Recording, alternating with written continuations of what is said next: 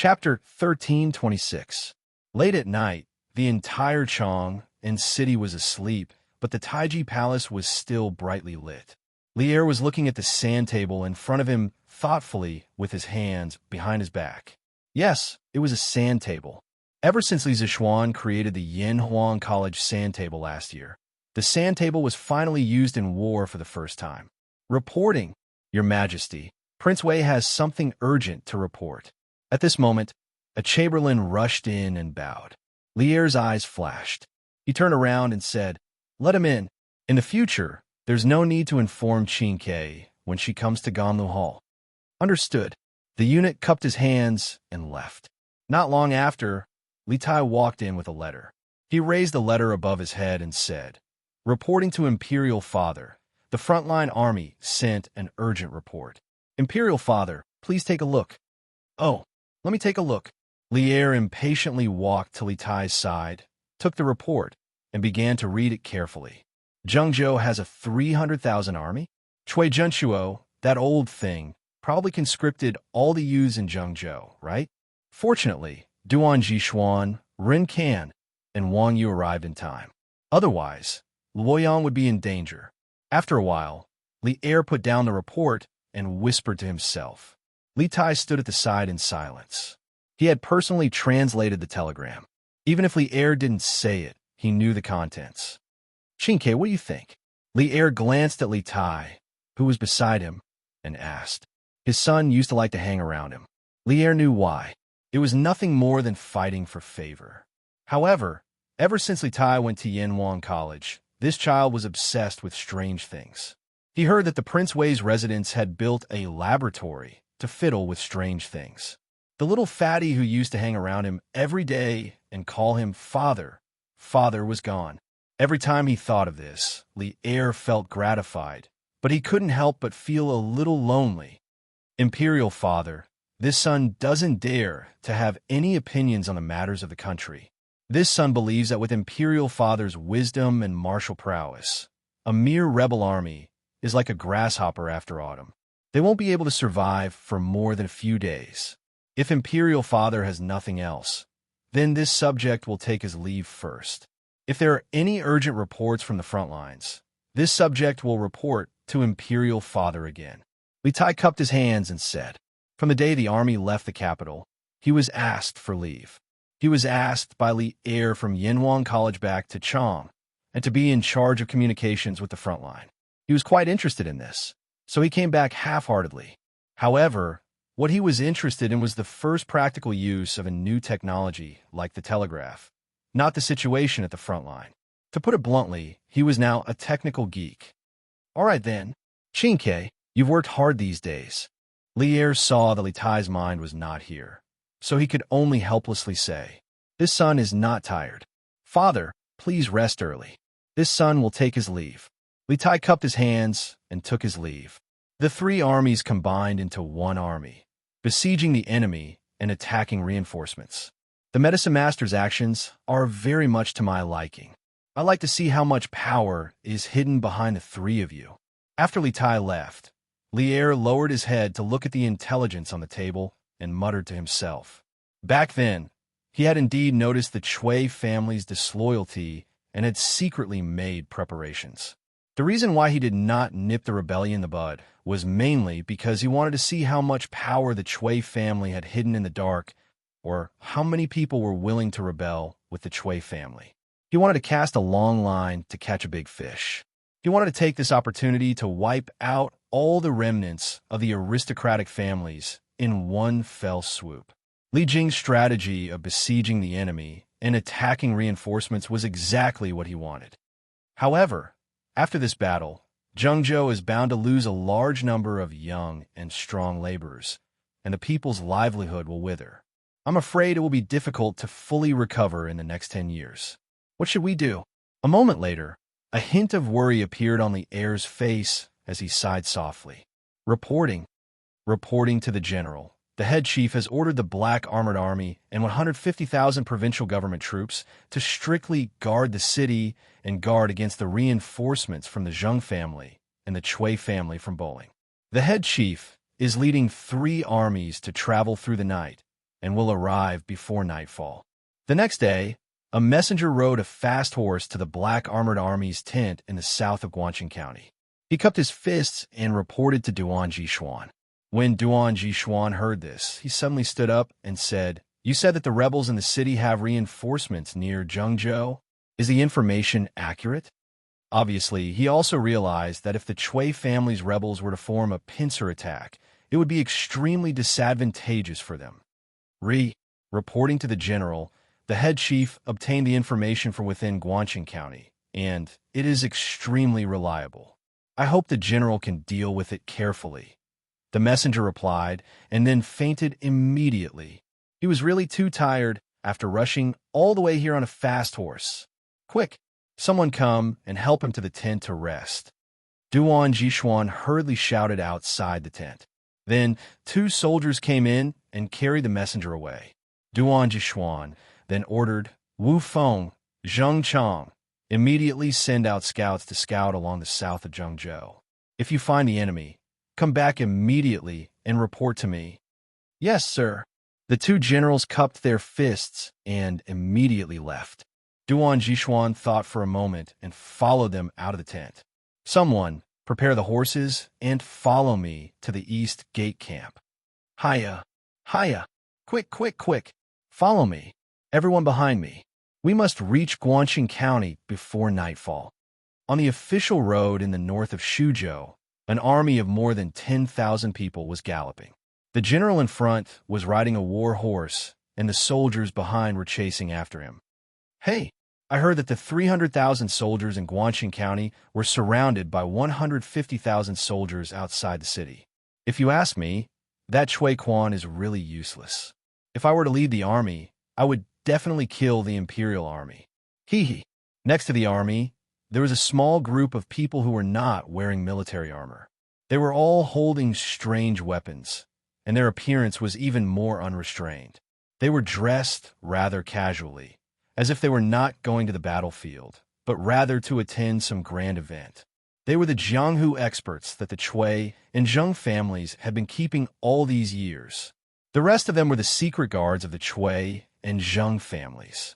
Who would have thought that the 2 families would hide their troops in Shuzhou, which was south of Zhengzhou? "Hey, Iron Fist Wang, you are really shameless.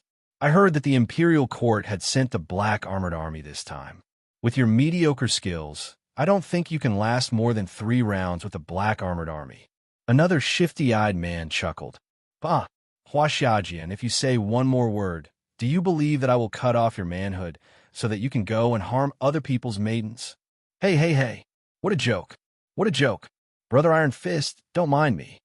In Guangxin County, since yesterday, when the commoners knew that the army was outside the city, there were more and more people who were dissatisfied with the Chui family in private. But because the provincial governor's troops had not only strengthened the city's defense, they had also increased the patrols in the city. They had also caught a few groups of people who were spreading rumors, so the commoners did not dare to talk nonsense anymore. As the saying goes, if you do not explode in silence, you will perish in silence. Some things, the more oppressed, the more they would rebound. The longer the silence, the stronger the rebound would be. For example, the public opinion. A formless anger was brewing in Guangxin County. However, those who were still immersed in their dreams of killing their way out of Guangxin County did not feel this anger. Sigh. Now that the Imperial Court's army has surrounded Guangxin County, but the Chui family is still dreaming of dominating the city. It's fine if they're dreaming, but it has caused us, the commoners, to suffer. In a few more days, when the Imperial Court's reinforcements arrive, they will attack the city. And us, the new soldiers guarding the city gate, will definitely die. On the east side of Guangxin County, Lu Rengue looked at the densely packed military tents and sighed deeply. And behind him on his right, there was a soldier holding a javelin in his hand. When the guard heard this, his face twitched imperceptibly. However, due to his fear of the general in the camp, he did not say anything. Seeing Lu Rengue shake his head and turn to leave, he finally could not help but say, "Brother Ren, please wait." "Oh, it's Captain Wang of the 6th Battalion. Just now, you didn't hear anything, right?" Lu Rengui's face flashed with a trace of surprise, followed by fear. He carefully probed. That soldier shook his head and said, "The wind was strong just now. I didn't hear anything." Lu Rengui heaved a sigh of relief and said, "Oh, that's good. That's good. Yeah. Captain Wang, why did you call me?" Actually, he had purposely said those words in front of this person. In this Captain Wang's background, he had already investigated clearly. His name was Wang Lang, the son of the Wang family village outside the city. A month ago, he was captured and used some unknown method to become the captain of the 9th Battalion, 6th Battalion. He was also quite popular among his subordinates. More importantly, the Wang family village outside the city had been bullied by the Chui family for many years. This was also the main reason why Lu Rengui dared to say those taboo words in front of Wang Lang. Come. Brother Ren, let's talk here." Wang Lang carefully pulled Lu Rengui to the corner of the city wall and asked softly, "Brother Ren, let's not beat around the bush. Just now you said that there will be reinforcements from the Imperial Court, and when the reinforcements arrive, they will attack the city. Is that true?" You don't have to worry. I will never tell anyone what you said to me. I, Wang Lang, swear to the heavens." Lu Rengui originally wanted to humbly decline a few more words to prevent this kid from getting suspicious, but after hearing Wang Lang's honesty, he simply said, "Brother Wang, since you said so, then I won't hide it from you. What I said just now was actually accidentally heard from our adjunct Huang. He also said that when the Imperial Court's army attacks the city, he will send us, the new soldiers, to our deaths." After a quarter of an hour, Lu Rengui returned to his position and continued to stand guard. "How is it? Joining the army? Is it done?" Old Feng asked sneakily. "Hey, is there a need to ask? This should be the 12th one, right? It's almost enough." Chapter 13:27. Right now, the public opinion of Guangxing County was like a ticking time bomb. What Lu Rengui was doing right now was to collect these ticking time bombs and wait for a specific time to detonate them all at the same time, blowing up a crack in this impregnable city. Many things looked impenetrable from the outside, but from the inside, they might be easily broken. Reporting to the Grand General, the scouts at the front discovered a large number of troops and a group of unidentified Jianghu people at the junction of Zhengzhou and Shuzhou. "They are rushing towards us." At noon, a soldier rushed in from the Black Armored Army's tent in the south of the city and reported to Duan Jishuan. Oh, at this time, 50,000 unidentified troops suddenly appeared. They must be the reinforcements of the Chui and Zhen families. As for those Jianghu people, they might be the retainers of these two families in recent years. Did you see how many of them there are? How long will it take to reach Guangxing County? Duan Jishuan's expression changed as he stood up. Replying to the Grand General, the other party has about 50,000 people. According to their marching speed, they will reach Guangxing County around 5. Then when will the Grand General Manager and the rest arrive? Duan Jishuan's expression changed slightly as he thought about it and asked again. According to the latest intelligence, the Grand General Manager's army is more than 30 miles away from Guangxing County. They will probably reach Guangxing County around 5, but the soldier suddenly became hesitant at the end. Duan Jishuan frowned and said, "But what?" "But the Grand General Manager's army travels day and night. As far as I know, they only rested for less than 4 hours last night." The soldier cupped his fist and said. His meaning was obvious. He wanted to tell Duan Jishuan that even if the army led by Li Jing arrived, their combat power would probably be less than 10%. After all, they didn't really rest for a day and night. Duan Jishuan's brows furrowed deeply. After pondering for a moment, he ordered, "Wu Feng, Zheng Chang, the two of you go to the east and west camps respectively. Ask Ren Kan and Wang Yu to take 20,000 men each and go with me to stop the reinforcements of the Chui and Zheng families. Then, Grand General, if the rebels in the city take the opportunity to escape from the south gate, what should we do?" The general to the left of Duan Jishuan cupped his fist and said, "I will only bring 1,000 black armor troops with me. The remaining 2,000 will be led by the two of you. If the Chui family intends to escape from the South City Gate, the 60,000 elites that you brought along with the head chief will be able to defeat them easily. Duan Jishuan said coldly. Wu Feng and Zheng Chang looked at each other, and then they cupped their fists and said in unison, "Understood." Report the military situation here to the general director while you're at it. In the end, Duan Jishuan instructed. Here, reporting to the three great-grandpas. The two young masters have sent a letter saying that our reinforcements have arrived 40 miles outside the city. In another 4 hours, we will reach the south of the city. Guangxing County, Provincial Governor's Office. A soldier carrying a piece of paper hurriedly ran in and bowed. The reinforcements of the Chui and Zheng families this time were personally led by Chui Wenji and Zheng Shu's eldest grandsons, Chui Shun and Zheng Huijia. The troops carried carrier pigeons so that they could send messages into the city at any time. This message was, of course, directed in one direction. Chui Shun and Zheng Huijia could use carrier pigeons to send messages into the city, but Chui Wenji and Zheng Shu could not use carrier pigeons to send messages to Chui Shun and the rest. This was because the army was constantly on the move, and carrier pigeons would only return to the home in their memories. Compared to that, the superiority of telegraphic messages was obvious. Good. When Shen and the rest arrive with their reinforcements, we will fight our way out from the South City Gate. With a pincer attack, I don't believe that we can't fight our way out. Chui Wenji got up and laughed. Chui Junshuo hesitated and said, "Brother Wenji, the army has been on the move for a whole day. Why don't we let them rest for a night and fight again tomorrow?" Chui Wenji nodded and said, "Junshuo is right. Look at my brain. I'm probably old and confused. Once I get excited, I forget everything. The army is fatigued from the journey and should indeed rest for a night. In that case, we will attack again tomorrow. It's just that, how are we going to spread the news?" When he said that, Chui Junshuo, Chui Wenji, and Zheng Shu were all in a dilemma.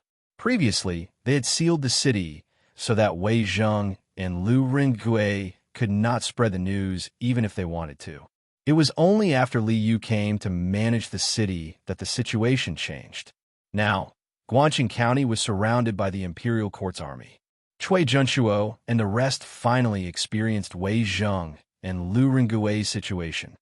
For now, we can only wait for Huijia and the rest to send another message and act according to their plan. If they choose to fight tonight, then we will go out of the city and fight. If they choose to rest for a night, then we will wait until tomorrow to lead the troops out of the city. After a long silence, Zheng Shu said helplessly, "That's the only way." Reporting to the chief steward, General Duan sent an urgent report. In the wilderness 30 miles west of Guangxing County, a huge army was advancing quickly. Suddenly, a knight in black armor came toward them. Li Jing quickly ordered the army to stop. The knight quickly got off his horse and cupped his fists. "Read it," Li Jing said in a low voice. Reporting to the chief steward, General Duan found the reinforcements of the Chui and Zheng families 40 miles south of Guangxing County, as well as the martial arts experts and death warriors that the two families have raised. General Duan took 20,000 soldiers from the east and west gates and brought 1,000 black-armored soldiers to ambush them. General Duan said that the chief steward and the rest must be tired after traveling through the night. When the time comes, we only need to help in the south of the city to stop the rebels from escaping. The black-armored soldier cupped his fists and said, "Defense was always more energy efficient than taking the initiative to attack." Duan Jishuan's arrangement was reasonable, and there was nothing wrong with it. "Bastard, what does Duan Jishuan mean? What do you mean by tired? He is looking down on us old generals. Mother asterisk her, you want to steal old Cheng's credit? Impossible. Chief Steward, I request for an order to bring 1,000 elites to stop the reinforcements of the Chui and Zheng families." When Sheng Yaojin heard this, he was instantly furious. He cupped his fist at Li Jing and said angrily, "Jijia, don't be rash. General Duan is right. The army has traveled for a day and night. The men and horses are tired. Qin Xiong pulled Xianxia and stopped him. Li Jing frowned and did not say anything. After a while, he stretched out his hand and said, "Give me the map." "Yes." A soldier at the side quickly handed over the map. Li Jing opened it and pointed at a location on the map. He said to Xianxia, "Qin Xiong, and Niu Jinda. The reinforcements of the Chui and Zheng families should be around Mi County, and they are less than 30 miles away from us. Since they are the last trump card of the Chui and Zheng families, their fighting strength cannot be underestimated. Furthermore, there are many martial arts experts and death warriors. I'm worried that Duan Jishuan's men are not their match. Jijia, you bring 5,000 elites and support Duan Jishuan. When the time comes, you will act according to the situation. After I stabilize the defense line at the 3 gates of Guangqing County, I will bring people to support you." Cheng Yaojin laughed when he heard this. "Haha, good. Don't worry, head chief, Old Cheng will kill all the rebels." Qin Xiong said anxiously, "Manager, it's easy for Jijia to take risks. I will go with him. Guangqing County has you and Jinda, so there shouldn't be any accidents." When Cheng Yaojin heard that, his face fell. However, Qin Xiong was talking about him, so he did not dare to talk back. Li Jing thought about it and said, "That's great." A moment later, Qin Xiong and Cheng Yaojin chose 5,000 elites from the 60,000 army and rushed towards Mi County. "We will be able to see Guangqing County in an hour. Huaijia, should we find a secluded place outside the city to rest for the night or launch an attack directly?" On the road north of Mi County, the reinforcements of the Chui and Zheng families were rushing. Chui Shun, who was at the front, opened his mouth. Zheng Huaijia rubbed his thighs that were almost scraped open. He had always been a spoiled brat, so he had never suffered so much. If it weren't for the Zheng family's crisis, he wouldn't have gone through so much trouble to come here personally. After hesitating for a moment, he said, "Why don't we launch the attack tomorrow? The soldiers have walked for a day and should be tired." Chui Shun nodded and said, "That's good. I will send someone to send a message to grandfather." The army continued to move forward. At this moment, there was a mountain path in front of them. The mountain path was not very narrow and could allow 4 horses to walk side by side. The hills on both sides were not very steep, and there was a dense forest growing on the hills. "Young master, please tell the army to be on high alert and be careful of an ambush." An old man beside Chui Shun, Wang Taishou, who had said that he would lead the army to kill the black armored army, came to Chui Shun's side and said solemnly. Chui Shun frowned. "Ambush? At this time, they will ambush me. Kung, kung, kung, kill." Before Chui Shun could finish his sentence, countless soldiers suddenly rushed down from the hills on both sides. They held Mo swords in their hands and charged toward the Chui and Zheng armies with an indomitable will. "Ambush! Draw your swords and fight. Remember to maintain the formation," Wang Taishou shouted. Then he and a few other experts surrounded Chui Shun and Zheng Huaijia in the middle to protect them. The 2 armies soon engaged in battle. As they did not know where the enemy came from and whether they would have any reinforcements, Chui Shun and Zheng Huaijia ordered the army to advance as they fought.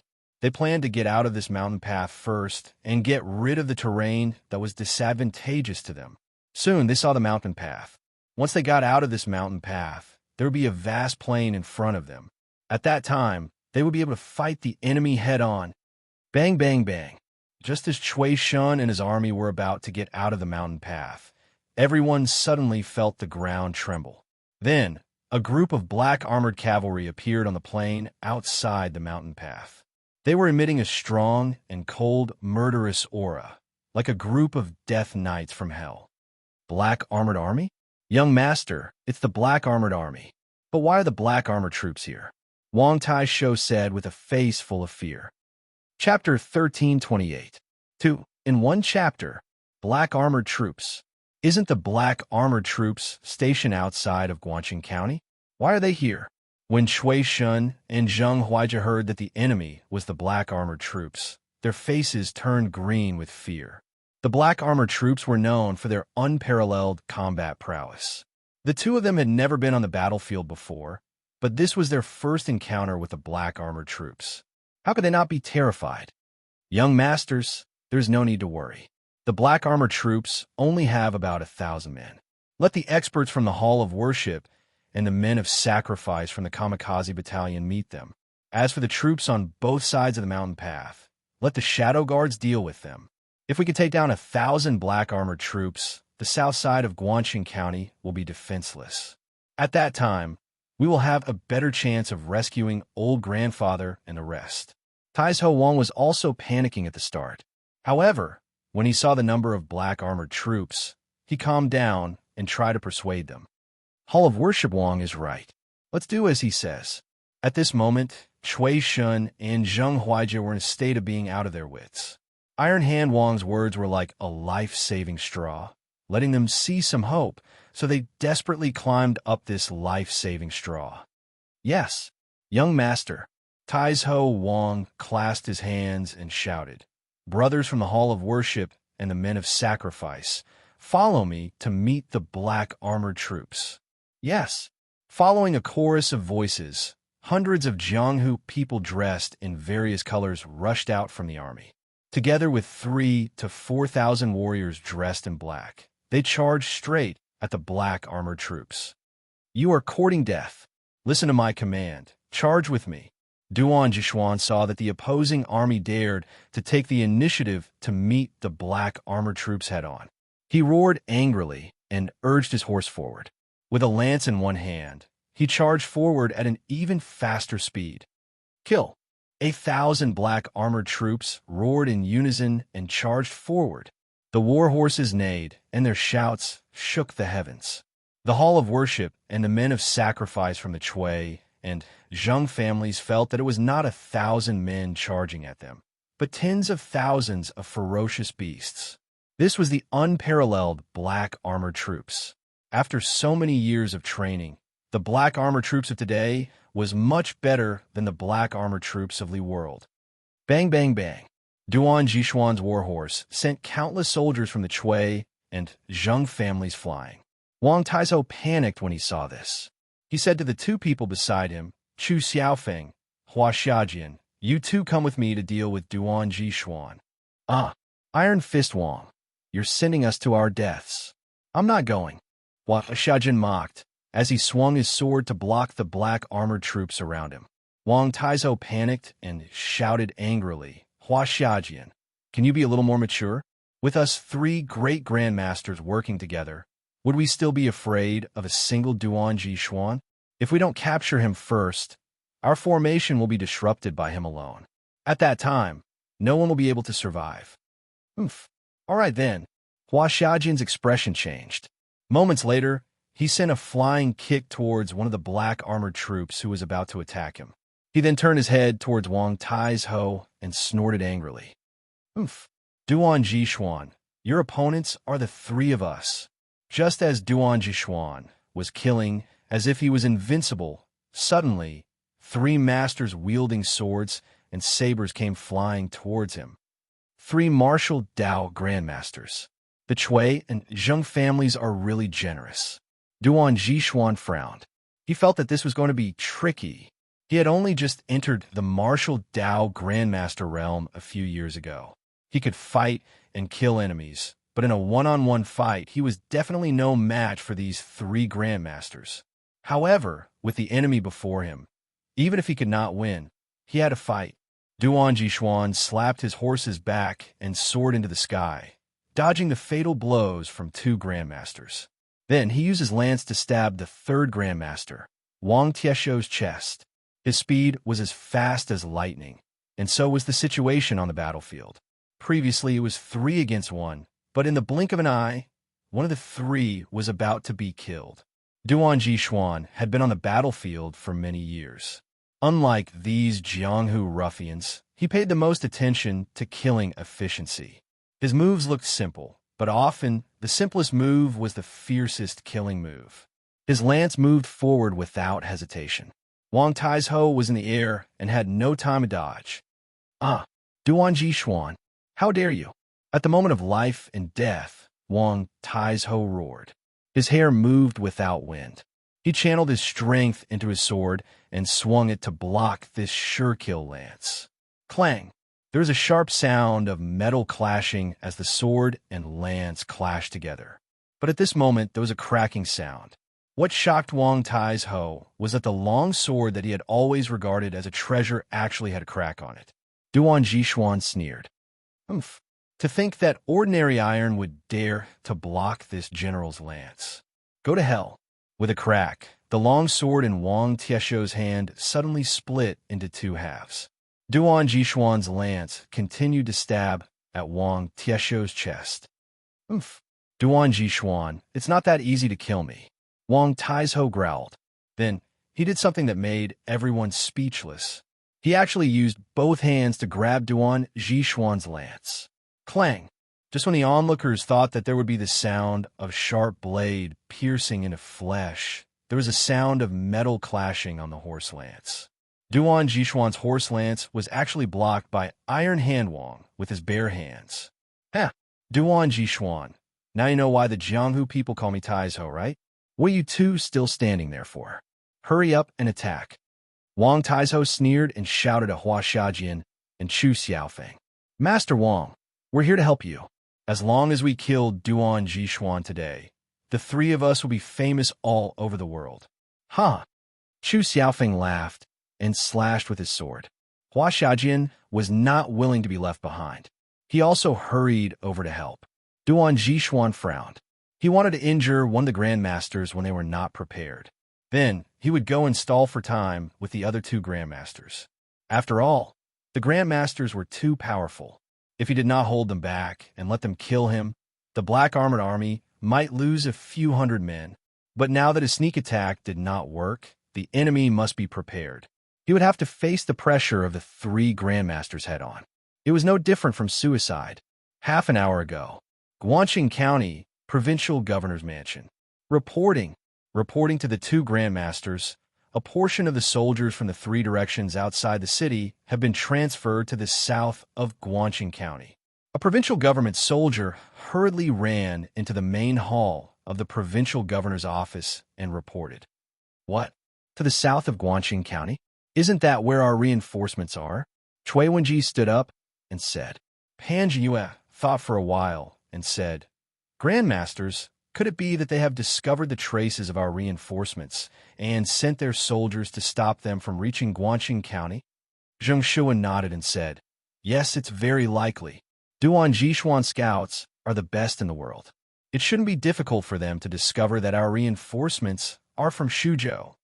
Chui Junchuo looked at the soldier and asked, Let me ask you, how many soldiers have been transferred to the east, west, and south gates?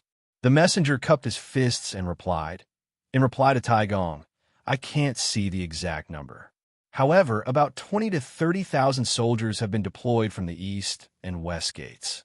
As for the south gate, it seems that more than 1,000 black armored soldiers have been deployed there.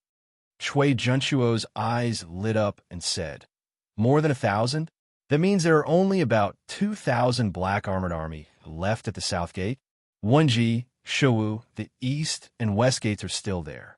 But there are only about 2,000 black armored army left at the south gate.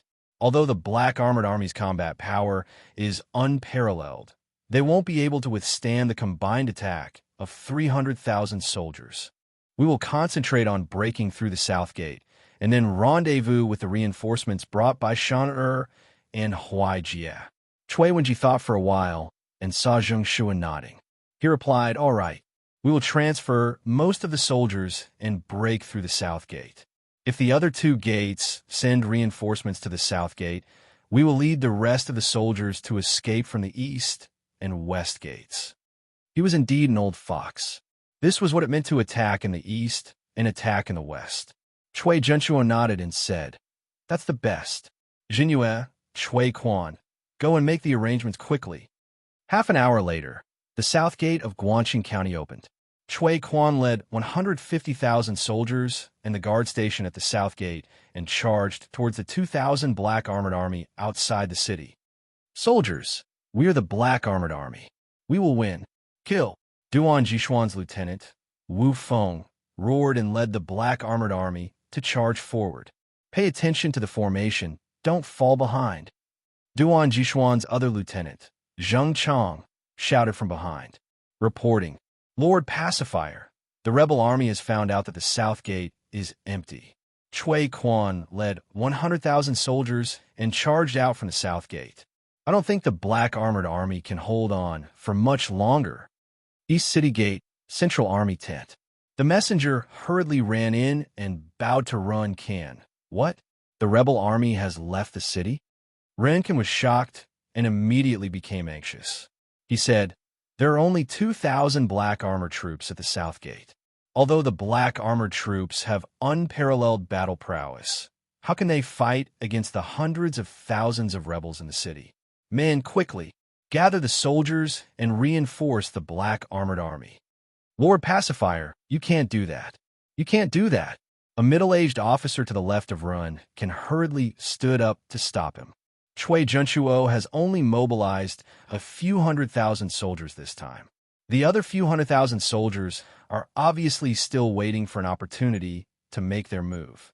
Once we send too many people to the south gate, the main force of the rebels will definitely escape from the east gate. At that time, the ones who let Chui Junchuo and Panjin Yue go will be us. Lord Pacifier, please think twice before you act. Ren Kan frowned and said coldly, Captain Meng, in your opinion, should we stay put and watch as the black armored army is annihilated and the Chui family escapes from the south gate?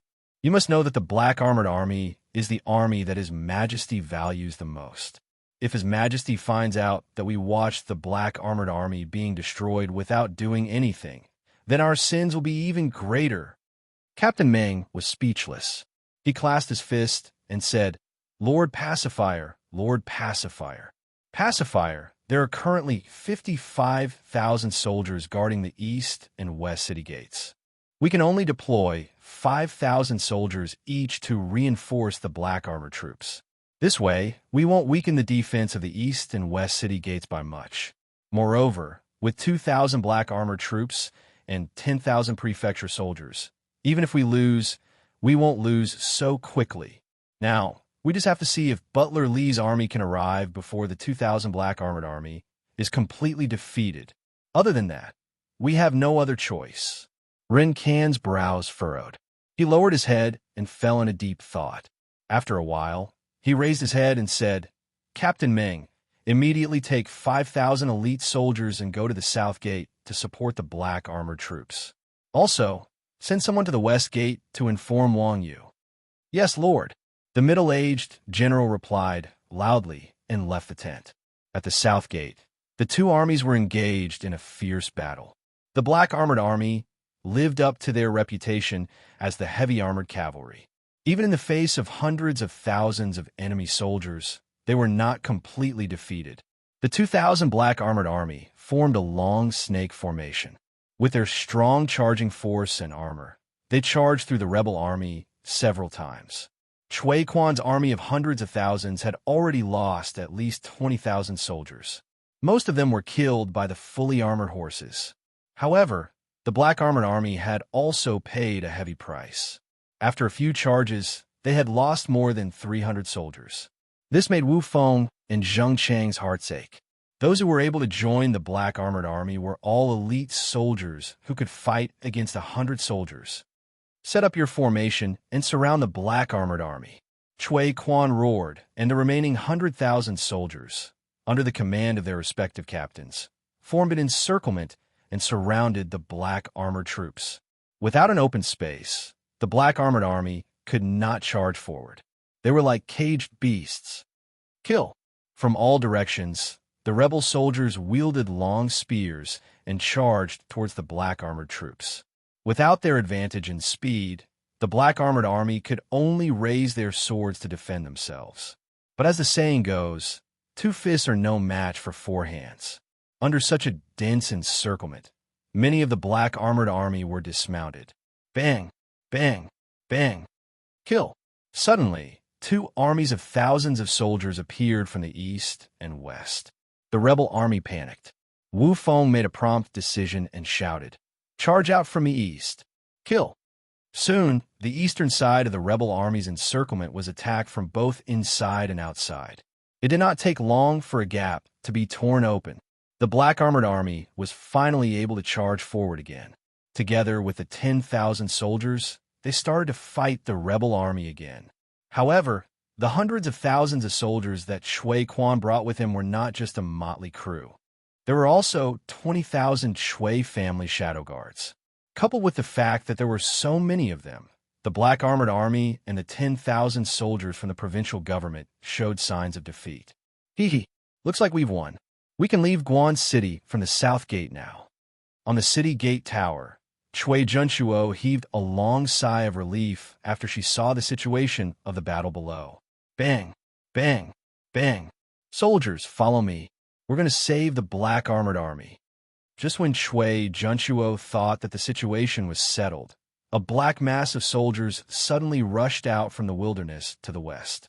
The leader was a large number of people holding long lances, riding horses, and galloping towards them. Niu Jinda? Li Jing? How is that possible? Chapter 1329. Cui Junchuo, Cui Wenji, Zhengshu, Pan Jinyue, and the rest were devastated when they saw Li Jing and Niu Jinda leading at least 60,000 soldiers to the south gate. Just a moment ago, they were still overjoyed that they had won the battle and could finally break out of the encirclement. However, the army led by Li Jing and Niu Jinda had extinguished the flames of hope in their hearts. The 2,000 black armored troops and 10,000 prefecture soldiers had already caused them such heavy losses. Now that the Tang military god was leading 60,000 soldiers, how were they supposed to fight back? In terms of reputation, Li Jing was much more powerful than the black armored troops. The Tang military god had never lost a single battle since his debut. Cui Quan was also a little dumbfounded at this moment. He looked at the tanned and thin veteran who called himself Old Niu and was shocked. Could this be Langyi County's Old Niu Jinda? Then, wouldn't the army he brought be the elites from the capital? Who would be able to withstand this? Reinforcements are here. Generals, listen up. Follow me and kill. Kill every last one of them. Wu Feng was overjoyed when he saw the army coming from the west. He shouted loudly, "Kill! Kill! Kill!" Hearing that the reinforcements were here, the black armored troops' morale was boosted, and they charged even more fiercely at the rebels. At this moment, Niu Jinda had already led his soldiers over. As soon as they came into contact, 4 to 5 rebels were sent flying by him. Then he swung his sword left and right, and more than a dozen soldiers were killed by his sword in an instant. He was unparalleled in bravery. Roar! Kill! Kill! Kill! Although the army behind Niu Jinda had been traveling for a day and a night, and their bodies were extremely tired, they still couldn't help but feel their blood boil when they saw this scene.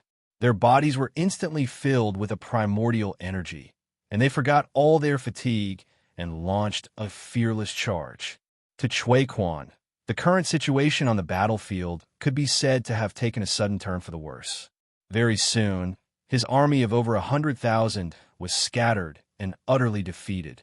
Beat the gongs to retreat. Quick, beat the gongs to retreat. Order everyone to return to the city immediately. Cui Junchuo, who was watching the battle from the city gate tower, hurriedly ordered. Cui Wenji and Zheng Shu looked at each other, shook their heads, and said nothing. Obviously, they also thought that Cui Quan's men couldn't defeat Li Jing's men. Yes, a soldier rushed out hurriedly. Clang, clang, clang. Not long after, a sound similar to the sound of a gong sounded from the city gate tower. It was written in Sun's Han army. Sun Zi's Han army. Advance at the sound of the drum. Sound, sound, retreat. East, west, north, north, north, east, east, east, west, north, north, north, and central, central. Because technology was west, west, and west, west, Yong, west, west, west, west, west, west, sun, west. When the, and the Sunday were. When sun, Li heard the after Wang heard the sun, army, and sun, and Wang, sounded, sun heard of the retreat, and retreat. Sun, let's wait. Feng, When this heard the sound of this to the when twos to s, he didn't have the courage to fight against a famous general of the Great Tang like Niu Jinda, much less win. If he could retreat, he would do so with all his might. Commandant, why do you want our 2 battalions to bring up the rear? A young general roared unwillingly. Commandant Song, this is an order. Chui Quan looked at the young general coldly and said, the rest of the soldiers, listen to my order. Retreat. Retreat into the city. After saying that, he turned his horse around and took the lead to escape. The remaining 100,000 rebels hurriedly followed behind Chui Quan and ran toward the city gate. Although the thousands of soldiers in the 13th and 14th battalions were unwilling, they could only stay behind to stop the imperial court's army. The rebels on the battlefield were getting fewer and fewer. Not long after, only these 2 battalions were left. Just as the commandants of these 2 battalions were about to bring their troops back to the city, they saw that the wooden bridge over the moat had been put away, and the city gate was gradually closing. Chui Quan, you'll die a horrible death. When Commandant Song saw this, he knew that his 2,000 men had been abandoned. He immediately let out an indignant roar. At this moment, Niu Jinda had already surrounded the 2,000 men with his army. He said coldly, put down your weapons and surrender immediately. Then I might spare your lives. Thank you, General Niu. We surrender. We surrender. Hearing this, the rebels put down their weapons without hesitation. Since Chui Quan was using them as cannon fodder, what was there to hesitate about? Take them away. Niu Jindao waved his hand, and the soldiers took the captives away.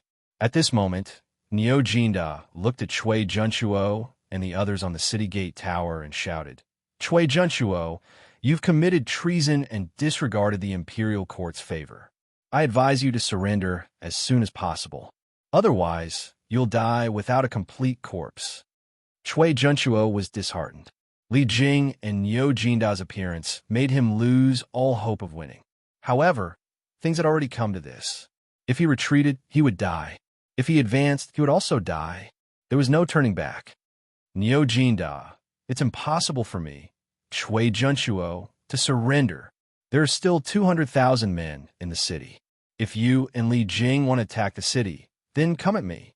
Chui Junchuo's eyes flashed with viciousness. Even if there was no chance of winning, he would drag the entire city down with him. Oomph. Old bastard, you really don't know what's good for you. Niu Jinda said angrily. All right, Jinda, quickly clean up the battlefield. Then, bring the rest of the black armored troops to support Xu Bao and Ji Jia. Leave this to me. At this moment, Li Jing walked up and patted Niu Jinda on the shoulder before speaking softly. Oh, okay, I'll do it now. Niu Jinda was shocked. Only then did he remember that there were still 2 armies fighting in the south. He cupped his fists in response and quickly went to find the black armored troops. In the southern suburbs of Guangxing County, the 50,000 Shadow Guard from the Chui and Zheng families and the 40,000 soldiers from Duan Jishuan had suffered heavy casualties. However, the Shadow Guard from the Chui and Zheng families still had the upper hand. As for Duan Jishuan's black armored troops, the Chui and Zheng families' hall of worship and camp of sacrifice, the situation was even more one-sided. More than half of the black armored troops were either dead or injured. As for Duan Jishuan himself, he was severely injured. His light armor was stained with blood from both the enemy and himself. It could be said that if the battle continued like this, the people that Duan Jishuan had brought with him would be completely annihilated. So what if the black armored troops were brave and powerful? The hall of worship of the Chui and Zheng families were all elite fighters. As for the camp of sacrifice, they were all assassins who were not afraid of death. In terms of combat power, the black armored troops were not that strong. Moreover, the enemy outnumbered them by a few times. Hey, black armored troops? Didn't you say that 3,000 black armored troops could defeat 100,000 soldiers? Why is the general of the black armored troops so weak? Wang Taizhou threw a punch at Duan Jishuan and sent him crashing to the ground. This man did not know the saying that all villains die because they talk too much. So, he wanted to mock them and show off his strength. Puffed. Duan Jishuan supported himself with his lance and stood up unsteadily. He looked at Wang Taizhou and said coldly, "The black armored troops' reputation is not for trash like you to judge. Let's see how long you can be so arrogant when my reinforcements arrive." Huh? Reinforcements? If you have reinforcements, why are they taking so long? Why don't you call for your reinforcements to come quickly? Wang Taizhou sneered. In this battle, although it was 3 evolved Jing masters against 1, all 3 of them were injured. At this time, he had a stomach full of anger. Now that he had beaten Duan Xuanji to the ground with great difficulty, of course he wanted to show off his prestige as the victor. Bang, bang, bang.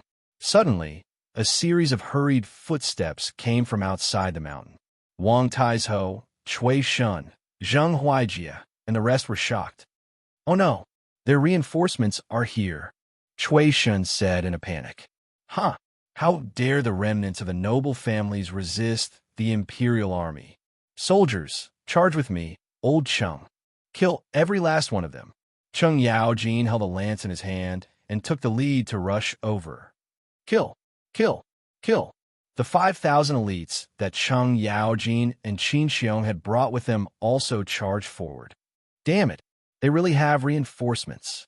Then you can go to hell first. Wang Tieshou's face darkened. He cursed himself for saying such a thing.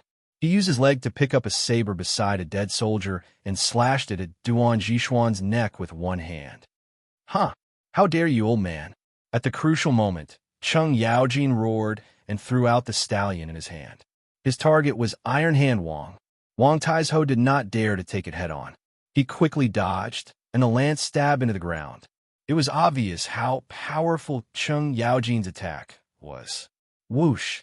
In just a short while, Cheng Yaojin and Qin Xiong had arrived and stood in front of Duan Jishuan. "General Duan, take care of yourself. Leave these 3 to me in Jijia."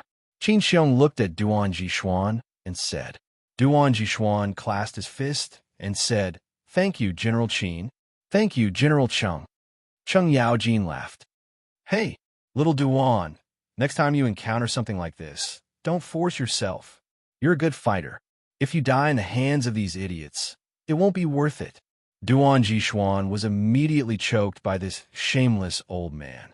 "All right, Jijia, focus on the enemy first." Qin Xiong pulled out his sword and looked at the 3 grandmasters in front of him.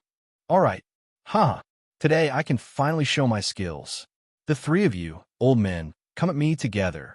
Cheng Yaojin picked up the lance that was inserted into the ground and laughed loudly. Qin Xiong, Cheng Yaojin, Wang Taizhou, Chu Xiaofeng, and Hua Xiaojin's pupils shrank. Their faces were filled with shock. "Hey, cut the crap. Today none of you can leave." Cheng Yaojin did not waste any more time. He shouted and charged forward with his lance. Chapter 1330. Clang, clang, clang. On the mountain path, Cheng Yaojin and Qin Xiong fought the 3 grandmasters from the Cui and Zheng families together. The sound of weapons clashing echoed throughout the valley. Although in terms of overall strength, Cheng Yaojin and Qin Xiong were weaker than Wang Taizhou, Chu Xiaofeng, and Hua Xiaojin. In the previous battle with Duan Jishuan, each of them had expended a lot of their qi and suffered some injuries. Although those injuries were not fatal, they were unable to maintain their peak condition. It was because of these reasons that Cheng Yaojin and Qin Xiong could fight the 3 grandmasters without losing. On the other side, with the addition of the 5,000 elites brought by Cheng Yaojin, the shadow guards of the Cui and Zheng families were gradually losing. The scales of victory were slowly tilting towards the imperial court. The sun was setting in the west, and the sky was gradually turning dark. Of the 3 grandmasters from the Cui and Zheng families, 1 was dead and 2 were injured. Chu Xiaofeng was dead, and only Wang Taizhou and Hua Xiaojin were left struggling to hold on. The 2 of them could not hold on for much longer. On the other hand, less than 10,000 of the Cui family's 50,000 shadow guards were left. All of them were injured, and the battle was coming to an end. Cui Shun and Zheng Huaijie were watching from the side. They were anxious, but there was nothing they could do. "Huaijiao, our shadow guards can't hold on for much longer. Why don't Why don't we run? Chui Shun said with a pale face. He was afraid of death. He had not lived long enough. Gulp. Zheng Huaijia swallowed and hesitated. Okay, let's run now and hide in the forest on both sides of the mountain path. Even if they find out that we have escaped, it won't be easy for them to find us. After that, the two young masters of the aristocratic families led a few guards and began to sneak toward the side of the mountain. Dong, dong, dong. Just then, the sound of horses galloping came from outside the mountain path. A moment later, the clan people saw a group of black-armored knights galloping toward them. Shu Bao Jijia, Jinda is here to help. Neo Jinda urged the warhorse beneath him to gallop over at a high speed. Black armored troops again. The Chui and Zheng families are done for. When Wang Tai's-ho saw Lai Jun clearly, he suddenly felt a wave of despair and said with a painful expression. At this time, he was truly in despair. He even wanted to give up resisting. Quick, run. Another group of black armored troops is here. Chui Shun heard the commotion at the entrance of the mountain path. When he took a closer look, he was scared out of his wits. He hurriedly urged Zheng Huaijia and the guards around him to speed up. Jinda, don't worry about us for now. Those two should be the young masters of the Chui family and the Zheng family. Capture them. Don't let them escape. Qin Xiong had already noticed Chui Shun and Zheng Huaijia, who were surrounded by a group of people trying to escape. He hurriedly said to Neo Jinda, who was running over, Good, I'll go and capture those two kids right now. Neo Jinda looked in the direction Qin Xiong was pointing at, and then he shouted and urged his warhorse to gallop towards Chui Shun and Zheng Huaijia. Young master, hurry up and leave. Someone was chasing after them. I'll help you block them for a while. One of the guards beside Chui Shin saw Neo Jinda galloping over and said. Then he turned around with a solemn expression and went to meet the enemy with his weapon. Go, all of you, go and block that person. The Chui family will help you take care of your family. Chui Shun panicked and hurriedly shouted at the rest of the guards beside him. Yes, young master. The guards looked at each other, and a trace of despair flashed in their eyes. They cupped their hands and turned to rush out. Hey, you think you can stop me with just a few of you? Neo Jinda snorted coldly and did not slow down at all. He continued to gallop towards these few soldiers. These few soldiers did not see Neo Jinda move, but their weapons were already sent flying by the lance in Neo Jinda's hand, and they were also pushed back by this huge force. Neo Jinda did not kill them. Instead, he went straight for Chui Shun and Zheng Huaijia, who were running up the hill. In the blink of an eye, he had already caught up with them. He jumped down from his horse and knocked the two unconscious without any effort. Chui Shun's guards wanted to go forward to rescue them, but they were surrounded by the prefecture soldiers who had rushed over. At this moment, Cheng Yaojin and Qin Xiong respectively found a flaw in Wang Tai's-ho and Hua Xiajin's defense and killed them with a single blow. Two Grandmaster-level consecrators of the aristocratic families fell unwillingly just like that. The reinforcements of the Chui family and Zheng family who had not fallen saw that their young masters had been captured and that their top fighters had died. Instantly, they lost the motivation to continue fighting and put down their weapons, kneeling on the ground and surrendering. Seeing this, Qin Xiong decisively gave the order to quickly clean up the battlefield and then regroup with the main force. In this battle, the Chui family and Zheng family's consecrators were completely wiped out. Only 3,000 of the 50,000 secret guards were left, and they surrendered in the end. As for the imperial court, the black armored army suffered heavy losses. More than 500 war horses were lost, 512 soldiers were killed, and General Duan Jishuan was severely injured. Of the 40,000 prefecture soldiers, 3,568 were killed, and 5,032 were severely injured. All in all, it was a heavy loss. If Qin Xiong and Cheng Yaojin had not arrived in time, the losses would have been even worse or even completely wiped out. Jishuan, you are recovering from your injuries. The military situation is urgent. You made the right choice. The black armored army suffered heavy losses mainly because we underestimated the hidden power of these aristocratic families. After returning to the central tent in the south of Guangxing County, Xianxia reported the situation to Li Jing. Duan Jishuan bowed to Li Jing and asked for forgiveness. Li Jing shook his head and comforted him gently. 3 grandmasters, hundreds of Qi transformation realm martial artists, and thousands of fearless men of sacrifice. With such a lineup, perhaps only the black armored army led by Duan Jishuan had the ability to fight against them. Although the black armored army suffered heavy losses in the end, Li Jing understood that it was not easy for them to fight to this extent with the military strength at that time. In the end, they had underestimated the strength and foundation of these millennium-old aristocratic families. "Thank you, General Manager, for your mercy." Duan Jishuan saluted and then turned to leave with a sad face. In this battle, he won, but he also lost. "General Manager, the identity of these 2 boys has been verified. They are the eldest grandson of the Chui family in Bowling, Chui Shun, and the eldest grandson of the Zheng family in Xingyang, Zheng Huaijia. How should we deal with them?" Niu Jingda pointed at Chui Shun and Zheng Huaijia on the ground and asked Li Jing. Li Jing thought for a moment and replied, "Take them down and guard them well. When the time comes, bring them back to Chong and hand them over to His Majesty." Okay. Niu Jingda heard and nodded. Qin Xiong asked, "General Manager, when are we attacking the city?" When Li Jing heard this, he could not help but frown. He said in a deep voice, "Although theoretically, our victory is already decided, and the Chui family probably knows this, they still want to resist stubbornly and even want to drag the entire city's people to be buried with them. Their thoughts can be said to be vicious. If we rashly attack the city, they will probably let the newly recruited young men and even some old and weak women and children go up to the city tower to defend the city. In this way, if we attack by force, countless innocent people will be injured. Once the battle ends, Zhengzhou will definitely be transferred to the people's livelihood, and it will not recover for 10 years.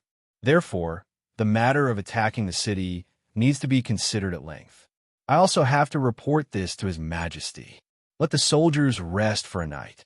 Anyway, the rebel army in the city will not be able to escape for a while."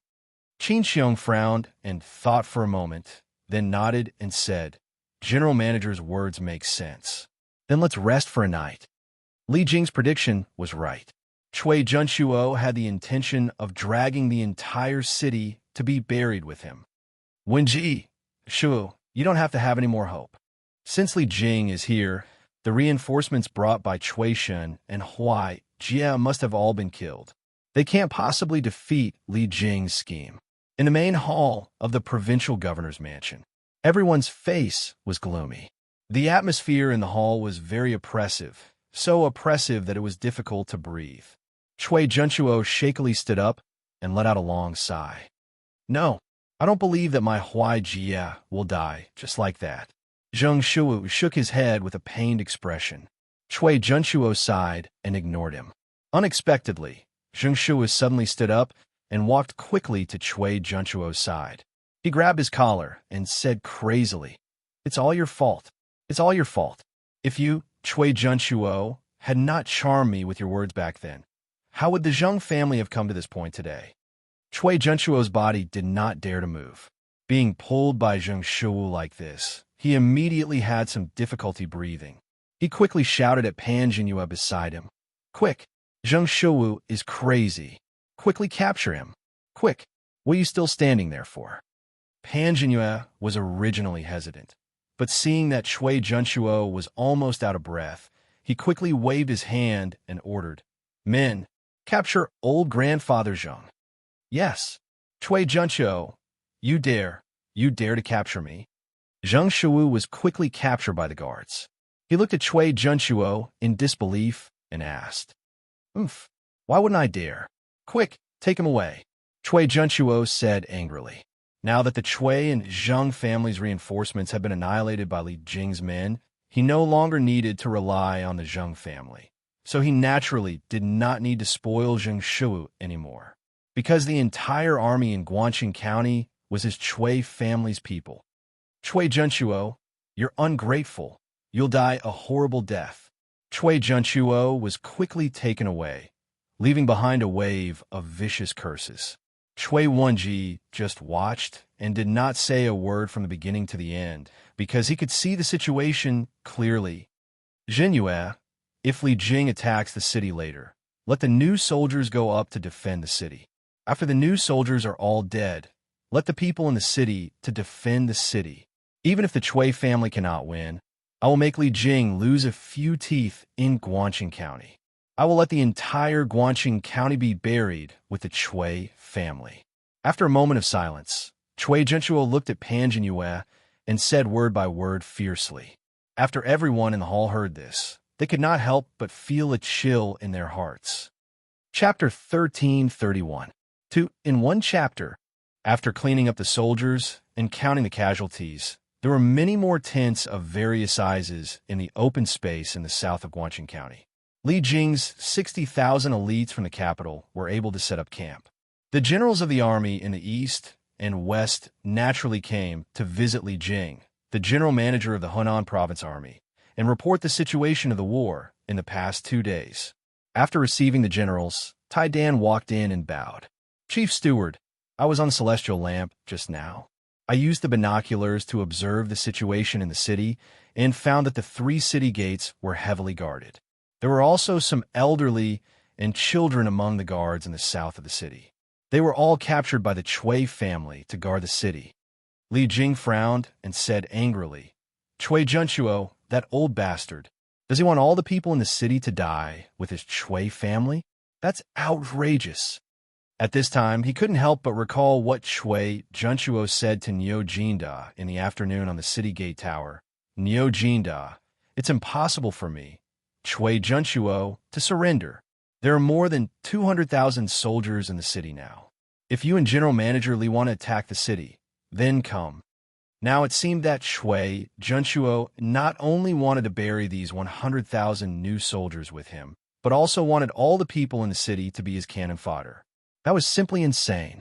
Yes, I know all of this. Iron Egg, you've been traveling day and night. Had an early rest. Iron Egg's grandfather and Li Jing were cousins, so strictly speaking, Iron Egg also had to call Li Jing granduncle. With this relationship, Li Jing was quite close to Iron Egg. Yes, Bruiser clasped his fists and left. In the tent, Li Jing closed his eyes and concentrated. After a while, he opened his eyes and wrote the situation here into a memorial. Then he asked someone to call Meng Wenhao and said, Meng Wenhao, send this letter to Chang'an City by telegram. Right now, Meng Wenhao and Iron Egg had become the core members of the entire army. They were in charge of the army's communication with the outside world. The rescue of Guan Cheng relied on the unparalleled transmission speed of the telegraph machine. Li Jing had fought in wars all his life, but he had never been so comfortable as this time. Grasping first-hand information at the first moment allowed him to calmly make various tactical arrangements to deal with the changes in the situation on the battlefield. This was more efficient and useful than strategizing. He had already secretly made up his mind. After returning to the imperial court, he would definitely suggest to Li Er to build a telegraph machine. With this thing, it would be extremely convenient to fight in the future. Think about it. If an army had a telegraph machine in every camp, it could send their location and the deployment of the enemy's forces to the central tent in a timely manner. Then, he would be able to receive the news as soon as possible, formulate a strategy, and send the battle orders to the front line. Li Jing felt that it was impossible to lose such a war. Information was crucial to the direction of the war. Yes, Chief Steward. Meng Wenhao clasped his fists and was about to turn and leave when Li Jing called out to him again. Wenhao, contact little Yu and ask her how the situation in the city is. Yes. Beep, beep, beep. A series of long codes were sent to Chang'an City. Little fatty Li Tai was busy recording the codes. He was extremely busy. Similar to him, there was another person busy collecting the codes outside Chang'an City. It was Li Zixuan from Yinshan residence. Since the day the army set off, Li Zishuan had handed over the 2 remaining telegraph machines. He had made a few more telegraph machines. Because he knew all the codes and passwords used by the imperial court, Li Zishuan had also received a copy of all the telegrams that Meng Wenhao sent to the imperial court. Because of this, although Li Zishuan had never left Yinshan residence, he knew the situation at the front line like the back of his hand. However, only God knew if what he did was considered as stealing the imperial court's military secrets. Wife, go and tell grandmother and grandfather that the imperial court has won a great victory in Guan City. The Chui family is at the end of their rope. The monk is not in any danger for the time being. Tell them not to worry. After copying the codes, Li Zishuan quickly translated them. After reading the information, he found Han Yushi and said softly, "Yes, yes." Han Yushi nodded. Then she hesitated for a moment and asked, "Husband, Iron Egg, is Iron Egg doing well over there?" Li Zishuan smiled and said, "Wife, don't worry. Iron Egg is with Uncle Li. He is safe. This time, he and Meng Wenhao have made a lot of contributions. When they return, His Majesty will reward them." Han Yushi heaved a sigh of relief and said, "That's good. Husband, I will go and find grandfather and grandmother." "Yes, go." After watching Han Yushi leave, the smile on Li Zishuan's face disappeared. A trace of coldness flashed in his eyes. He muttered to himself, "Chui Junchuo, I didn't expect you to be so vicious. You know that you will lose, but you still use the lives of hundreds of thousands of young people in Zhengzhou to buy time for yourself. It's a pity that this time, it may not be as you wish." Imperial Palace. Li Tai sent the information he received to Li Er. After reading it, Li Er frowned and said coldly, "What a vicious old man from the Chui family." The thing that worried him the most had happened. When he first learned that the Chui family had 300,000 soldiers, he was worried that after this battle, Zhengzhou would lose a large number of young people and their livelihood would wither. Now, he didn't expect that the Chui family would be even more vicious. They even wanted the old, weak, women, and children in the city to help defend the city. After taking 2 deep breaths, Li Er suppressed the anger in his heart. He looked at Li Tai and said, "Qingke, send a telegram to inform Li Jing. Ask him to send 2 groups of troops directly to Xingyang and Bowling. Capture all the clansmen of the Zheng family in Xingyang and the Chui family in Bowling. The collateral descendants will be directly exiled to Qiongzhou, and the direct descendants will be escorted back to Chang'an. In addition, let him handle all the military affairs in the county as he sees fit. Under the premise of eliminating the rebels, try to reduce the casualties of the people in the city as much as possible." As Li Tai spoke, he asked the servants for a pen and paper to record at the side. In the end, Li Tai cupped his hands and said, "Yes, sir. Tomorrow I will go to the pagoda of Xingshan Temple and send the information to Supervisor Li." Xingshan Temple was built during the Sui dynasty and was the largest Buddhist temple in Chang'an. Although it wasn't as tall as Songyue Temple, it was still one of the taller buildings in Chang'an. In any case, it was already late at night, and there was no need to rush to send out the information. Li Er nodded and said, Good. Then, Qingke, go back and rest early. Your son will take his leave." Li Tai cupped his hands and left, while Li Er sat on the dragon bed and fell into deep thought. Although the outcome of the Battle of Zhengzhou was already decided, Chui Junchuo's final counterattack made Old Li very uncomfortable. "Your Majesty, Li Junxian requests an audience." After an unknown period of time, an attendant walked in and carefully reported, "Oh, let him in." Li Er came back to his senses and hurriedly said. A moment later, Li Junxian walked in and was about to bow when Li Er waved his hand and said, "There's no need to be so courteous. Why have you come to find us so late at night?" Li Junxian cupped his fists and said, "Replying to your Majesty, ever since the army went south to Zhengzhou, a total of 42 officials have tried to send pigeons to inform the Chui family and Zheng family, but the letters have all been intercepted by the cavalry. This subordinate has come today to ask your Majesty, how should we deal with these officials?" Li Er's face darkened, and he expressionlessly said, "Do you have a list? Let's take a look." Li Junxian took out a piece of paper from his bosom and handed it over. "Your Majesty, please take a look. Chui Liang, Chui Cheng, Zheng Shangguang, bastards. A bunch of bastards. They eat from the emperor, but instead of sharing the emperor's burdens, they colluded with the enemy and betrayed the country. These people have gone too far. Tonight, arrest all of them and hand them over to the Supreme Court, Ministry of Justice, and censorate for public trial." Looking at the familiar names on the paper, the anger in Li Er's heart grew stronger and stronger. Finally, he slammed the dragon table and exploded.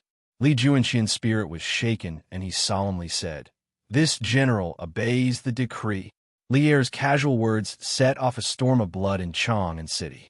At night, the doors of dozens of houses were opened by the cavalry department. The owners of 42 mansions were arrested almost at the same time. The screams, pleas, and shouts woke up many people who were sleeping soundly. However, no one dared to go out and check what was going on, because at this time, there were only two possibilities for such a huge commotion. One was that they were attacked by bandits, and the other was that the imperial court was arresting criminals. Regardless of the situation, it was not something that ordinary people could afford to offend. Most of the officials who heard the news were unable to continue sleeping. Everyone had a premonition that something big was about to happen in Chang'an City, Guangxing County, Eastgate. A group of new soldiers were still guarding the city walls. "Brother Run, do you have time?" "Brother, I have some matters to discuss with you."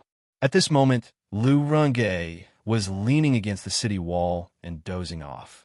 Speaking of which, this fellow wasn't afraid of falling off the wall in his sleep. At this moment, someone patted him on the shoulder and said, Who? "Oh, so it's Brother Wang Lang. Do you need something from me?" Lu Rengge woke up from his sleep and saw that the person who had come was the captain of the 6th platoon, Wang Lang, whom he had wanted to join a few days ago. He immediately perked up and greeted him. Wang Lang nodded and whispered, "Brother Ren, can we talk in private?" Seeing his mysterious expression, Lu Rengue's eyes turned. There was no reason for him to refuse. Of course. Brother Wang Lang, follow this one." A few moments later, Lu Rengue led Wang Lang to a corner of the city wall. This place was rather remote, and under normal circumstances, no one would come here. "Brother Wang Lang, what do you need?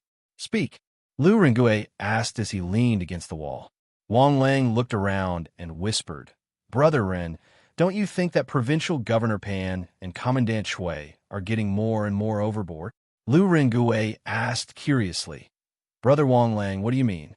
Wang Lang said with a face full of resentment, "Brother Ren, don't you know about the battle in the south of the city today?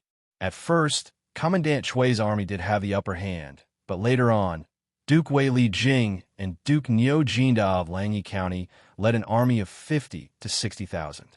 Commandant Shui was so scared that he fled in panic. It's fine if he fled, but he actually had the brothers of the 13th and 14th Battalions stay behind to cover his retreat. After the army retreated back to the city, he ordered his men to close the city gates, and the several thousand brothers of the 13th and 14th Battalions were all locked outside the city gates. Do you think Chui Quan is still human? In my opinion, he thinks that the 13th and 14th Battalions are all new recruits like us, so he doesn't care about us. What's even worse is that according to what I know, Chui Quan's men have started to capture some old, weak women and children to guard the South Gate. Because of today's battle, more than half of the new recruits guarding the South Gate were killed or injured. He's short of manpower. This guy is really a beast. In my opinion, if the army outside the city attacks later on, us new recruits will definitely be the first to die. If we're all dead, Chui Quan will definitely capture the citizens in the city and put them on the city walls. This son of a bitch is really a good-for-nothing. Hey. Brother Wang Lang, keep your voice down. If someone hears you, then we'll be in big trouble. Lu Rengue was overjoyed when he heard this, but he tried to persuade him out of good intentions. After talking for a long time, Wang Lang's heart was already burning with anger. He wanted to smash the pot to smithereens. So what if they hear me? At worst, I'll die. If this continues, I'll die sooner or later. Although my family doesn't live in the city, I have many relatives in the city. If Chui Quan captures my relatives and puts them on the city walls to guard the city one day, how do you think I should face them? How much do they hate me? Lu Ringui looked at him sympathetically and said, Brother Wang Lang, calm down first. Being angry won't solve the problem. Actually, Chui Quan is just a lackey of the Chui family. The reason why he did so is because the Chui family ordered him to do so. The Chui family is now able to cover the sky with one hand in Guangxin County. Although they can't defeat the army outside the city, but dealing with the citizens below is still easy. Wang Lang said angrily, When I was young, my father told me to study hard. If I can become a hanger-on of the Chui family in the future, then I'll bring glory to my ancestors. Now it seems that I'm lucky that I didn't study hard at that time. Otherwise, if I rely on the Chui family, such a dirty place, I might as well cut my own throat. When Lu Ringui heard this, he didn't know whether to laugh or cry. He thought to himself, the Chui family is dirty. Is that the reason why you didn't study hard? Brother Wang Lang, now we're all chess pieces under the Chui family. If they want us dead, what can we do? Lu Ringui pretended to sigh helplessly and said, Bullshit.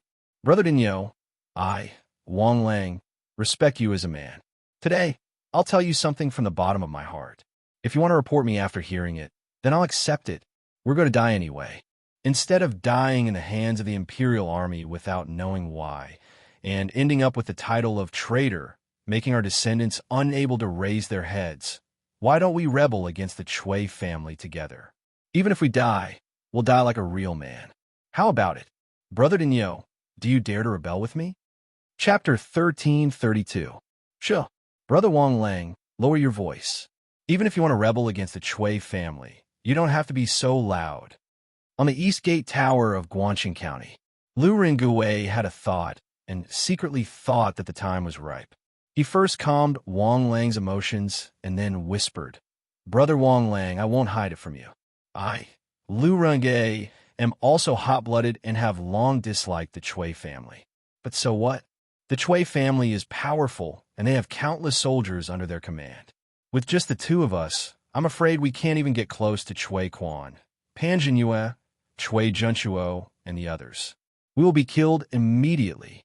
Wang Lang's face lit up. He quickly said, Brother Dainyu, who said it's just the two of us? Actually, the brothers in the 6th squad all want to rebel against the Chui family, just like me. There are many people like us in other camps. As long as there is a hero who can take the lead, I, Wang Lang, can guarantee that there will be thousands of brothers who will be willing to follow him to destroy the Chui family. Lu Ringui was shocked and said, Oh, Brother Wang Lang, are you serious? Of course. Brother Dainyu, you can ask around in other brigades, and you will know. Brother Wang Lang, how many people on your side are willing to rebel against the Chui family? Lu Ringui suddenly asked tentatively. Wang Lang said confidently, Brother Dainyu, I don't dare to say about other brigades, but as long as someone takes the lead to rebel against the Chui family, the 200 brothers in the 6th squad will definitely follow. According to the military system of the Tang dynasty, there were 5 brigades under each battalion. Each brigade led 3 groups. Each group led 5 10-man leaders, and each group led 10 men.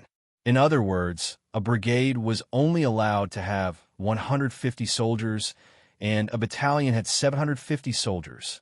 But the Chui family had recruited too many new soldiers this time, and there were not many officers who could lead soldiers.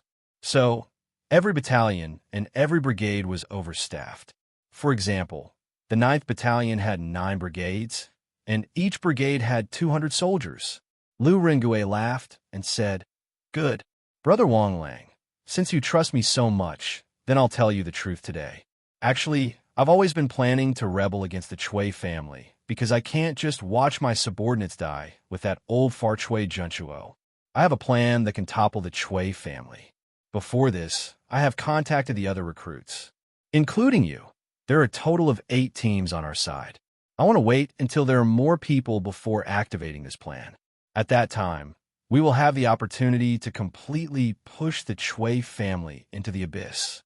Wang Lang was excited when he heard this. He said, "That's great. That's great. Wang Lang did not misjudge you. Brother Dainyu, what's your plan? Can you tell me about it?" Lu Ringue shook his head and said, "Brother Wang Lang, it's not that I don't trust you. It's just that we don't have enough manpower. When there are more people, Dainyu will tell you everything. Then, we will send the Chui family to hell." Wang Lang nodded and said, "Good. Brother Dainyu, don't worry. I have 2 good friends who are brigades and other battalions. There are also farmers outside the city like me. They have long disliked the Chui family. I will help you contact them. They will definitely be willing to rebel against the Chui family with us." Lu Ringue said happily, "That's great. Brother Wang Lang, after you convince them, let me know. With these 2 brigades, we should have enough people. When we get together, I will tell you the plan. We can definitely overthrow the Chui family in one fell swoop. Brother Dainyu, then it's settled. As for my 2 friends, I promise to convince them before noon tomorrow. I will bring them to meet you." Good. The next day, Chang'an City, Imperial Palace. Under Taiji Palace, hundreds of officials were in the morning court. What was different from the past was that there were many officials who came to the morning court with an uneasy heart. This was because they had received news early in the morning that 42 officials had been sent to prison last night. They were from all departments, ranging from the 3rd-ranked officials to the 9th-ranked officials. Since the establishment of the Tang Empire, there had never been a situation where more than 40 officials were arrested at the same time. This meant that there would be a huge earthquake in the Tang Empire's officialdom. However, only those who had a guilty conscience would feel guilty. In the early Tang dynasty, there were many people in the imperial court who did not have a guilty conscience.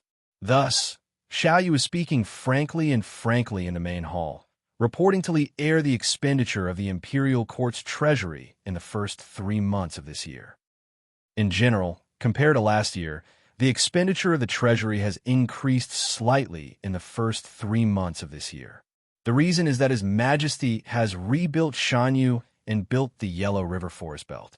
However, these expenses are completely within the range of the imperial court's ability to bear. Li Er listened to Xiao Yu's Tang Empire Treasury report expressionlessly. It was as if the arrest of a large number of officials yesterday had nothing to do with him. After waiting for a long time, Xiao Yu finally finished. Li Er saw that no one came forward to report, so he said, "Last night, I received news that Li Jing and Duan Jishuan defeated the rebel army in Zhengzhou. The Chui clan of Bowling and the Zheng clan of Xingyang had hidden 50,000 secret guards, hundreds of Jianghu experts, and 3,000 men of sacrifice. They fought with Duan Jishuan's Black Armor Army in the wilderness. In the end, except for a few who surrendered, the rest were all annihilated. Li Jing led the 3 armies and fought with the 150,000 soldiers of the Chui clan outside Guangxing County at dusk yesterday. He killed 45,000 soldiers and forced the Chui clan's army into the city. Now, Chui Zhenchuo is like a turtle in a jar. He can't make any waves anymore." The officials were slightly shocked in their hearts. Firstly, they were surprised that the Chui clan of Qinghe that was said to possess an army of 300,000 was actually so weak. Secondly, most of the officials were unable to figure out why Li Er was able to receive news of victory last night when it was clearly yesterday afternoon. How did he send the news? Even a messenger pigeon would not be so fast. However, core officials like Zhangsun Wuji and Fang Xianling knew that when Li Jing led the army to Zhengzhou, he brought along a telegraph. Therefore, they definitely wouldn't have such doubts. "Congratulations, Your Majesty." Although they were confused, they still had to congratulate Li Er for winning the battle. Does our emperor, Li Er, not care about his face? The civil and military officials cupped their hands and said in unison. However, Li Er's face did not have a trace of joy from winning the battle. He just kept a cold face and did not say a word. This made the officials feel very strange. Congratulate? You should indeed congratulate us, because over the past few days, we have discovered 42 officials who have colluded with the enemy and betrayed their country. They are eating the salary given by the imperial court, but they're doing the shady business of colluding with the enemy and betraying their country.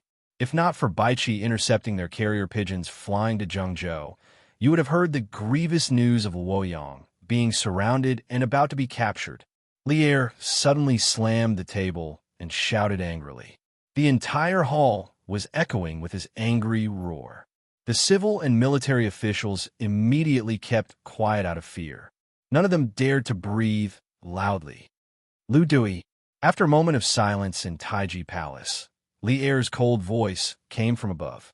This old official is here. Lu Dui, the Chancellor of the Supreme Court, hurried forward and cupped his hands. Li Er coldly swept his gaze over all the officials in the court.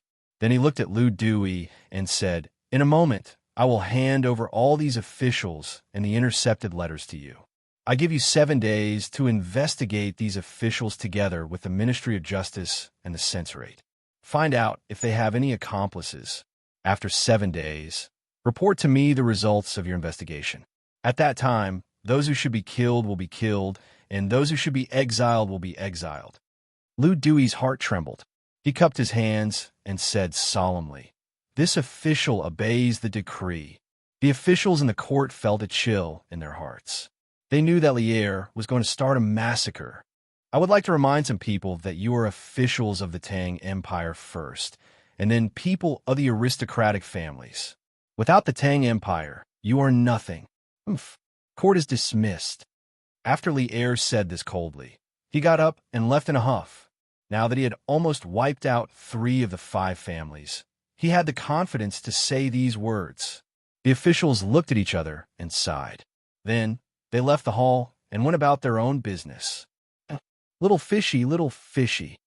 At noon, in a private house in Wanning Square in the south of Guangxing County, a fierce-looking man took advantage of the fact that no one was around to jump over the wall and come to the backyard.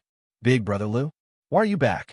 Little Fishy, who was taking an afternoon nap in the attic, hurried downstairs to welcome him when she heard the shouts below. "Sure, lower your voice. I snuck out during lunchtime. Let's talk inside." Lu Rengue hurriedly whispered. "Oh, okay. Little Fishy replied and led Lu Rengue into the house. Then she said, "Big Brother Lu, you must have not eaten lunch, right? I still have some steamed buns left. Why don't you eat some to fill your stomach?" Lu Rengue waved his hand and said, "There's no time. I can't stay any longer. I came back to look for you today because of an urgent matter. I'll make it short and leave after I'm done." Little Fishy hurriedly sat up straight and said, "Okay, Big Brother Lu, go ahead. I'm listening." Lu Rengue said, "Little Fishy, I've already convinced the captains of 10 teams. They are all willing to join me in the rebellion against Shui. I can mobilize 2,000 troops. I plan to bring these people to kill the soldiers guarding the gate at midnight tonight. Then I'll open the city gates and release the drawbridge to let the army outside the city in. So, you have to inform Duke Wei outside the city in advance and let them prepare. Once midnight arrives, we'll work together and take down Guangxing City in one fell swoop. Understand?" Little Fishy said in surprise, "Wow, Big Brother Chui, you're amazing. You can actually gather 2,000 troops from the rebel army." Lu Rengue waved his hand and said, "Okay, let's not talk about this first. Send out what I just said and see if Duke Wei agrees. I'll wait here. Hurry." "Oh, okay. But even if they receive the news, it will probably take a while before they reply. Big Brother Lu, take advantage of this time to eat something. I'll go up and send a telegram now," Little Fishy said, and then went upstairs excitedly.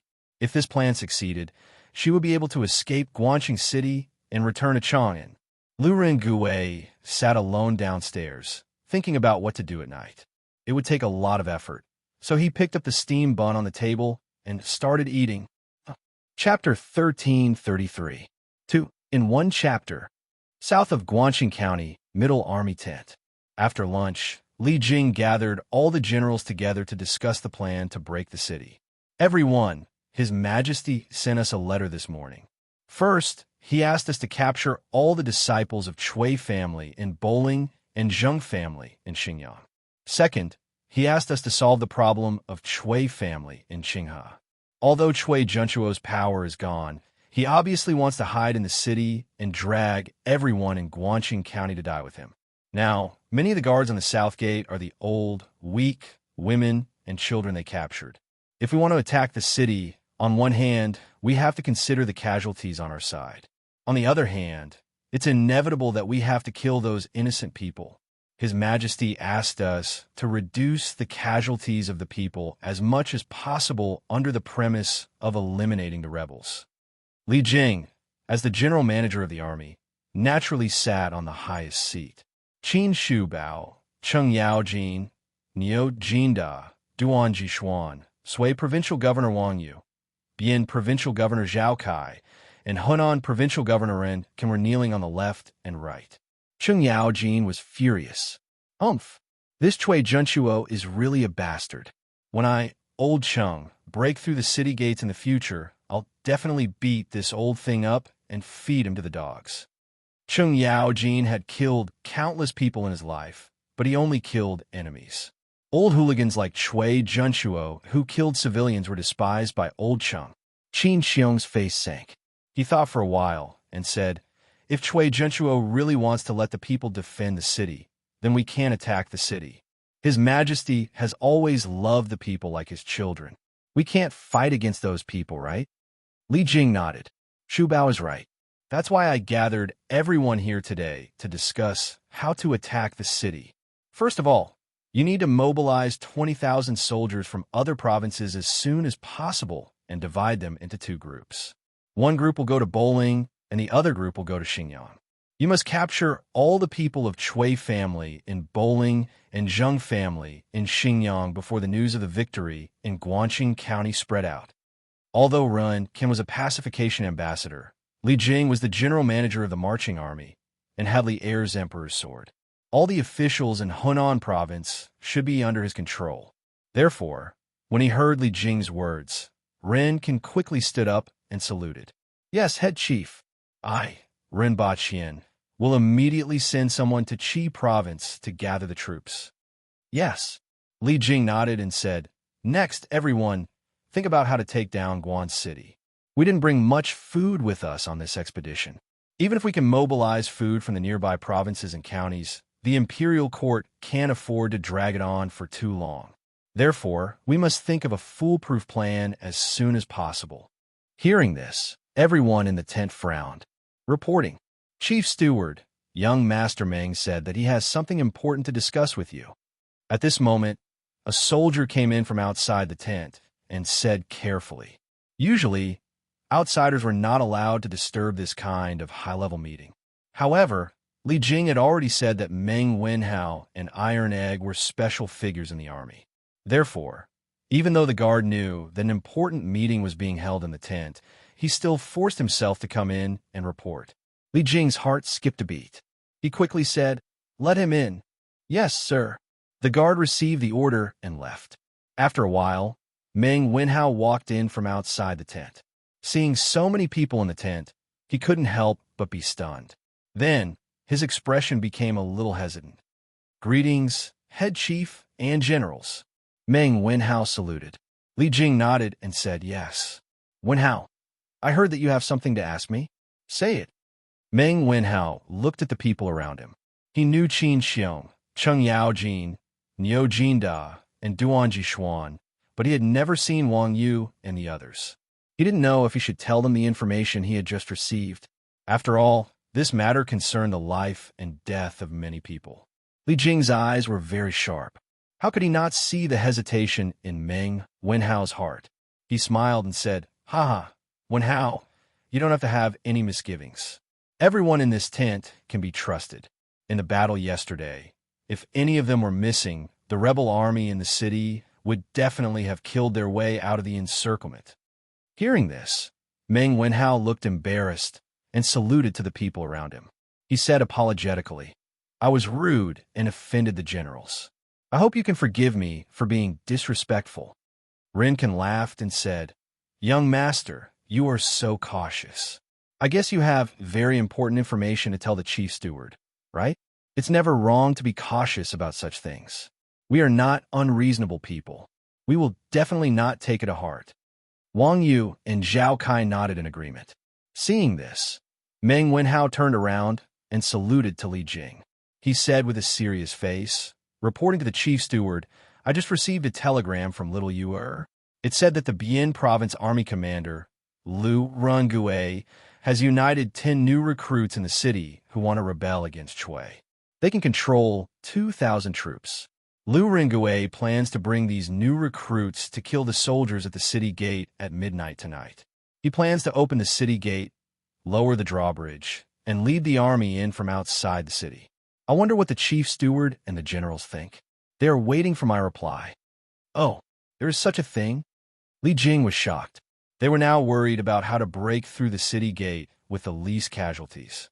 In the end, someone sent a pillow to them while they were dozing off. If someone cooperated to open the city gate, then all the problems would be solved. They would not lose too many soldiers, nor would they hurt too many innocent people. Do the generals think that Lu Rengue's plan is feasible?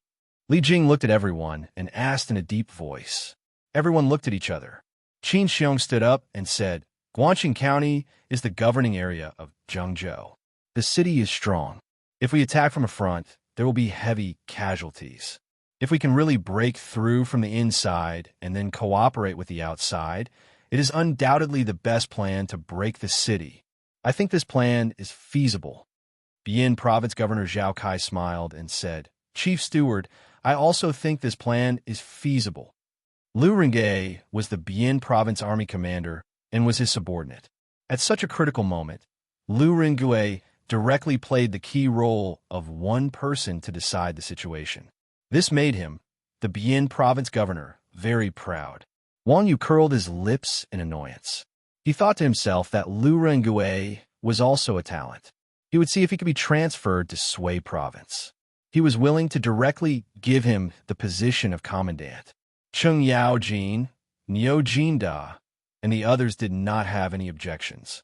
Seeing this, Li Jing said to Meng Wenhao, immediately reply to Lu Rengue. Tell him to open the city gate at midnight tonight and lower the drawbridge.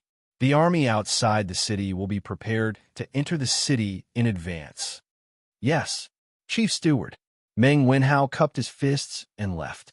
In the tent, Li Jing immediately began his tactical deployment. Generals, listen up. Tonight at midnight, organize the troops and follow me into the city. However, each department needs to leave 10,000 troops outside the city to guard the city gates to prevent the rebels in the city from escaping. Yes, sir. Guangxing County, Wanting Square. Beep, beep, beep, beep. It's here. It's here. It's finally here. Little Fishy waited for a long time before the telegraph finally rang again. She quickly took a pen and recorded the code. Speaking of which, the distance between the two telegraph machines was now only a city wall. There was no need to go to a very high place to send a telegram to each other.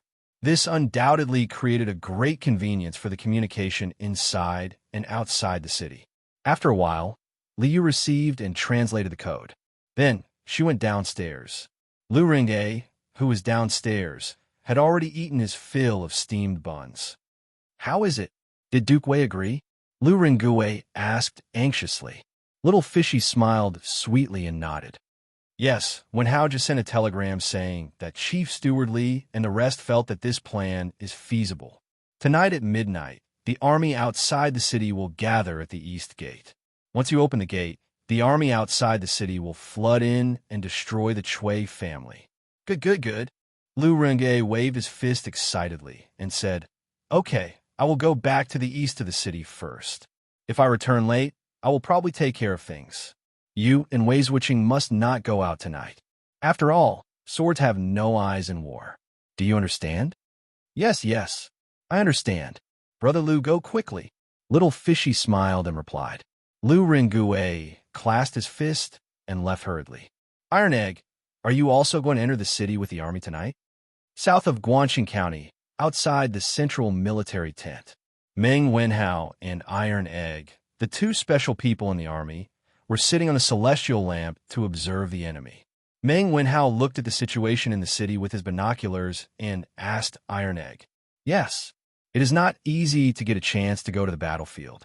How boring it is to stay in the camp every day. Tonight, we will enter the city with the army.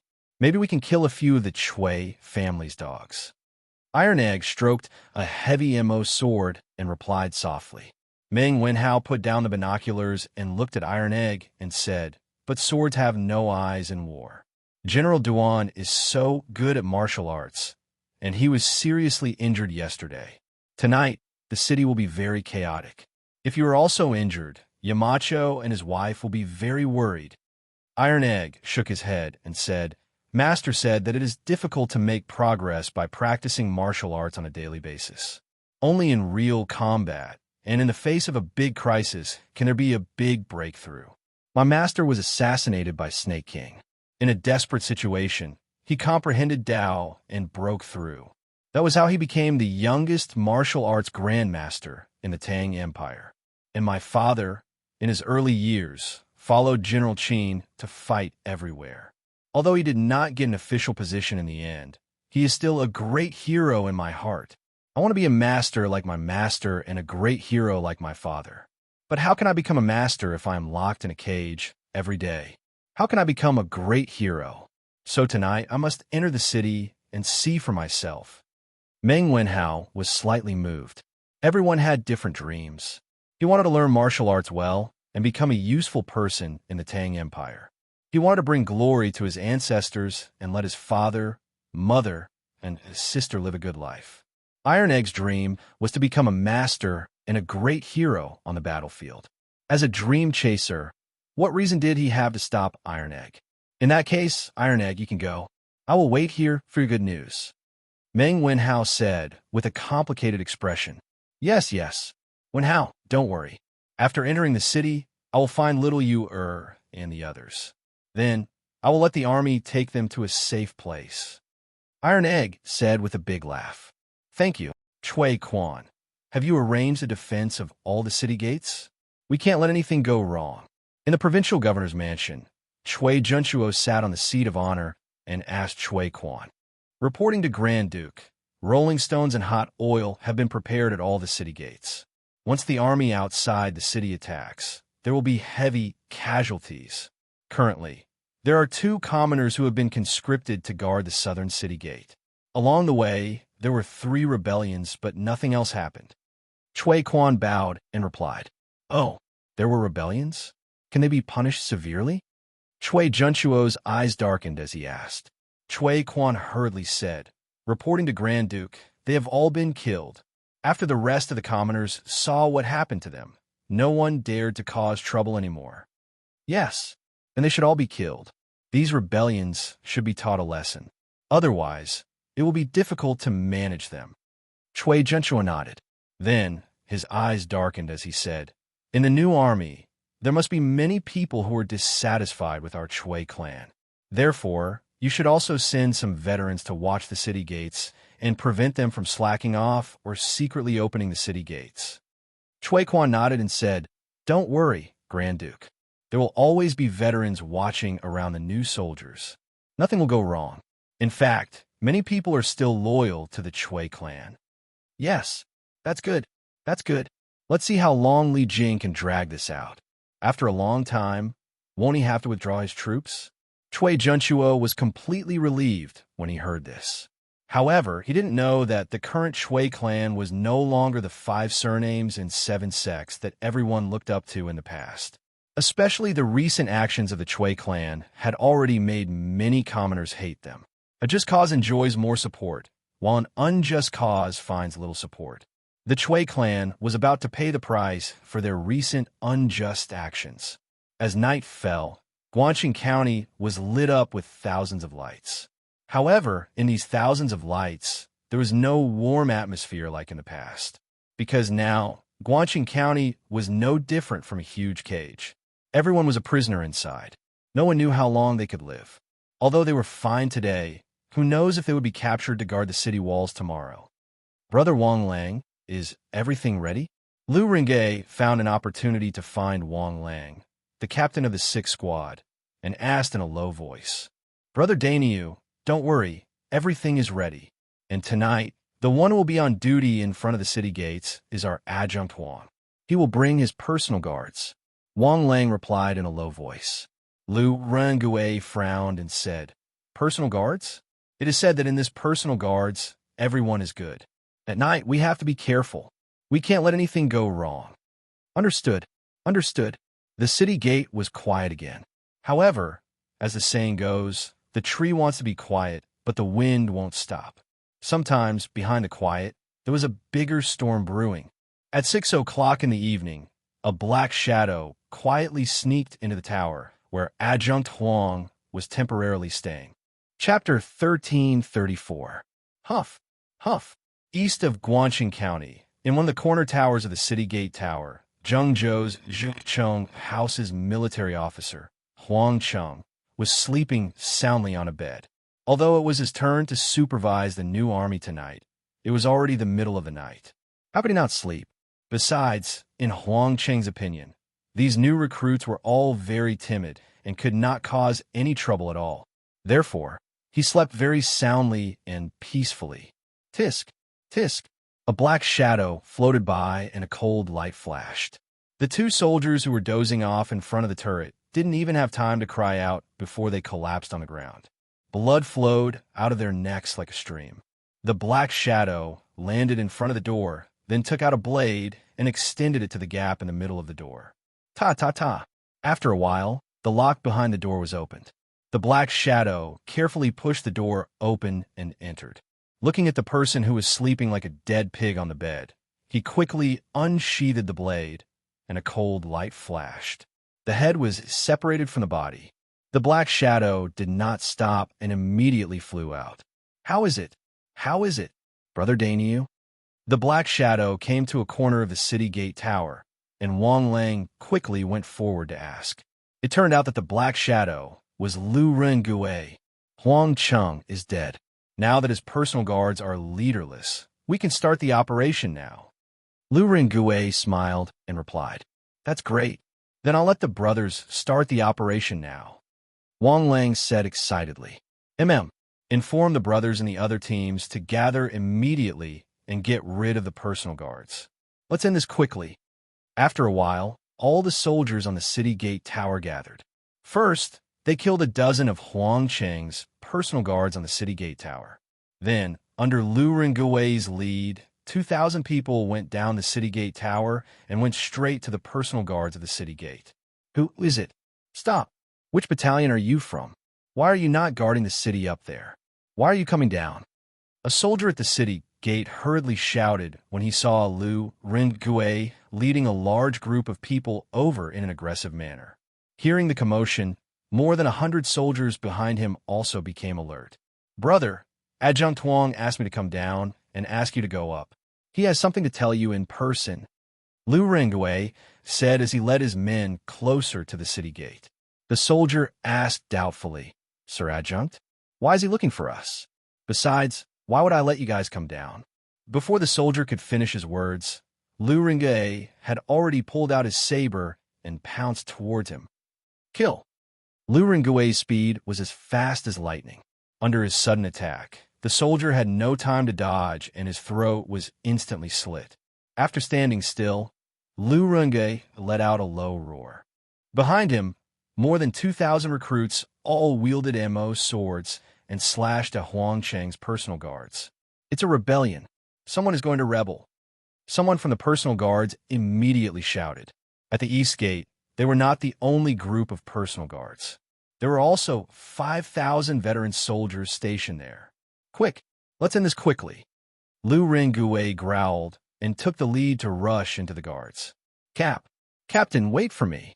Feng Wu was so anxious that he almost called out Lu Rengue's real identity. Fortunately, he changed his words in time. After that, he also rushed forward with his MO sword. He had to protect Lu Rengue's safety. The two groups of people quickly clashed. Lu Rengue's side had more than 10 times the number of people on the other side. Although the soldiers of the personal guards were generally more skilled, it was still difficult for 2 fists to fight against 4 hands. After a short while, the personal guards of nearly 200 people were left standing. Of course, Lu Rengui's side also paid a heavy price. There were more than 300 casualties, which was almost double the number of the enemy. The gap between the recruits and Huang Qing's personal guards was immediately apparent. I know you. You're Ren Dainyu of the 5th Battalion. How dare you rebel against the Chui family? Aren't you afraid of being cut into pieces? A soldier pointed at Lu Rengui and shouted unwillingly, "Oomph. Even if I die, I won't be a lackey of the Chui family and harm the people. Kill. Kill them all. There's not much time left." At this critical moment, Lu Rengui did not waste his breath. He took the lead and rushed towards the soldier. Bang! Bang! Bang! At this moment, there was a rush of footsteps from afar. Lu Rengui's face changed and said, "Quick, just a little faster. Their reinforcements are here. Kill." As soon as he finished his words, the recruits rushed towards the remaining 20 personal guards and launched the last round of attacks. After a few seconds, all of Huang Qing's personal guards were killed. Lu Rengui quickly said, "Feng Wu, quick. You take a few people to open the city gate and lower the drawbridge. The rest of you, follow me to stop the rebels." Yes. In the battle just now, Lu Rengui had used his outstanding martial arts skills to conquer the majority of the recruits. At this moment, when they heard his orders, no one objected. Although they knew that with just these recruits, they would definitely not be able to defeat the 5,000 veterans. But they still followed Lu Rengui without hesitation and turned around to face the incoming veterans. How dare you? Who dares to open the city gates and rebel against their superiors? Attack! Arrest them all. Sure enough, it was the 5,000 veteran soldiers who were stationed at the east side of the city. Lu Rengui took a deep breath. He knew that he could not defeat them, but he had to buy time for Feng Wu. He rolled his eyes and glanced at the torches on the city wall not far away. Many recruits were peeking at them. He shouted loudly, "Brothers who were forced into the camp by the Chui family, listen up. The Chui family not only wants us to help them to defend the city, but they also want the old, weak, women and children to defend the city. Don't you have any relatives or friends in the city? After we die on the city wall, the Chui family will bring your relatives and friends to defend the city for them. If you are still a man, stand out and fight against the Chui family with me. You will die anyway. Do you want to die standing and be remembered forever? Or do you want to die kneeling and be remembered as a disgrace to your descendants? Come, come, fight against the Chui family. Fight against the Chui family. Fight against the Chui family." Lu Rengui's words struck a chord in the hearts of all the recruits. As soon as he said this, the 1,000 or so recruits beside him immediately roared in unison. Fight against the Chui family. Fight against the Chui family. Very quickly, the recruits who were watching from the city gate tower also started to shout. They had long been dissatisfied with the recent actions of the Chui family. However, they didn't dare to resist, as they didn't have anyone to lead them. Now that someone had raised their arms and shouted, what was there to hesitate about? Even if they had to die, they would rather die standing and be remembered forever. Dong, dong, dong. There was a series of footsteps on the city wall. It was obvious that the recruits were coming down the city wall. Shut up. Go. Chop this bastard into minced meat.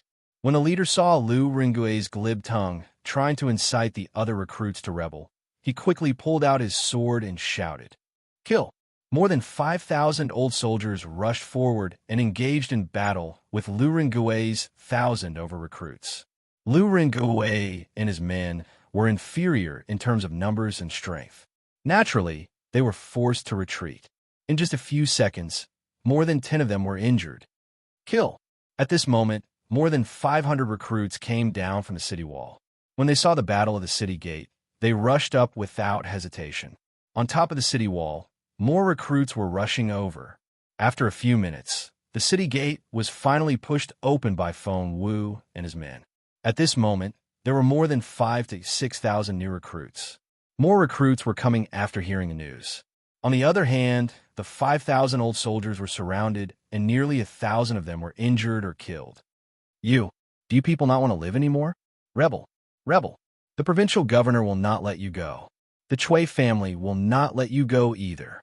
The old soldier shouted angrily when he saw the city gate being opened. "Humph! This is called the righteous get more help while the unjust get little help. The Chui family is selfish and has done some heartless things. They have already lost the support of the people. Their retribution will come soon." Lu Rangu snorted and looked at the old soldier. "Quick, quick, lower the drawbridge and let the imperial army come over." Feng Wu, who was at the city gate, quickly shouted to the soldiers around him. Yes, there was an ear-piercing screech, followed by the sound of the other end of the drawbridge falling to the ground. The drawbridge at the city gate was finally lowered. "Quick, the city gate is open. Everyone, follow me." At this time, there were already more than 100,000 soldiers standing outside the city gate. Cheng Yaojin shouted excitedly when he saw the city gate was open. He held his lance and urged his horse to gallop toward the city gate. "Kill!" Niu Jinda and Qin Xiong also followed closely behind. Bang! Bang! Bang! Hundreds of thousands of soldiers swarmed towards the east city gate of Guangxing County. The thousands of old soldiers in front of the city gate wanted to escape when they saw the army entering the city. However, they were blocked by the thousands of new soldiers and were quickly killed by the army of the imperial court that entered the city. Lu Rangue, take these new recruits and follow the army into the city to capture the leader of the rebels. Under Zhao Kai's lead, Qin Xiong saw Lu Rangue and ordered, "Yes, sir. General, Chui Junchuo should be in the governor's mansion now. Pan Jinyue should be in the provincial governor's mansion." Lu Rangue cupped his fist and said loudly. The new recruits next to him were dumbfounded. What is going on? Isn't this guy called Rendaniu? Why is he called Lu Rangue? Also, how does he know the guards outside the city? Okay, Lu Rangue, take these people and follow General Cheng to the Chui family to capture Chui Junchuo and the others. I'll take them to the provincial governor's mansion. Qin Xiong gave a simple order and led the soldiers into the city. Lu Rangue bowed and shouted, "Brothers, it's time to redeem ourselves. As long as we capture Chui Junchuo, we can redeem ourselves." Okay, capture Chui Junchuo. At this time, Lu Rangue's identity was no longer important to these new recruits as long as they could redeem themselves and reduce their crime of defecting to the rebels. That would be enough. Hey, let's go. I didn't expect you to incite so many new recruits to go against the Chui family with you. You're quite capable. I old Cheng like you. Cheng Yaojin looked at Lu Rangue with appreciation and then laughed. Chapter 1335. Lu Kanjun, where are Wei Wuxia and Little Fishy now? Are they safe? Cheng Yaojin led an army of 50,000 and headed straight for the Chui family. On the way, Iron Egg found Lu Rangue and asked. Lu Rangue saw that Iron Egg was only 10 years old and was following the army to battle. He couldn't help but feel surprised, so he asked, "Little brother you are?" Iron Egg replied as he walked, "Everyone calls me Iron Egg." "Oh, Meng Wenhao and I were the ones receiving the telegrams you sent out of the city. We are good friends with Little Fishy, so we are very worried about her safety." Lu Rangue suddenly understood and asked, "Then you should both be students of Yanhuang College, right? I heard from Miss Liu that this telegraph was invented by the Marquis of Yong. I think only his students would use this kind of thing." Iron Egg nodded and said, "Yes, we are both my master students. My master is also very interested in you, Lu Kanjun. He hopes that after this war, you can come with me to Chang'an City." When Lu Rangue heard Iron Egg call Li Zishuan master, he thought that all the students of Yanhuang College called Li Zishuan that way, so he didn't make a fuss. However, when he heard the last sentence, his eyes widened and he said, "I have never met the Marquis of Yong'an. How did he know me?" Tai Dan thought about it and said, "Although my master lives in Cloud Mountain, he knows about the world affairs. He's an extraordinary person. He knows that you're brave and resourceful, so he cherishes you. What's so strange about that?" This child helped Li Zishuan to show off. Li Zishuan's image in Lu Rangue's mind instantly became tens of thousands of times higher. Living in the mountains, but knowing about the world, wasn't this the work of a god? At this moment, Lu Ringue only thought of Li Zixuan as one of those immortals on earth. He hurriedly cupped his hands respectfully and said, I am indebted to Marquis Yong and for thinking so highly of me. After this matter is over, I will personally go to Chong and to pay him a visit. Iron Egg turned his head and looked at Pang Feiji behind him. Pang Feiji quickly gave him a thumbs up. With this, old Pang's mission in Zhengzhou was completed. Chicken Bro was full of admiration for Iron Egg. Ahem, Big Brother Lu, where little you err, and the rest. Iron Egg coughed lightly and returned to the topic at hand. Oh, they are all in the tunnel of Wanting Workshop. They are very safe. Brother Iron Egg, you don't have to worry. I will take you there after we destroy the Chui family. Great-grandfather, Taigong, something bad has happened. In the Chui residence, the old housekeeper hurriedly ran to Chui Junchuo's bedroom and shouted anxiously.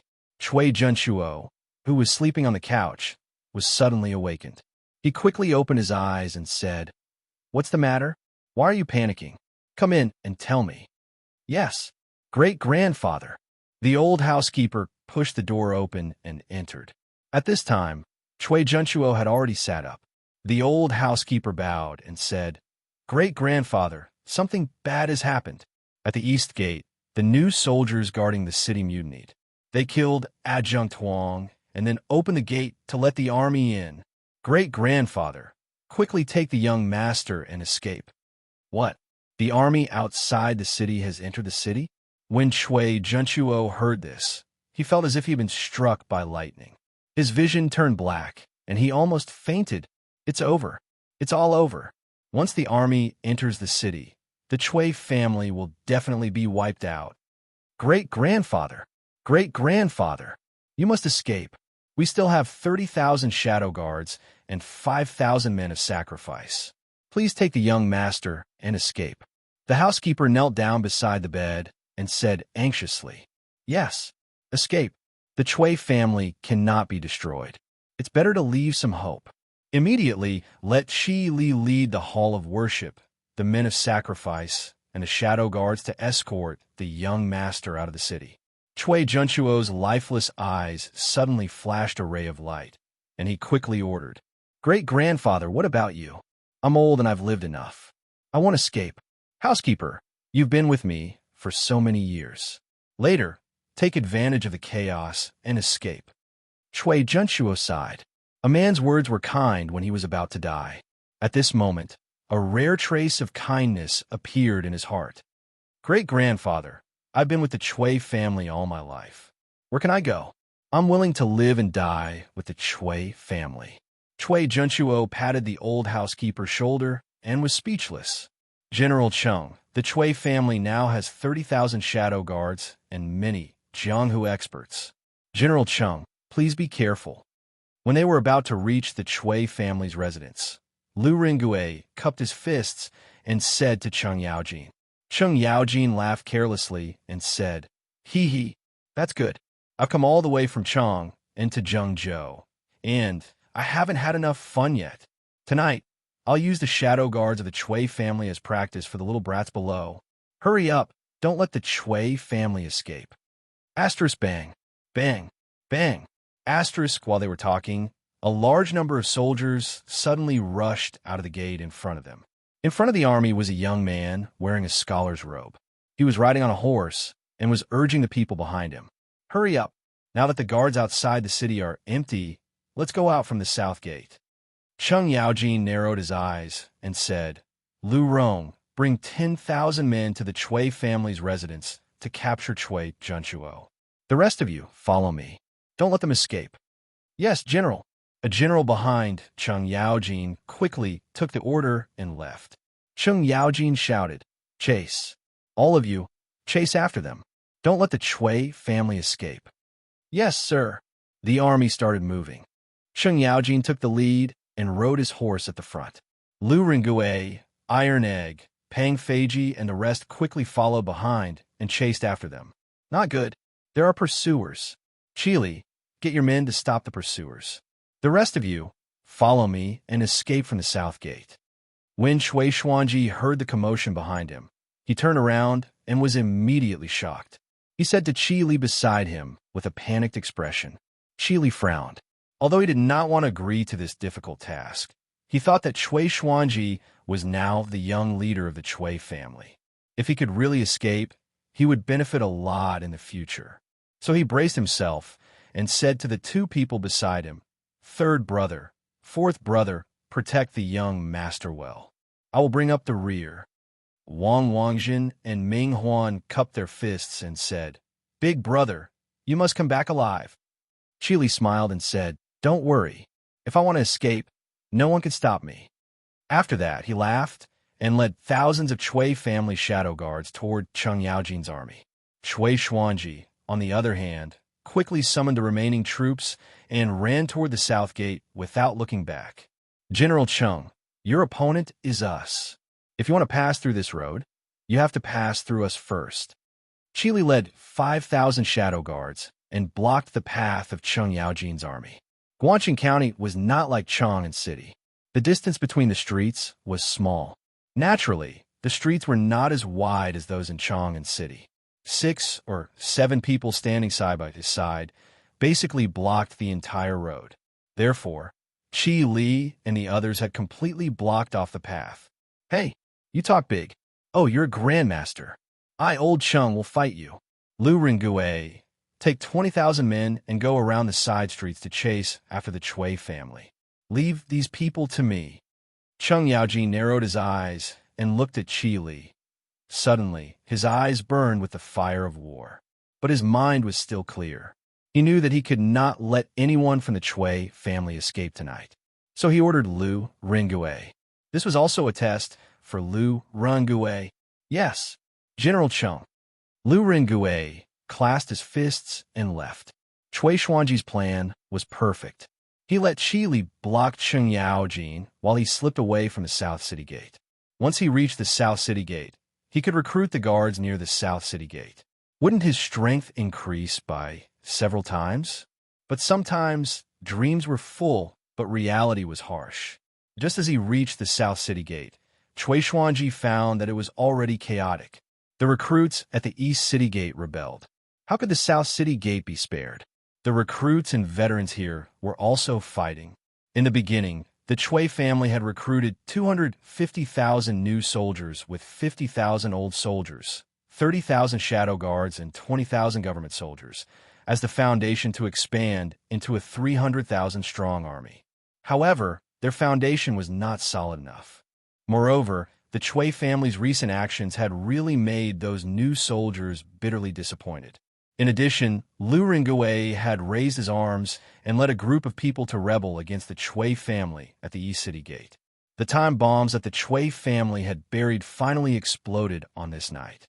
Now, in Guangxing County, the recruits who knew that the Imperial Army had entered the city all picked up their weapons and fought with the veterans who usually shouted at them. When Shui Xuanji arrived at the South City Gate, he saw this scene. 50,000 to 60,000 recruits were fighting 5,000 to 6,000 veterans. It was basically 10 against 1, and veterans were dying in pools of blood. Shui Xuanji gritted his teeth and said, "Go to the West City Gate."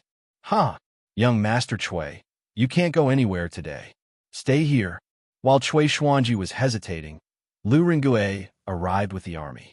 Go, kill them." Shui Xuanji's expression changed, and he said viciously. Clang! Wang Wangjin and Ming Huan looked at each other, drew their swords, and stabbed at Lu Ringue. They knew that it was impossible for them to fight their way out in this situation. Almost everyone in Guangxing County was House Chui's enemy. They might as well capture Lu Ringue and force the Imperial Army to retreat and let them out of the city. It was a good plan, but Lu Ringue was someone who had been on the battlefield for a long time. How could he be so weak? He took 2 steps back and then fell on his back. He didn't fall completely, but when he was close to the ground, he put 2 fingers on the ground to support his weight. With the step and fall, he dodged Wang Wangjin and Ming Huan's fatal attack. Go! That's the young master of House Chui. It's a great achievement to capture him. Don't let him get away. Taking the opportunity, Lu Ringue circulated his internal energy and roared. His shout, which was infused with internal energy, not only stirred up the emotions of the soldiers behind him, they all drew their swords and charged at Xianxia. Even the new soldiers who were fighting with the old soldiers at the city gate all looked at Xianxia. Obviously, they wanted to make a contribution and take revenge at the same time. Their current situation was all thanks to House Chui. Kill.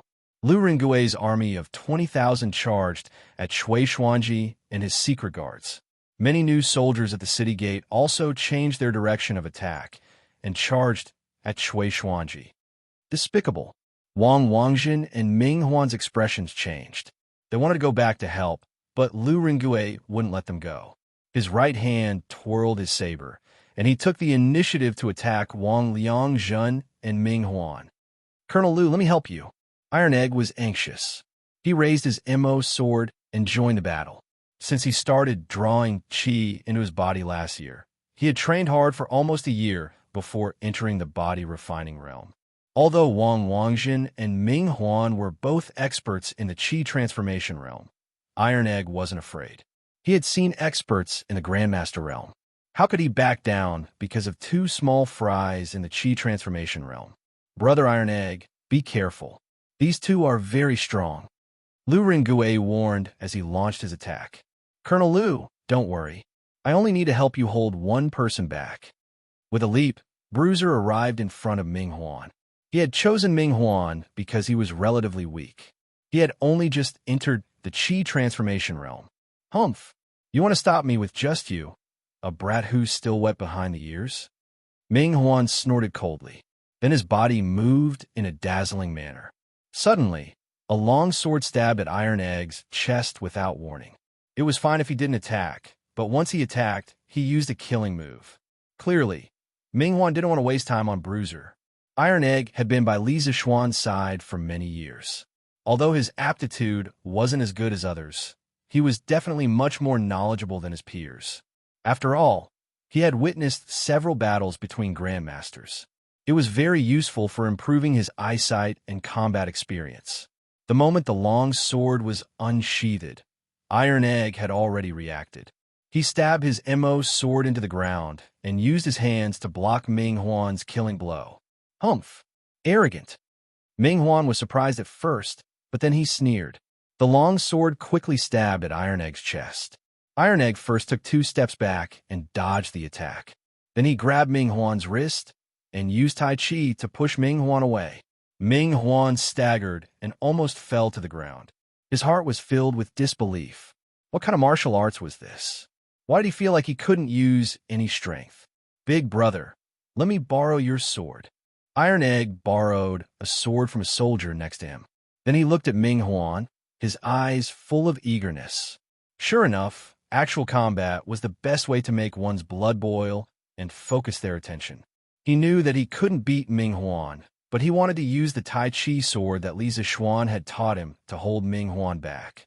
After Lu Ringue finished off Wang Jun, he would be free to deal with Ming Huan. Hey, I didn't expect you to have some skills, but you won't be so lucky next time. Ming Huan's expression was very unsightly. He took a deep breath, and then he vanished on the spot. A moment later, he appeared above Iron Egg, and then he swooped down and stabbed his sword toward the top of Iron Egg's head. Iron Egg's eyes flashed. He lifted the long sword he borrowed and used Tai Chi. His sword was like a magnet, firmly sucking Ming Huan's long sword. His whole body leaned back, forming a very small angle with the ground. Tai Chi sword technique 38, Phoenix wing spread. Iron Egg's wrist moved slightly and twirled the sword twice. The tyrannical force on Ming Huan's long sword was instantly deflected by Iron Egg, sacrificing oneself to follow others, failing to lead in, pulling 1,000 pounds with 4 tails. This time, Ming Huan didn't dare to underestimate Iron Egg anymore. The two of them tangled together again. Iron Egg relied on his exquisite Tai Chi sword technique to defend with all his might. Ming Huan wanted to finish off Iron Egg as soon as possible. One of them was in a hurry, and the other was slow. It was a bit like the situation when Snake King ambushed Li Zixuan and Chang in City last year. On the other side, Lu Ringue and Wang Liang's fight had basically come to an end. Because Wang Liang was overcautious and had distracting thoughts, Lu Ringui found a few openings and left 3 sword wounds on Wang Liang's body. At this time, Wang Liang's arm was injured and his sword technique revealed a big opening. Lu Ringui seized the opportunity and stabbed Wang Liang's throat. Pucci, Wang Liang didn't have time to change his technique. Lu Ringui's sword slit Wang Liang's throat. Wang Liang clutched his neck and fell to the ground. Third brother, Ming Huan roared and tried his best to rush over, but he was held back by Iron Egg. Lu Ringui sneered and rushed forward. He and Iron Egg fought Ming Huan together. Ming Huan couldn't even kill Iron Egg, let alone Lu Ringui, who was even more powerful than him. How could he be a match for Lu Ringui? In less than 10 rounds, he was defeated. Iron Egg sneakily attacked him and pierced his heart. At the city gate, the Chui family shadow guards were basically wiped out. Chui Xuanji had been captured by Feng Wu and the rest. Lu Ringui laughed and said, "Let's go. Let's go to the Chui mansion and meet up with General Cheng." As soon as he finished speaking, a loud voice came from behind. "Huh? No need. Everyone in the Chui family has been captured. Since you are done here, follow me to the provincial governor's mansion." It was Cheng Yaojin leading a large group of people to support them. How could Qi Li and his men be a match for Cheng Yaojin?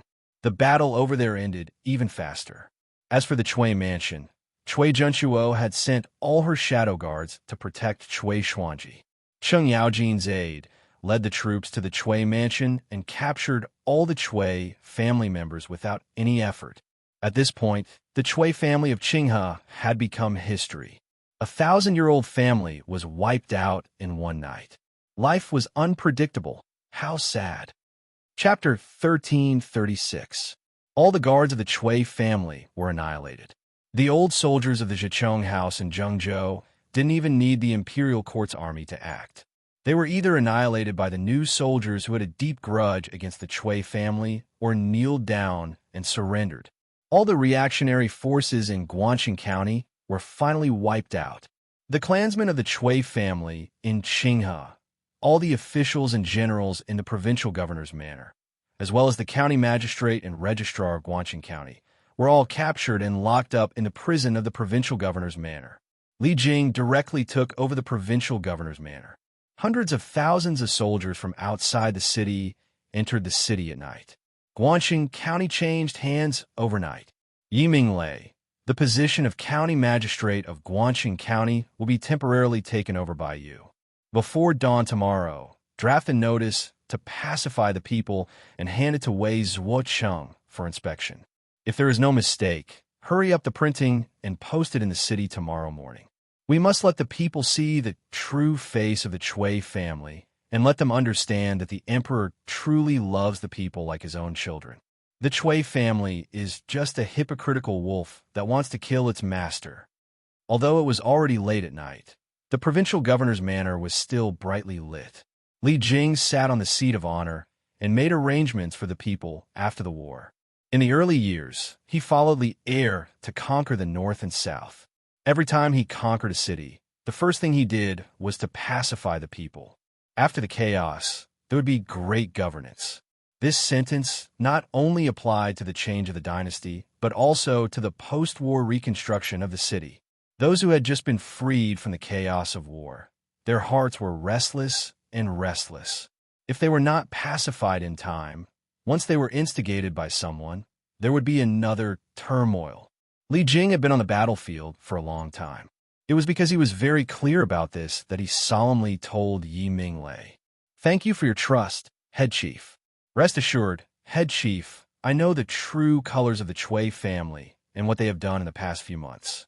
Tomorrow's announcement to pacify the people will definitely allow the people to distinguish between good and evil and return their hearts to the imperial court."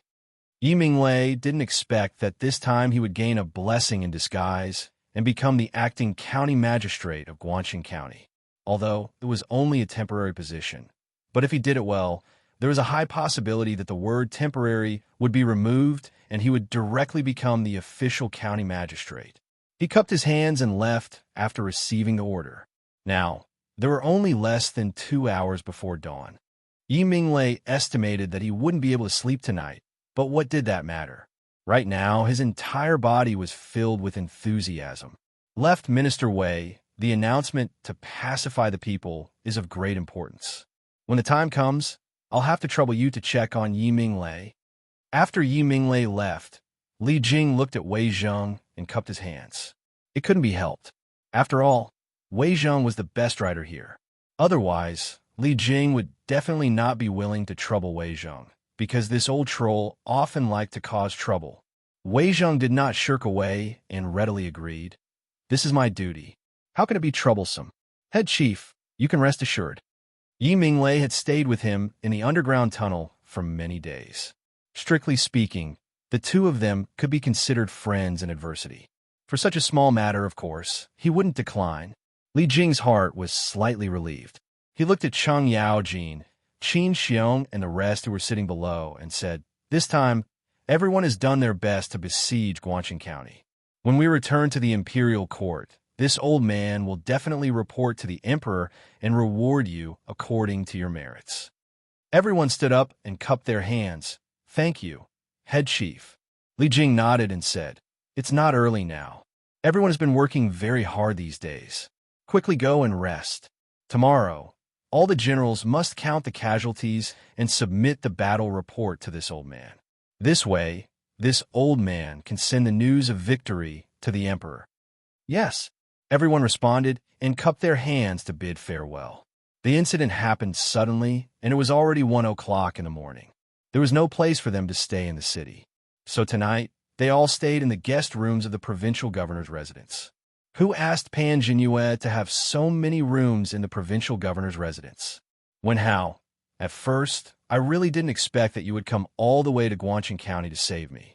You knew that there was a war here, but you still insisted on coming. Aren't you afraid of accidents? In a garden in the west courtyard of the provincial governor's residence, Little Fish and Meng Wenhao sat on a stone bench. With the faint light from the lantern beside them, they talked about the joy of reunion in a foreign land. Which girl didn't yearn for love? Girls of this age were all infatuated. In order to save her, a young man traveled hundreds of miles without any complaints and came to the dangerous battlefield. How could Little Fish not be moved? How could she not be moved? Meng Wenhao smiled and said, "Little Fish, you are a girl. You are not afraid in the enemy camp. What do I have to be afraid of? Besides, the first person you met in Chong and city was me. If you are in trouble, who will help you if not me?"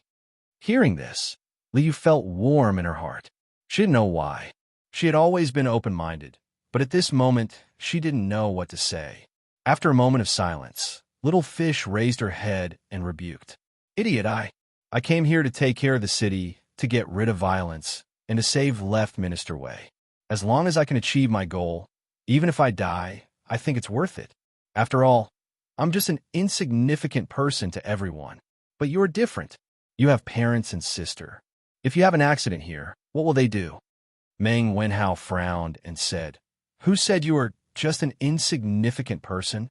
Although you don't have parents, in Yinshan, there is Yamacho who cares about you. Master's wife loves you.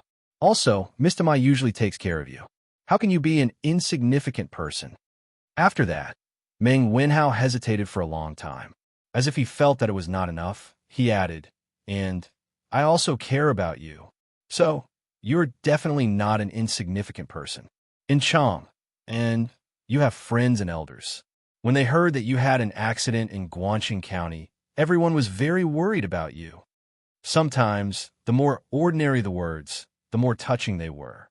At this moment, in Little Fish's mind, the scene of Meng Wenhao bravely standing up for her when she encountered bandits in Chong and at the beginning of last year. In less than a year, she, a child without parents, not only established herself in Chong, but also made many friends and met many elders who cared about her. Li Zixuan was like her father and brother. In her most difficult time, he took her in and helped her. Ma Zhou was like her teacher. During the time in the editorial department of Detang Daily, she learned a lot of useful things from the talented Ma Zhou. Faubert was like her grandfather, indulging her to do whatever she wanted in the workshop. As for Meng Wenhao, he was her first friend and Zue Hao's best friend. "Little fish, what's wrong with you? Why are you crying?" Liu was silent for a long time. Meng Wenhao was puzzled. Inadvertently, he caught a glimpse of tears in the corner of Liu's eyes.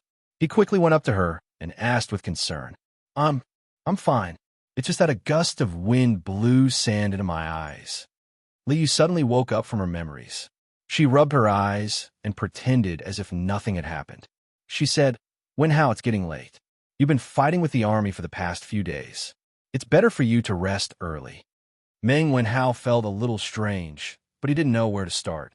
He could only say, "Okay, little fish, you should rest early too.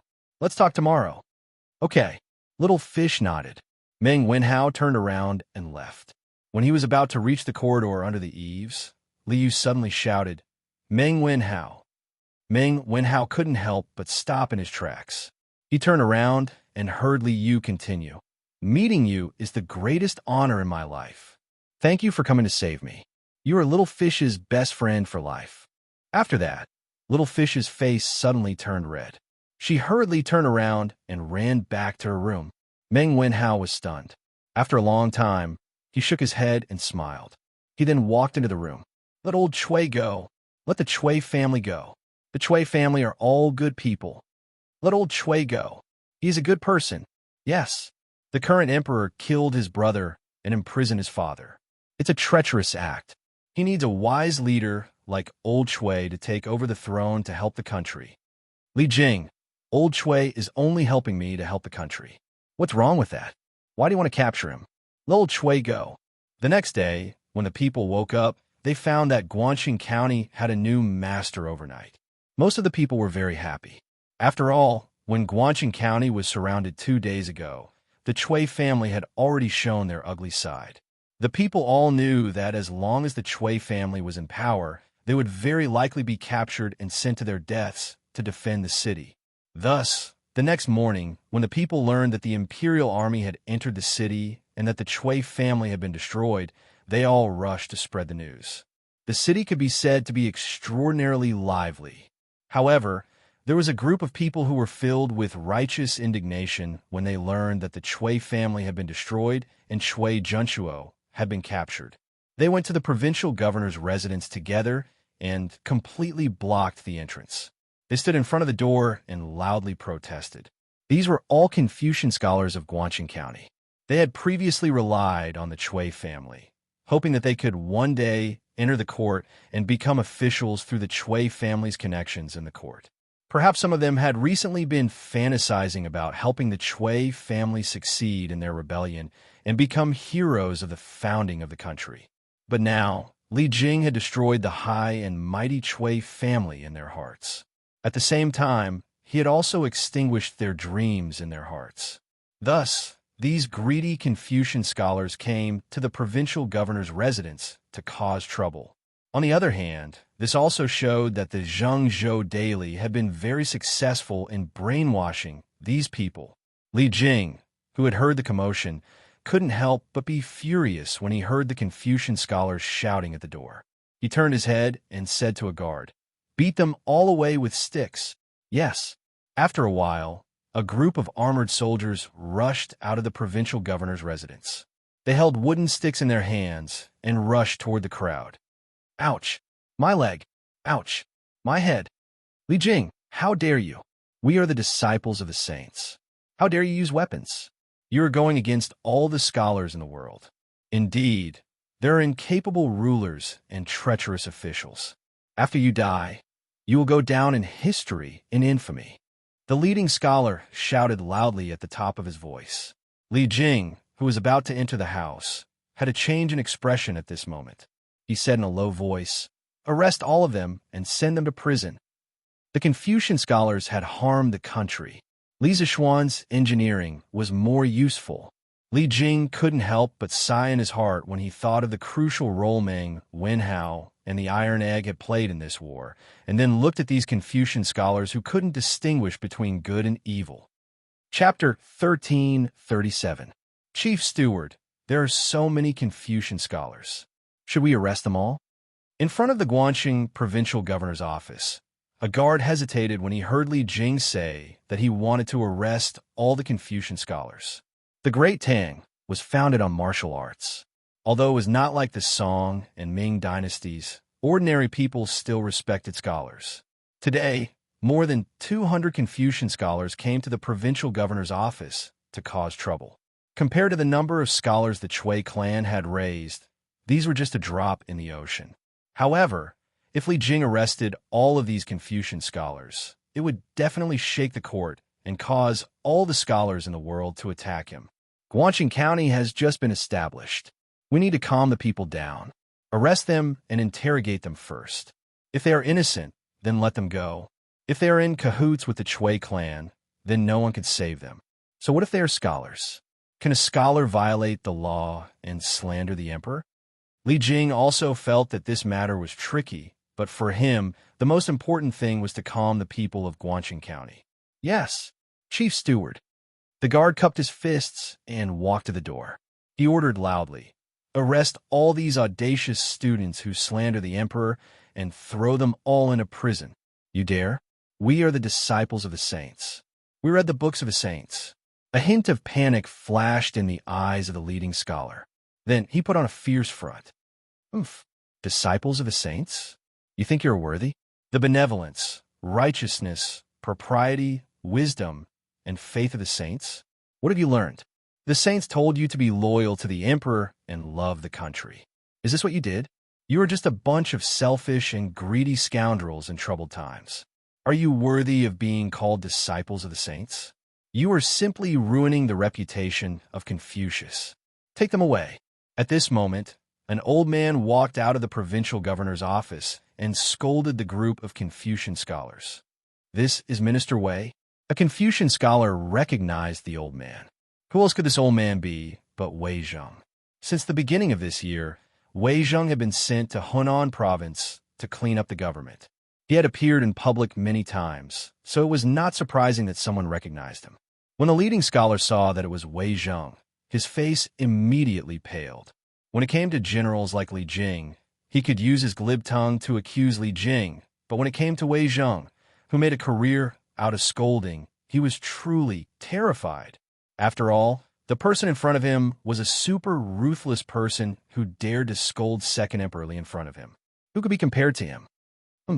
You can't differentiate between good and evil, loyalty and treachery. You've read the books of the sages in vain. Today you even came to the provincial governor's office to mislead the people with your lies, with the intention of inciting the common people to rebel with you. This old man will definitely report this to His Majesty and strip you of your academic status, so that you will never be able to participate in the imperial examinations. The more Wei Zheng spoke, the angrier he became. His last sentence scared the group of Confucian scholars quite a bit. Wei Zhucheng, please calm down. Please don't take away the student status. We were all bewitched by Shui Guangwen and came here to cause trouble. Yeah, Left Minister Wei, please calm down. We were all bewitched by Shui Guangwen. I beg Wei Zhucheng not to deprive us of our academic status. Wicked people needed to be tamed by wicked people, and scholars naturally needed to be tamed by scholars. Wei Zheng had also read the books of the sages, so he knew what these Confucian scholars cared about the most. He immediately grasped their sore spot, and the group of Confucian scholars began to beg for mercy. The leading Confucian scholar roared in exasperation. Stop! Nonsense! You're all talking nonsense. You came willingly. What does it have to do with me, Shui Guangwen? Li Jing frowned and said, Take this Shui Guangwen down and properly interrogate him about his relationship with the Chui family. Yes. Immediately, two wolf-like soldiers lifted Shui Guangwen up. Chief Steward, although the rest of the Confucian scholars were bewitched, this shows that they can't distinguish right from wrong and should be punished. Why don't we also capture them and lock them up for a few days as punishment? I will report this to His Majesty. Wei Zheng looked at the rest of the Confucian scholars and frowned, then suggested to Li Jing. Li Jing originally had such a plan. When Wei Zheng said this, he had no more scruples in his heart. He waved his hand and said, capture them all, and properly interrogate them. Yes, a group of soldiers surrounded the 200 Confucian scholars. Now that the Confucian scholars knew fear, they all knelt down and begged for mercy. At this time, the onlookers burst into cheers. Good, good capture. A few days ago, it was you people who were talking about how good the Chui family was. In the end, you almost killed all of us in Guangcheng County. You lackeys of the Chui family, relying on a few books to help the Chui family confuse us, the people. You are really vicious. You deserve to die. That's right. I beg Left Prime Minister Wei and General Li to make the decision for the people and severely punish these scholars. Back then, the Chui family established the Zhengzhou Daily and ordered the scholars under them to give lectures in the streets, promoting Li Er's brutality and praising the Chui family's benevolence and righteousness. This encouraged the people to actively join the army and support the Chui family. However, in the end, the Chui family used them as stepping stones and scapegoats in their plans for hegemony. So now, not only did the people hate the Chui family, but they also hated these Confucian scholars who helped the tyrant. This was the aspiration of the people. Wei Zheng pursed his lips. He was a little sad, but also a little relieved. He turned around and shouted at the backs of the Confucian scholars who were being escorted away. This is the aspiration of the people. Do you see it? You bring disaster to the country and the people, but you call yourselves the children of saints. You have let down Confucius and the people of this world. As long as I, Wei Xuanxing, am in this world, I will make sure that you scum will never be able to rise again. After that, he looked at Li Jing and said, Director Li, please let me handle these Confucian scholars. If there is anything illegal on them, I will not be merciful. Previously, His Majesty asked me to come to Hunan Province to clean up the governance. I didn't expect that the Chui family would rebel halfway. Now that the rebellion has been quelled, but the officialdom in Hunan Province still needs to be cleaned up in time. So, Director Li, you take the army back to Chang'an first. I will stay here and give Hunan Province a bright future. Li Jing was shocked and moved. He couldn't help but respect Wei Zheng because Wei Zheng took the initiative to take on this kind of dirty and tiring work. Obviously, he wanted to take the blame for him. If he were to deal with this matter, it would definitely cause many civil officials in the imperial court to impeach him. Wei Zheng was helping him to reduce the trouble. In that case, I will have to trouble you. Left Prime Minister Wei. Li Jing cupped his hands and said, The city has just been taken care of, and the security around Zhengzhou is also worrying. In order to avoid the danger last time, I will leave 5,000 troops for you to use. Wei Zheng didn't refuse because although the Chui family had been destroyed, who knew if there were any remaining forces stirring up trouble in the dark? He cupped his hands and said, Then I will thank you, Director Li. At noon, after eating lunch, Li Jing called Meng Wenhao over and handed him a letter and said, Quickly send this news back to Chang'an. After the army replenishes their rations, we will return to the imperial court tomorrow. Since Wei Zheng was willing to stay in Guangcheng County to clean up this mess, Li Jing felt that there was no need for him to stay here. In terms of pacifying the people, Wei Zheng was undoubtedly better than him. As such, he planned to return to the imperial court tomorrow morning. Why wait until tomorrow? The main reason was that the army didn't bring much rations to ensure the speed of the march. If they didn't replenish their rations in Guangcheng County, the army would probably starve on the way back. Yes, Director. Meng Wenhao took it with both hands and was about to turn around and leave when Li Jing stopped him. Meng Wenhao, wait. Meng Wenhao was confused and didn't know what Li Jing wanted. Li Jing got up and coughed twice. His face flashed with embarrassment. Cough, cough. Meng Wenhao, do you have any intention of making contributions in the military in the future? With your talent in telegraphy, this old man can persuade His Majesty to give you a position in the army. What do you think? Poaching, the dignified military god of Tang, actually wanted to poach someone. Because of Han Yushi, Li Zixuan was Li Jing's junior. But now, Li Jing actually wanted to poach his student. No wonder he had an embarrassed look on his face just now. Meng Wenhao obviously didn't expect Li Jing to say this to him. Hearing this, He was stunned for a moment, and then took 2 steps back. He solemnly bowed and replied, "Director's military achievements are outstanding and awe-inspiring. It is indeed my honor to be able to serve beside you. But Wenhao's skills were all taught to me by Yamacho. Even if Wenhao wants to go to the military, Wenhao has to get Yamacho's permission. Besides, I only learned a little about Yamacho's engineering. I don't want to leave Yanhuan College now, so I hope you can forgive me." Li Jing's face turned red and he waved his hand. Cough, cough. It's fine. I'm just asking casually. Don't take it seriously.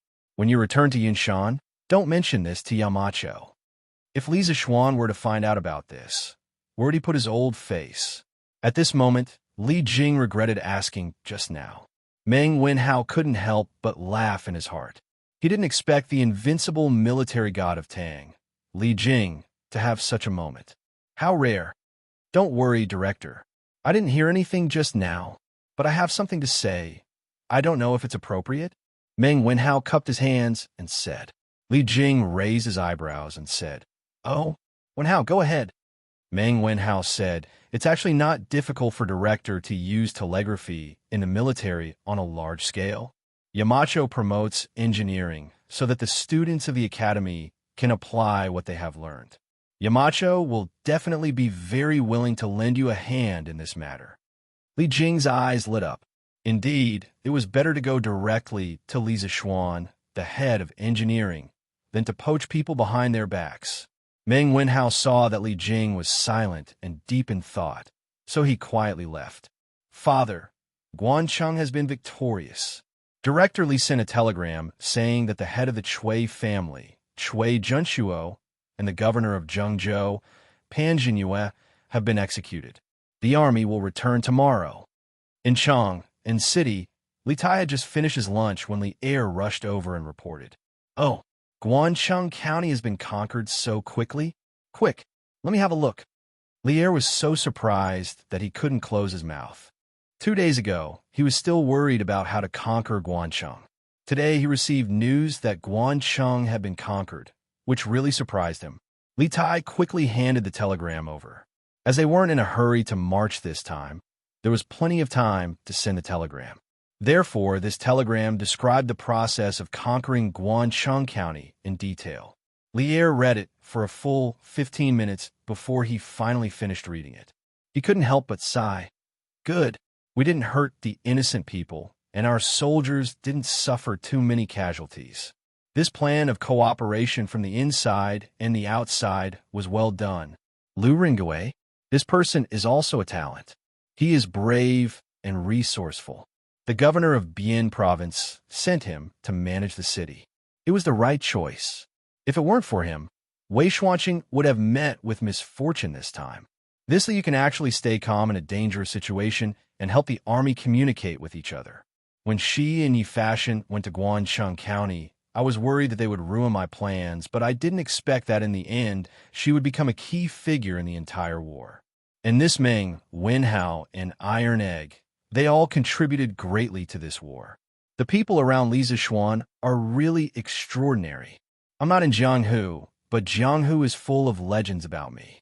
Now, there is one person who didn't personally go to the battlefield, but the outcome of the war was reversed because of him. This person was Li Zishuan. Whether it was Yi Fashion and Li Yu working together to secretly visit Guancheng, Meng Wenhao, and Iron Egg following the army, or Lu Ringui's successful plan of cooperation from the inside and outside, behind all of these, there was more or less Li Zishuan's shadow. Father, now that Guancheng has been broken, and Chief Steward Li has returned to the capital, there shouldn't be any military matters that need to be communicated by telegram. Therefore, I plan to return to Yanhuan College this afternoon. I hope that Father will allow it. Li Tai cupped his hands and said, to be honest, he was really not used to leaving the academy for so many days. Now that the war was over, he naturally wanted to return to Yunshan as soon as possible. Li Er was stunned and said unhappily, "You child, are you so unwilling to accompany father and mother?" "I don't dare. I just saw the importance of engineering in the Tang Empire from this war. I want to learn it as soon as possible so that I can help father build the country and conquer the world in the future." Li Tai quickly came up with a reason to shut Li Er's mouth. Li Er heard this and said happily, "Haha, good. You are indeed my good son. Then you can go." The next day, in the east of Guancheng County, after the three armies were assembled, Li Jing gave the order and the army set off. Tens of thousands of soldiers moved in order and returned to the capital. "Farewell, General Li. General, have a safe journey." Unexpectedly, the people of Guancheng County were waiting on the road that the army had to pass through early in the morning. Both sides of the street were filled with people who heard the news and rushed over. When the army passed by, countless people shouted loudly. Now, the people understood that the Chui family was only using them in the past, not for their own good. If Li Jing didn't lead the army to Guancheng County, the people of Guancheng County might have lost their lives for Chui Junchuo's personal ambition. It was Li Jing's army that saved them. Of course, they would be grateful from the bottom of their hearts. Wenhao, looking at these people, I now feel that the risks I took in the past half a month were worth it. Otherwise, there would definitely be many children who lost their parents because of the war and become orphans like me. Little Yu rode on the horse and walked side by side with Meng Wenhao. Hearing the shouts of the people on both sides of the road, she couldn't help but sigh. Meng Wenhao thought for a while and said, "I also feel that everything I did was worth it. Not only did I save you, but I also saved these people." The Yamacho taught us to have a heart for the world and a life for the people. I did it. Chapter 1338. Husband, I'm back. Lantian County, Yinshan residence. Han Yushi pushed open the door and entered. She saw Li Zixuan, who had just finished practicing his swordsmanship in the front yard, and said with a smile, "How did my wife come back so quickly today?" Li Zixuan took the handkerchief from Xiao He and wiped the sweat on his forehead. He was full of curiosity. Because Yi Fashion was in Guancheng, Han Yushi had been going to the residence next door early in the morning to chat with old Madame Yi and old Madame Yi. The main reason was that she was afraid that the old madam would be too worried and get a mental illness over time. "Huh, husband, aren't you asking the obvious? Yesterday, you told grandmother that Guancheng had fallen and that Fa Shan and the others had been rescued." Grandmother's mood instantly improved. Why would she need me to comfort her? When I went there just now, grandmother had already left with grandfather. I heard from the servant that they had gone to the academy early in the morning. Han Yushi said with a smile. After Yi Fashion escaped from Guancheng, he did not return to the capital with the army. After bidding farewell to Little Yu Iron Egg, Meng Wenhao, Lu Rengue, and the others, he left for Nanyang. He planned to go home and bid farewell to his parents before going to the south to visit the famous mountains and great rivers. He wanted to visit the reclusive experts and pursue his own path. As for the merits, he did not care at all. Li Zixuan smiled and said, "Grandfather and grandmother have reached the age where they should be enjoying their old age." Something like this happened a while ago, and it really made them worry a lot. In the end, I did not expect Fa Shan to accompany little Yu to Guancheng. This child is kind. The Yi family really has a successor. Grandfather and the others should be happy for Fa Shan. Han Yushi asked curiously, "Husband, do you value Fa Shan a lot?" Li Zixuan now had hundreds of students, but she had never seen Li Zixuan value someone so much. Li Zixuan thought to himself that the future leader of the world's Taoist sects was definitely important to him. However, he could not say such things out loud. He thought for a while and said, "The monk is very talented and intelligent. He is different from the other rich kids. He can endure hardships. It would be hard for someone like him to not succeed in the future. That's why I said that the Yi family has a successor." Han Yushi nodded with a smile. Then she rolled her eyes and said, "Husband, Iron Egg has helped a lot during this expedition. Do you think His Majesty will reward him?" In the end, this was his biological sister. Back then, after Iron Egg went to manage the city, Han Yushi was extremely worried every day. Now that Iron Egg was about to return in triumph, Han Yushi, as his sister, began to worry about whether her younger brother would be able to get the reward he deserved. Li Zixuan patted his wife's shoulder and replied, "Wife, don't worry. His Majesty has always been fair in his rewards and punishments. Iron Egg's contribution is obvious to all. His Majesty will definitely not ignore it. Actually, I don't want to see His Majesty reward Iron Egg too much. He is still young. If the reward is too much, I'm afraid he will lose the motivation to improve himself. Han Yushi said thoughtfully. Husband, you have a point. However, Iron Egg's contribution this time is not that great. I think he should only get some reward money. Young master, young master. Just then, Song Xiaoxi's voice came from outside the courtyard. Li Zixuan turned around and said, "What is it? Come in and talk." Han Yushi saw that Li Zixuan had something important to do, so she went into the house first. Song Xiaoxi entered the courtyard and walked to Li Zixuan's side. He bowed and said, "Young master, the drainage canal beside the Ba River has already drained all the water in the Mei Village section of the river. Today, the foundation of the dam will be built. Do you want to go and take a look?" Li Zixuan heard this, and his spirit was lifted. He said with a face full of joy, "Okay, you go first. I will change my clothes and be there soon." The reason why Li Zixuan did not personally participate in this battle was mainly because he was focused on the Ba River Dam. In the past half a month, under the joint efforts of him, Mo Huai, and Yin Xiaoning, they had solved many engineering problems in the construction of the dam. The most important thing was that Li Zixuan had solved the most critical problem in the reinforced concrete dam project, steelmaking. Next to the ironworks of the workshop, a small steel mill appeared. The ancient people didn't know how to make steel. In the late spring and autumn period, before 476 BC, man-made steel had already appeared in China. By the time of the Eastern Han Dynasty, the technology of steelmaking had already been mastered.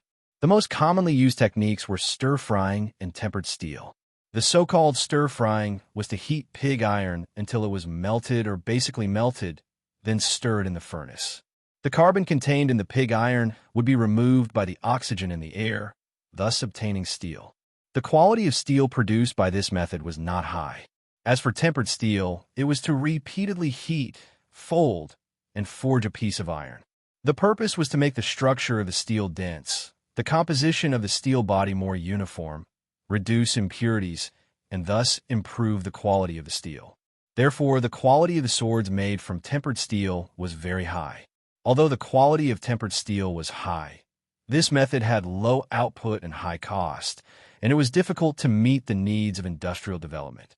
The method Li Zixuan used was the converter steelmaking method. This method was invented by the British H. Bessemer in 1856. The oxidizing agent used in the process was oxygen. Air was blown into the molten pig iron to oxidize the impurities, such as silicon and manganese. A large amount of heat was released during the oxidation process. 1% silicon could raise the temperature of pig iron by 200 degrees Celsius, allowing the furnace to reach a high enough temperature. Converter steelmaking was carried out in the converter. The shape of the converter was like a pear, with refractory bricks on the inner wall and many small holes, tuyere, on the side of the furnace. Compressed air was blown into the furnace from these small holes. It was also called a side-blown converter. In the beginning, the converter was horizontal. Liquid pig iron at 1,300 degrees Celsius was poured in, and a certain amount of quicklime was added. Then air was blown in, and the converter was rotated to make it stand upright. At this time, the surface of the liquid pig iron reacted violently, causing iron, silicon, and manganese to oxidize, FeO, SiO2, MnO, and form slag. Using the convection of the molten steel and slag, the reaction spread throughout the furnace. A moment later, when there was only a small amount of silicon and manganese left in the molten steel, the carbon began to oxidize and form carbon monoxide, exothermic, causing the molten steel to boil violently. A huge flame appeared at the mouth of the furnace due to the overflowing carbon monoxide burning. Finally, phosphorus also oxidized and further formed ferrous phosphate. Ferrous phosphate then reacted with quicklime to form stable calcium phosphate and calcium sulfide, which together became slag. When the phosphorus and sulfur gradually decreased, the flame subsided, and brown iron oxide appeared at the mouth of the furnace, indicating that the steel had been refined. The steel produced by this method whether in terms of output or quality, was superior to the stir-frying method and the 100-tempered steel method. When Mo Huai saw the large amount of high-quality steel produced at the mouth of the converter, he exclaimed in disbelief. It must be known that the Mo family was not only proficient in construction, but also in steel-making and sword-making. In the end, he discovered that Li Zixuan, who was not a member of the Mo family, actually had such heaven-defying steel-making skills. Mo Huai could not help but be even more convinced of Li Zixuan because of this. After solving the steel-making process, Li Zixuan experimented with a mixture of steel and cement. The degree of hardness was comparable to that of a boulder. It was precisely because he solved these basic problems that he was able to build the foundation of the dam today. After changing out of his training clothes, Li Zixuan wore a white scholar's robe and came to the bank of the Ba River. From afar, he could see the black mass of workers on both sides of the river. In order to speed up the progress of the project, Li Zixuan used the tactic of overwhelming the workers, just like the last time when he built Yinhuang College. He recruited more than 10,000 craftsmen and commoners. Basically, all the young and strong people in Lantian County were recruited. This was a classic example of not having enough time, so he made up for it with numbers. After all, he had money. Yamacho, you're here. Mo Huai's eyes were sharp. After discovering Li Zixuan's arrival, he hurriedly came up to greet him. Mr. Mo, I heard that the dam is going to build its foundation today, so I came to take a look. Li Zixuan smiled and looked at the Ba River in front of him. Due to the drainage canal next to it, the water in this section of the river had already been drained, revealing the yellow riverbed. The soft sand on the riverbed had already been dug away by the craftsmen and commoners. In a while, they would be building the foundation from where they were dug away. Seeing this scene, Li Zixuan felt a surge of pride in his chest. With a sigh, he said, "After several months, we've finally passed the most difficult time. Before this, who would have thought that we could cut off the surging Ba River in such a short period of time? Now, not only are we cutting it off, but we also have to build a dam with a width of several feet in the middle. From now on, the natural moat will be cleared." Hearing this, Mo Huai laughed and said, "In the end, Yamacho's plan is the most appropriate. Moreover, Yamacho has invested so much manpower, material, and financial resources. If we can't produce results as soon as possible, it would make this old man look incompetent." Li Zixuan hurriedly said, "Why do you say that, Mr. Mo? During this period of time, the one who has worked the hardest is none other than you. When the dam is completed, you'll be the hero of the entire Lantian County. All the people who have benefited from the dam will be grateful to you." "Hey, Yamacho, according to what you said, I don't have to work hard." While the two were talking, Xianxia walked over from the side and said, half-jokingly. He and Li Zixuan were very good friends, but because he was also on duty at Yinhuang College, when there were people from the college present, he would usually call Li Zixuan Yamacho and not directly call him by his name. This was to give face to his own friend. Li Zixuan turned to look at Xianxia and said, "Haha, it's all hard work. It's all hard work. Oh, right, Xianxia, why don't I see Ink Girl?" Xianxia's eyebrows twitched, and he almost vomited blood. A trace of embarrassment appeared on his face. He thought to himself, "This bad friend of mine is really touching the pot that doesn't boil. Mo Huai is still in front of me. Is it appropriate for you to mention his daughter in front of him? Ahem. Why is she here? She should be in the workshop right now." After being reminded by Li Zixuan, Xianxia didn't dare to face Mo Huai as usual. He was nervous and uneasy like a son-in-law meeting his father-in-law. "Young master, Elder Mo, the materials are ready. Should we start building the dam's foundation?" At this moment, Faubert came over to resolve Xianxia's embarrassment and said, "Yes, let's start." Li Zixuan smiled and nodded. Chapter 1339. The construction process of a dam was generally divided into 3 steps. First, cutting off the flow. Dig one or several tunnels or channels in the natural river. Then cut off the river so that the water flows downstream through the diversion holes or channels. Second, excavating the foundation pit. The dam also needed a stable geological structure to be built, so the sediment on the river had to be dug out, and the embankments, like door frames, on both sides had to be dug out until the bedrock was exposed. Third, filling the dam body. Fill the dam body according to the type of dam, concrete dam, rock-filled dam, etc., until the top was capped. Now, the Ba River Dam was in the second step. Under Li Zixuan's command, concrete pillars wrapped in steel bars were inserted into the foundation pit that had been dug in advance. The riverbed of the Ba River was suddenly filled with dang, dang, dang hammering sounds. After the reinforced concrete pillars were inserted into the riverbed, the next step was to use cement to fill the dam body below. Relatively speaking, this was not difficult, so Li Zixuan watched for half an hour, then said goodbye to Mo Huai and the others and left. When he passed by the workshop, Li Zixuan's heart skipped a beat. He did not go home directly, but walked toward the workshop. When he arrived at the workshop, he asked for Mo Lingwei's location. Li Zixuan went to a laboratory in the headquarters building of the workshop. The door was not closed, just left open. Li Zixuan walked in directly. Mo Lingwei was fiddling with a strange-looking machine on the table. The top of the machine was a cylinder with many rotating mechanisms in the middle. Below the rotating mechanism was another cylinder, and below the cylinder was a square table. There was a square hole in the middle of the table, and a spring clamp was fixed on both sides of the hole. From the appearance, it was basically a beggar's version of a modern microscope. He just did not know how good the image quality was. Li Zixuan didn't expect this girl to be so capable and efficient in getting things done. The fine-tuning parts of the microscope were all fine-tuned with screws. The workshop didn't have a machine tool yet, so they couldn't process the screws in batches. The screws used in the microscope were all processed by hand.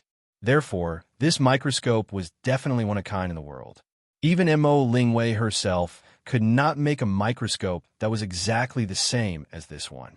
This also meant that although one microscope had been manufactured, it could not be mass-produced. Li Zixuan looked at the microscope on the table and couldn't help but ask, "Ain't girl made a microscope?" Ah! Mo Lingwei was focused on adjusting the microscope when she suddenly heard the sound behind her. She screamed and was almost scared to death. "Ah, Yamacho, you, why don't you make any sound when you walk? Also, why didn't you knock? You scared me to death." Mo Lingwei turned around and saw that the person who spoke was Li Zixuan. She rolled her eyes and blamed him. Li Zixuan said innocently, "Ain't girl, the door wasn't closed. Why would I knock? Also, who said that I don't make any sound when I walk? I didn't deliberately control my feet. Ain't girl, you were too focused, so you didn't hear it." Mo Lingwei proudly snorted and avoided the topic. She replied, "This microscope has basically been assembled according to Yamacho's instructions. Currently, it can see some small things, but there are still two problems that I don't understand." Li Zixuan curiously asked, "What are the problems?" Logically speaking, Mo Lingwei's practical ability in engineering was unparalleled in the entire Yanwan College. Therefore, Li Zixuan was also very curious about the problem she encountered. First, there's the problem of the light source. Because the distance between the objective lens and the object being observed is very small, it's difficult for the light to shine on the object being observed. Therefore, the image seen through the eyepiece is very dark and difficult to distinguish. Second, what's the point of going through so much trouble to build the microscope? Is it just to see some small things? But if you want to see those small things, you could just use a magnifying glass. Why bother? Mo Lingwei frowned and was very puzzled. It had to be said that this girl's attainments in the field of optics were definitely at a higher level. Now that she was conversing with Li Zixuan, she had inadvertently used some professional terms. If it were anyone else, they probably wouldn't be able to understand it. Li Zixuan smiled and replied, "Miss Mo, it's not that there's no solution to the first problem you discovered. First, you can use a set of immortal mirrors to guide the sunlight from outside the house or the candlelight from inside the house and reflect it onto the object. Second, we can directly create a light source under the stage that supports the object being observed." Create a light source? How do you create a light source? Yamacho, are you going to put a candle under it? That won't do. The candle will smoke the lens, Mo Ling Wei quickly said. Li Zixuan was a little amused and said, "Who said I'm going to use a candle as a light source? Don't worry, the light source I'm talking about will definitely not produce any smoke when it shines. Moreover, the light it emits will be several times brighter than the light from a candle." Mo Ling Wei curiously asked, "No smoke? Yamacho, is it possible that this light source doesn't need to be burned to emit light? But how can there be something in this world that can emit light without burning? Yamacho, quickly take out this light source and let me take a look." At this moment, Mo Ling Wei's interest in Li Zixuan's light source was far greater than the microscope itself. Li Zixuan touched his nose and coughed dryly. "Ahem. Ink Girl, this light source hasn't been made yet, so you should use the first method I mentioned." The light source he was talking about was actually a light bulb. Although he couldn't get the key material for light bulbs, tungsten wire, he could use other materials to replace it, such as carbonized bamboo wire. In 1854, Henry Goebbels used a piece of carbonized bamboo wire and placed it under a vacuum glass bottle to emit light. Today, his invention seemed to be the first practical incandescent light bulb. The light bulb he tested at that time could last for 400 hours. Later, Edison used tungsten wire to make incandescent light bulbs, which could only last for about 1,000 hours.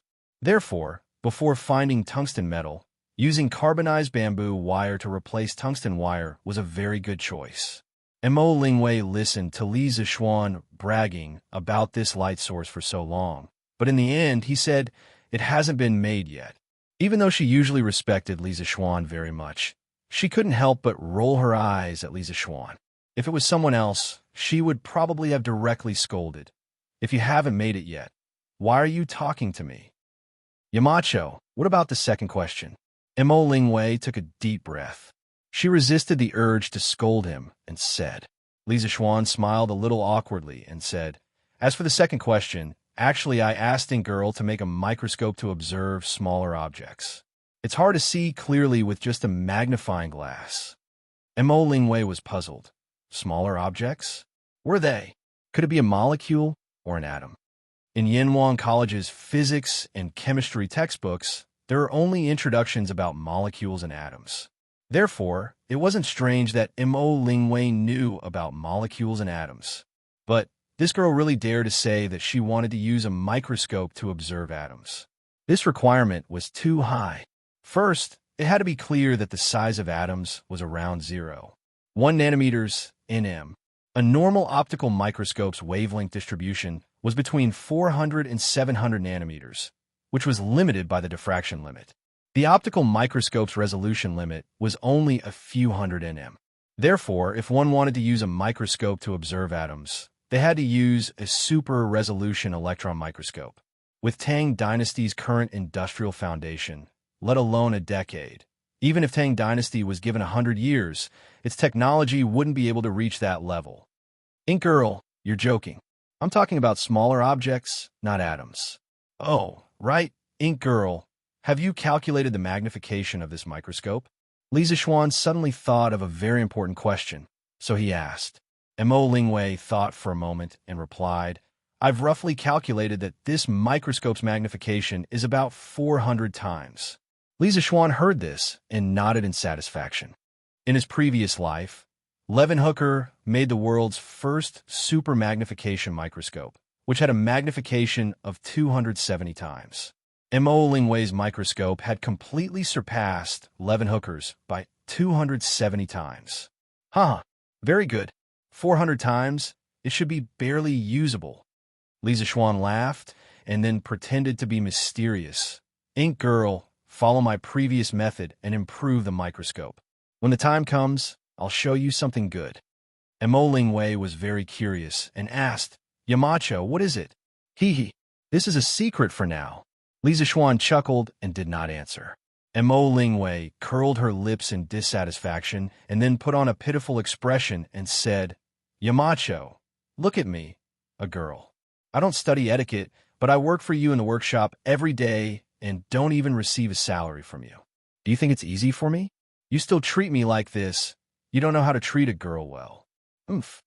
Li Zixuan quivered and thought that this girl was really a spoiled actress. He guessed that only Yin Xiaoning could tame her. He quickly waved his hand and said, "Ahem, Ink Girl, about what I'm going to show you in a few days. It's useless to say it now, because I haven't made it yet. However, you did play a big part in making this microscope, but I'm not a stingy person.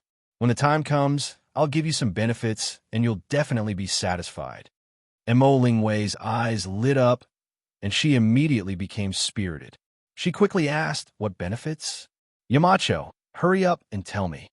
Li Zishuan chuckled and said, "The benefits are that I'll be your matchmaker with Yin Xiaoning." "How about it? How's this benefit?" Mo Lingwei blushed and said angrily, Who wants to marry him?" "Yamacho, when are you going to be our matchmaker?" "Huh?" Li Zishuan was dumbfounded. He almost didn't get it. Cough, cough. "As soon as possible. I'll mention this to your father and Uncle Yin as soon as possible." You go ahead with your work. I still have something to do, so I'll leave first." Li Zishuan quickly left. He was afraid that if he stayed with this girl any longer, his brain would become abnormal. Chapter 1340. When Li Zishuan and Mo Lingwei were discussing the profound problems of the microscope in the imperial palace of Chang and City. In the imperial court, a report of victory set off a stormy wave. "Yesterday, I received a report of victory. Guangqing County was breached the night before yesterday. Li Jing and Lu Rengui, the Bianzhou commandant who was hiding in Guangqing County, worked together from inside and outside. Without wasting a single soldier, they attacked the city. The Chui family's guards and the provincial governor's mansion's rebel army were all executed. The direct descendants of the Chui family of Qinghe, the Zheng family of Xingyang, and the Chui family of Bowling, as well as the provincial governor of Zhengzhou, Chui Quan, and the related criminals of the Guangqing County will all be escorted back to the capital. The soldiers of the three armies returned to the imperial court this morning. At this point, the danger of Luoyang has been resolved, the rebellion in Zhengzhou has been quelled, and the storm in Hunan province has been settled." In the morning, after dealing with the daily reports of the officials, Li Er announced such a big piece of news with a smile. The officials were in an uproar. In the past, when the imperial court sent troops to battle, once there was a report of victory from the front line, the soldiers who sent the report would usually shout "XXX victory" when they entered the city. Therefore, generally well-informed officials could know the victory of the imperial court's army in the front line before the imperial court. But now, all the news of victory came so quietly that the civil and military officials in Chang and City did not notice it in advance. Not only that, the speed of the news was even more unbelievable. Fang Xinling stood up and cupped his hands, saying Chui Junchuo and the others disregarded the emperor's grace and rebelled against the emperor. They were guilty of the most heinous crimes. Today, they became prisoners. They deserved it. Now that the rebellion has been quelled, I congratulate your majesty. We congratulate your majesty. The civil and military officials bowed their heads and congratulated loudly. Li Er nodded his head and said, "Aristocratic families rose up at the end of the Eastern Han dynasty. In the previous dynasty, they formed the 7 big families led by the Chui family of Bowling. However, Qinghe Chui, Xingyang Zheng, and Bowling Chui are going against the heavens and causing chaos. They are no longer worthy of enjoying the glory of a 1,000-year-old aristocratic family. As such, I want to rewrite the annals of the ancient clans and remove these 3 families from the list.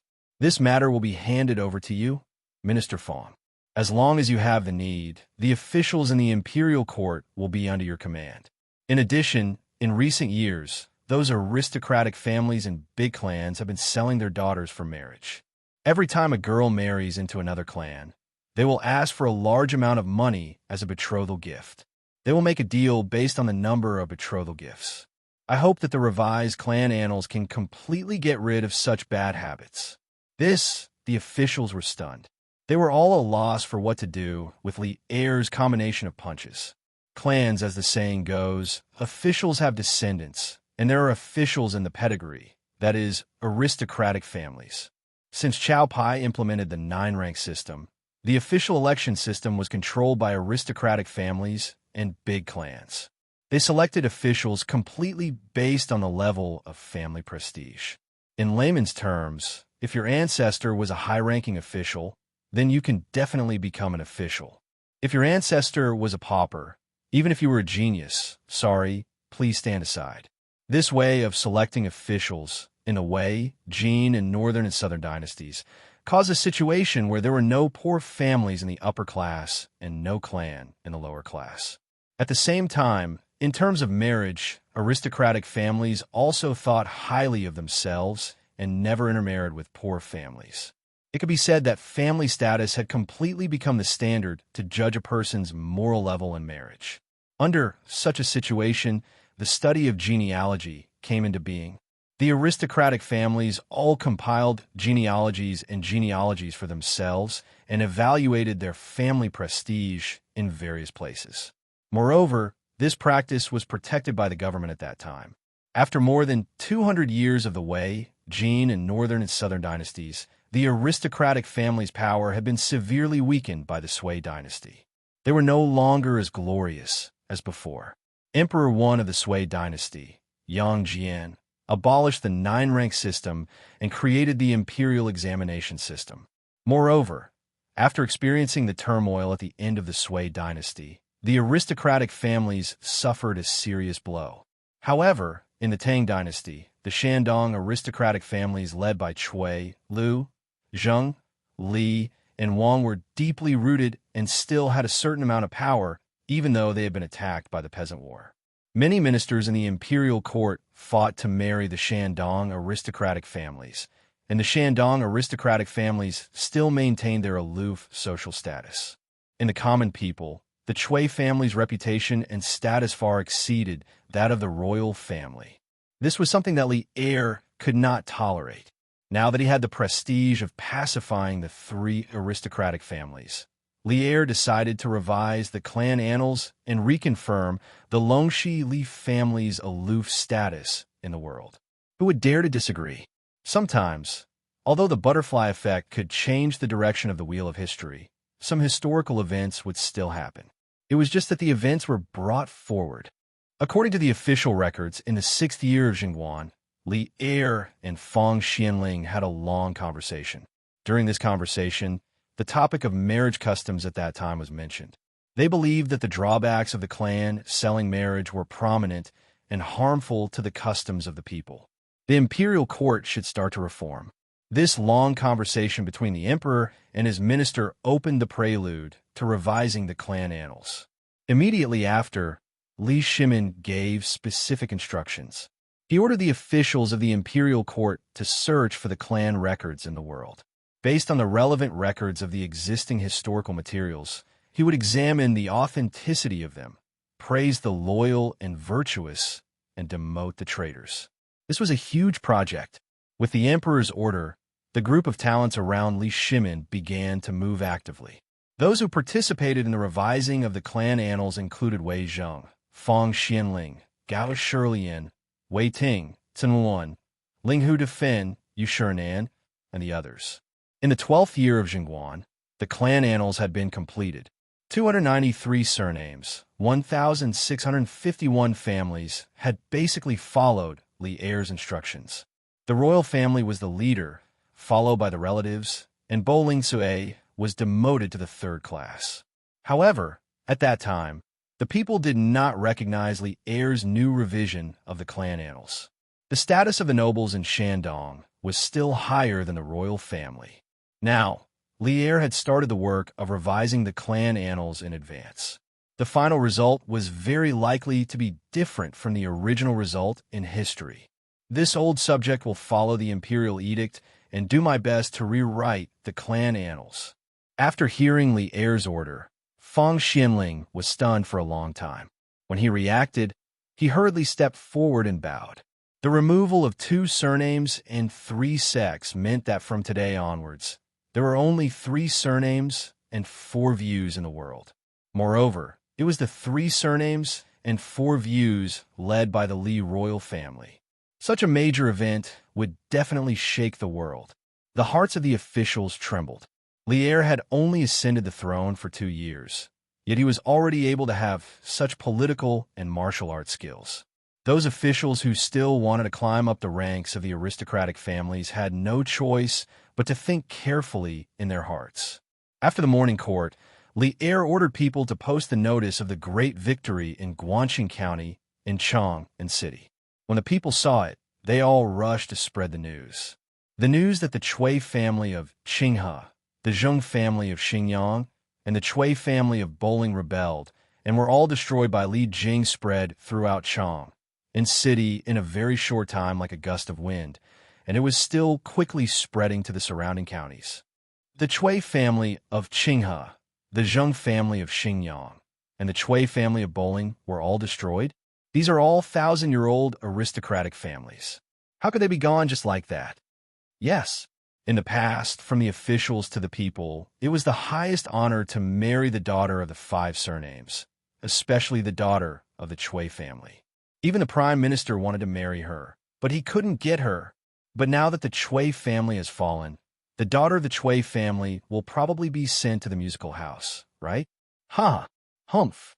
I think the Cui family and the Zheng family deserve it, especially the Cui family. Last year, you all know the mistress of the Cui family, Wang, right? That evil woman made the servants in the mansion into human swine. How vicious is that? If it wasn't for some kind-hearted person who exposed this matter, I think Wang would still be at large in her heart. That's right. The Cui family is not only rich but also cruel. It's better to destroy such an aristocratic family as soon as possible. Now, who would be proud of marrying a daughter of the 5 surnames? In my opinion, the best way to earn a lifetime of glory and wealth is to enter Yanhuan College, or marry the daughter of the Marquis of Yong. The Marquis of Yong, and is a new noble in the imperial court. He has money, power, influence, and ability. He will definitely have a bright future. Although the Marquis of Yong and got married last year, he doesn't have any children now, let alone a daughter. Who do you want to marry? Hey, what are you afraid of? Doesn't the Marquis of Yong and have a sister who hasn't been married yet? Even if he can't be a son-in-law, he could be a brother-in-law. Bah, you despicable bastard. The sister of the Marquis of Yong and hasn't even reached marriageable age, and you want to marry her? Shameless. That's right. Even if she has reached marriageable age, it won't be your turn.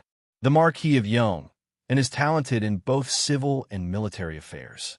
He will only choose a handsome and elegant man like me as his brother-in-law. Bah, Qin Xingfeng, you are even more shameless. Far away in Cloud Mountain, Li Zishuan, who didn't care about worldly affairs, would never have thought that trouble would fall from the sky while he was sitting at home. Moreover, if he knew what the common people were talking about, he would definitely vomit 3 liters of blood because of these ancient people's ability to change the topic.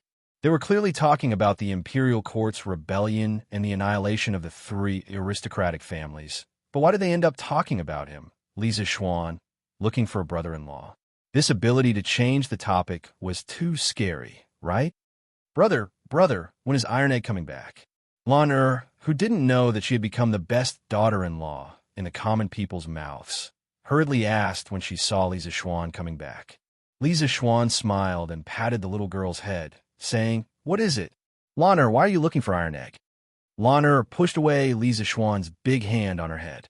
She felt that Li Zishuan's action was treating her like a child, which was disrespectful to her.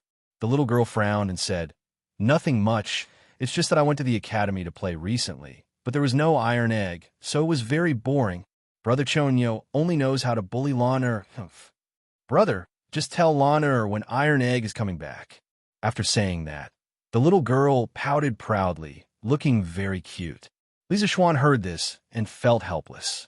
With Chung Chumo's bad temper, if he didn't tease Lan he would probably feel uncomfortable all over.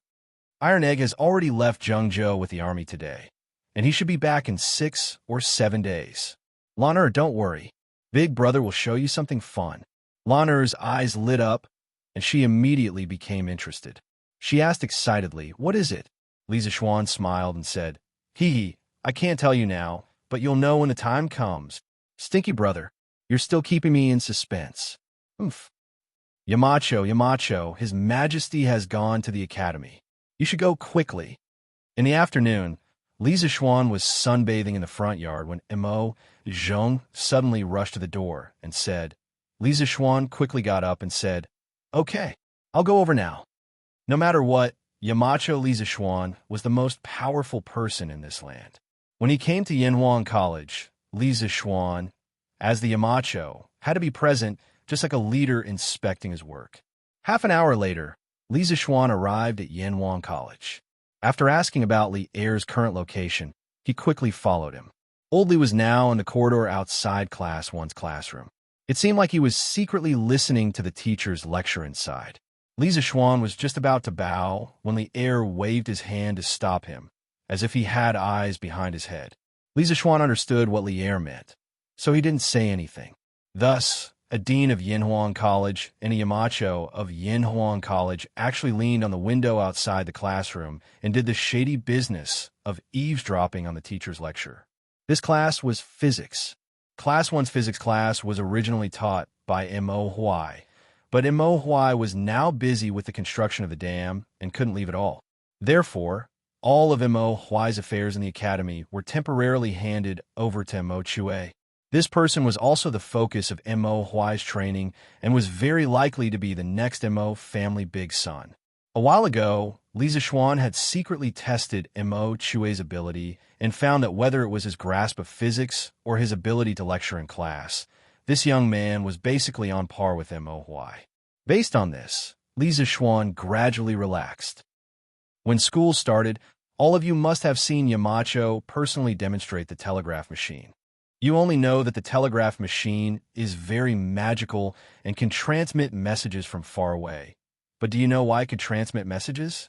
What does it rely on to transmit messages? Before you understand this, you must first understand a phenomenon, electromagnetism. Yes, you didn't hear wrong, electromagnetism. First of all, you should have seen magnets before. Yamacho's compass used the magnetic needle under the effect of the Earth's magnetic field. The magnetic needle's south pole points to the north pole of the Earth's magnetic field to achieve the function of indicating direction. This is called magnetism. As for electricity, Yamacho's telegraph machine previously relied on electricity to drive it. Electricity and magnetism are two different things, but who would have thought that the two can be converted to each other under special conditions? Well, not only did you not think of it, but I also didn't understand it. But Yamacho thought of it. To be honest, sometimes I'm also very curious about how Yamacho's brain can store so many novel things. Just a bit of the knowledge in his brain is probably something that others can study for a lifetime without being able to understand. Okay, back to the topic. In this lesson, I'll show you how electricity can be converted into magnetic fields. The current teaching progress of the Academy had reached the electromagnetism section. Mo Chue stood on the podium and spoke with fervor and assurance. He did not notice the two big bosses eavesdropping outside the window. His lecture was serious and not humorous, and it was very attractive to listen to. Come with me. After some time, Li Zixuan was already immersed in the content of Mo Chue's lecture. Li Er, who was beside him, said in a low voice, Yes, Your Majesty. Chapter 1341. Marquis Yongin, if I didn't hear wrongly, that Mr. was explaining the principles of the telegraph to the students. Arriving at the conference room on the first floor of Guanghua Building, Li Er gestured for Li Zixuan to close the door. Then, he looked at Li Zixuan and asked. Li Zixuan didn't know what Li Er meant by this question, but he still replied truthfully, Your Majesty, what Mr. Mo said before was only the most basic theoretical knowledge used in the telegraph. The most basic knowledge? What's wrong with the most basic knowledge? If these most basic knowledge were to be learned by foreigners, wouldn't they also be able to create the telegraph? Li Er mercilessly interrupted Li Zixuan's words. His face was gloomy as he said, I let you establish Yanhuang College to open the minds of the people and promote engineering. I didn't let you leak the military secrets of the Tang Empire. The telegraph is the highest military secret of the Tang Empire, but you so easily revealed its principles to the public. Have you considered the consequences? This time, The imperial court sent troops to Zhengzhou. Before Cui Junchuo attacked Luoyang, they completed the encirclement of Guangxing County in time. Then, during the siege, Li Jing and Lu Ringue worked together to break into the city without expending a single soldier. What do they rely on? You should know better than me. You can imagine, if the technology of the telegraph fell into the hands of the enemy, how much trouble would it bring to the Tang Empire? As the Yamacho of Yanhuang College, why didn't you think of this? Li Er blabbered on and on, not giving Li Zishuan a chance to interrupt. It could be seen that he was quite angry now. It was because of the recent war that Li Er saw the importance of the telegraph in the military. So, he had such a big reaction now. Li Zishuan saw that Li Er had finally finished speaking. So he quickly took the opportunity to say, "Your Majesty, knowing the principle of the telegraph machine and making it are two completely different things. It's like everyone knows that food is grown from the ground. But does everyone know how to grow the ground? Of course not. I'm introducing these things to the students in the physics textbook so that they can understand the characteristics of things in this world and broaden their horizons. This way, they can create more valuable things in the future. Even a wise man would make a mistake. Although this official is proficient in engineering, this official's strength is limited after all. This official needs many successors of engineering to help this official overcome more technical difficulties. If this official blindly cherishes what he knows, once this official gets old or dies, engineering will quickly decline and there will be no successor. Li Zishuan felt that he needed to explain the gap between theory and practice to old Li, and at the same time change old Li's long-held beliefs. This question was actually very simple. In modern times, it could be said that 90% of college students and even high school students knew how the telegraph worked. But did they know how to make a telegraph? Obviously, it was impossible. Among the 90% of the students, it would already be good if 5% of them could make a telegraph. Another example would be the atomic bomb and hydrogen bomb. Many people knew the explosion principle of the atomic bomb and hydrogen bomb. One was nuclear fission, and the other was nuclear fusion. However, with so many people knowing the principle, why were there so few countries in the world that possessed nuclear weapons? There was a huge gap between theory and practice. It was impossible for a person who knew the principle to understand everything in practice. These were two completely different things. Li Er's expression became slightly better. He said, doubtfully, "According to what you said, even if all this knowledge was leaked to foreign countries, our enemies would still find it difficult to imitate the telegraph." Li Zishuan cupped his hands and replied, "Your Majesty, that is indeed the case. Even if they have figured out how to make a telegraph machine, by that time, we may have already produced an even more advanced telegraph machine with a longer transmission distance and a more stable message transmission. Moreover, although this is the case, this knowledge is unique to our Tang Empire.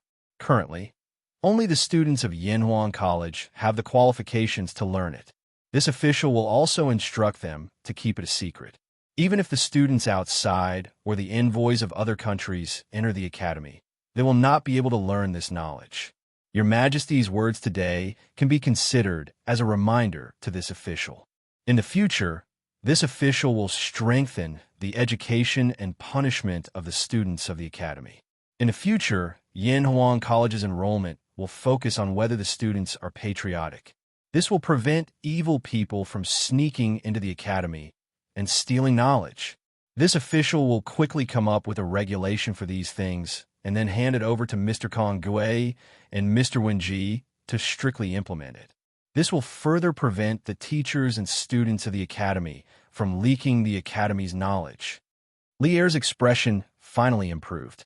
He nodded and said, "That's more like it. Yanhuang College will definitely be an important tool of the country in the future. This emperor will pay attention to it. Don't play dumb with this emperor. You must also pay attention to the management of the academy." Although Yanhuang College had only been established for less than a year and had not fully blossomed, Li Er could already see the importance of Yanhuang College to the Tang Empire's national strength. This official obeys. Li Zishuan cupped his hands and said. Li Er waved his hand and said seriously, "All right, let's get down to business." We came here today because we have something to discuss with you. Li Zishuan was puzzled and said, Your Majesty, please speak. Li Er pondered for a moment and slowly said, This time, in resolving the crisis of Luoyang and taking down Guan City, the telegraph played an extremely important role. The situation on the battlefield is constantly changing. The commander behind the enemy needs the latest news from the front lines, and the soldiers at the front lines need the latest orders from the commander. The telegraph perfectly solved all the problems. This thing is simply a divine tool for military formation communication. The apothecary mentioned to this emperor in his report that he wants to fully implement the telegraph in the army. This emperor feels that the apothecary's words are very reasonable. Therefore, firstly, the telegraph that the army needs, Marquis Yon, see if you can think of a way to create another batch. Secondly, no one in the army knows how to use the telegraph. Either you let your students teach the soldiers how to use the telegraph, or you can directly send a batch of students into the army to take charge of the telegraph. What do you think? When Li Zishuan heard this, he frowned slightly. He did not expect Li Er to be in such a hurry to promote the telegraph. The problem was that the telegraph was still in the experimental stage. If they wanted to use it on a large scale, there were still many problems that needed to be solved. Your Majesty, the current telegraph technology is still not mature. This official suggests that Your Majesty wait a few more days for the Academy to improve the telegraph before promoting it to the army. You must not be too hasty. Li Zishuan cupped his hands and said. Li Er said somewhat unwillingly, The immature you are talking about should be referring to the telegraph's transmission distance not being far enough, right? However, there's already a solution. In this Guan City rebellion, Liu was at the top of Songhua Temple's pagoda, and Meng Wenhao was on the fairy lamp. They were able to transmit information to Chang and more than 400 miles away. This is already enough. At most, when the army goes to war in the future, we can bring a few more fairy lamps with us. Li Zishuan shook his head and said, Your Majesty, using a telegraph to send a telegram from a high place can increase the transmission distance, but there is also a limit. With our current telegraph, this official estimates that 400 miles is very likely to be the limit. Any further, and it might not work. Moreover, if we need to climb to a very high fairy lamp every time we send a telegram, it will be very disadvantageous for the army's concealment. If our army needs to sneak behind the enemy, what should we do? Do we have to raise a fairy lamp? Wouldn't that be telling the enemy the location of our army? Therefore, this official hopes that Your Majesty will give this official some more time. When the time comes, the telegraph that has been modified by the Academy will not only be able to transmit messages further, but it will also only need to be sent on flat ground when sending a telegram. This kind of telegraph is more suitable to be promoted in the army. When Li Er heard this, his expression could not help but change. He asked uncertainly, Can this kind of telegraph really be made? Absolutely. Li Zishuan replied with certainty. Li Er nodded and said, Good. Then how long do you need? Li Zishuan thought for a moment and replied, At least half a year, at most a year, because the modification of the telegraph needs to search for and refine a few special materials.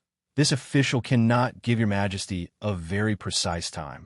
Li Er did not ask Li Zishuan what materials he needed because he knew that it was useless to ask. He definitely did not have them. Otherwise, Li Zishuan would have directly borrowed them from him instead of painstakingly searching for them. Therefore, Li Er directly said, This emperor knows that you have sent people to search for all kinds of mineral veins. In the future, as long as it is useful for making a telegraph, this emperor can give it to you no matter what kind of mineral it is. If you don't have enough people to search for mineral veins, this emperor can also allocate some people to you. If this emperor remembers correctly, there are two brothers in the imperial army. Their ancestors were Taoist sorcerers who specialized in searching for Xianxia. Although these two did not learn the family skills, they have been to most places in the Tang Empire. If you need people to search for mineral veins, this emperor can send them to follow you and help you search for useful mineral veins all over the world. Yes, Your Majesty, to be honest, this official does not lack anything right now, but I lack people. When Li Zishuan heard this, he was immediately overjoyed. When he sent off Fu to Sichuan to search for vanadium, or he was thinking that he should form a team that specialized in searching for mineral veins. However, he had not been able to find the appropriate talents. He did not expect Old Li to directly send him warmth today. This warmth was sent at the right time. Lier could not help but smile and said, "All right, this emperor will let them come to you when the time comes." These two people are called Lu Feng and Lu Yin. Other than being experienced and knowledgeable, their martial arts are also not bad. In the future, after they help you search for mineral veins, they will stay behind to be your guards. You and Yinhuang College are important to the Tang Empire. You cannot have any mishaps. Li Zishuan was stunned when he heard this. He quickly waved his hand and said, "Your Majesty, this cannot be done. Absolutely cannot be done. The two of them are Imperial guards. How can they be my guards? Your Majesty, please retract your order."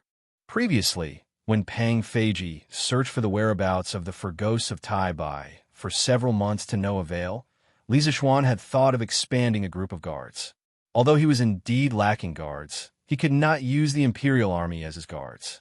One had to know that the Imperial Army was equivalent to the Emperor's personal guards. If they were to be his guards, it would be taboo. No matter. You just need to improve the telegraph machine as soon as possible. If this is done, I will guarantee Yinhuang College's glory and glory for generations to come. Lier waved his hand and said without allowing any objection. After that, he did not wait for Li Zishuan's reaction and left directly. Chapter 1342. After Lier left, Li Zishuan immediately asked someone to invite Yin Silu and Li Gang. Then, a meeting was held in the conference room. The content of the meeting was mainly about what he had just said to Lier about strengthening the confidentiality management of the academy. From today onwards, Yinhuang College will set up a confidentiality work leading group to take charge of all matters related to the academy's confidentiality. I will personally be the leader, and Mr. Kong Gui and Mr. Wenji will be the deputy leaders. Inside the academy, except for the economics department, the teaching and experimental places of the other departments are classified as confidential places. Non-students and teachers of the academy are not allowed to enter. In addition, manuscripts and books that contain sensitive technical information are classified as confidential carriers and must be kept by special personnel. Depending on the importance of the content, they can be divided into 3 levels: confidential, confidential, and top secret. Confidential and top secret carriers are not allowed to be taken out of the academy. If anyone is found to have taken them out without authorization, they will be expelled from the academy and sent to the Supreme Court. As for the classification system of confidential carriers, as well as the assessment and punishment system for strengthening the confidentiality education of students, I will list out a very detailed regulation in a few days. At that time, the two of you can directly follow it. We must let the students remember that keeping the academy's secrets must be the top priority at all times. No matter how outstanding the person is or how much contribution he or she has made to the academy, it will be useless. He or she will receive the most severe punishment from Yinhuang College and the Supreme Court. Li Gang and Yin Silu were extremely surprised and opened their mouths. At first, they thought Li Zishuan was just talking casually. They never expected that Li Zishuan would come up with such a detailed and comprehensive confidentiality system. Obviously, he had a well-thought-out plan. Although they had never heard of some of the terms in it before, they felt that the whole system was perfect after listening to it. Anyway, Li Gang was confident that he could write all kinds of articles, but he really couldn't write about a confidentiality system, since His Majesty personally ordered it. The two of us naturally have no objections. Moreover, Yamacho, your arrangements are extremely reasonable. After you have written the confidentiality system, I and Kong Gui will start to implement it in the academy. Li Gang nodded in agreement. Li Zishuan smiled and said, "As the saying goes, if you want to wear a crown, you have to bear its weight."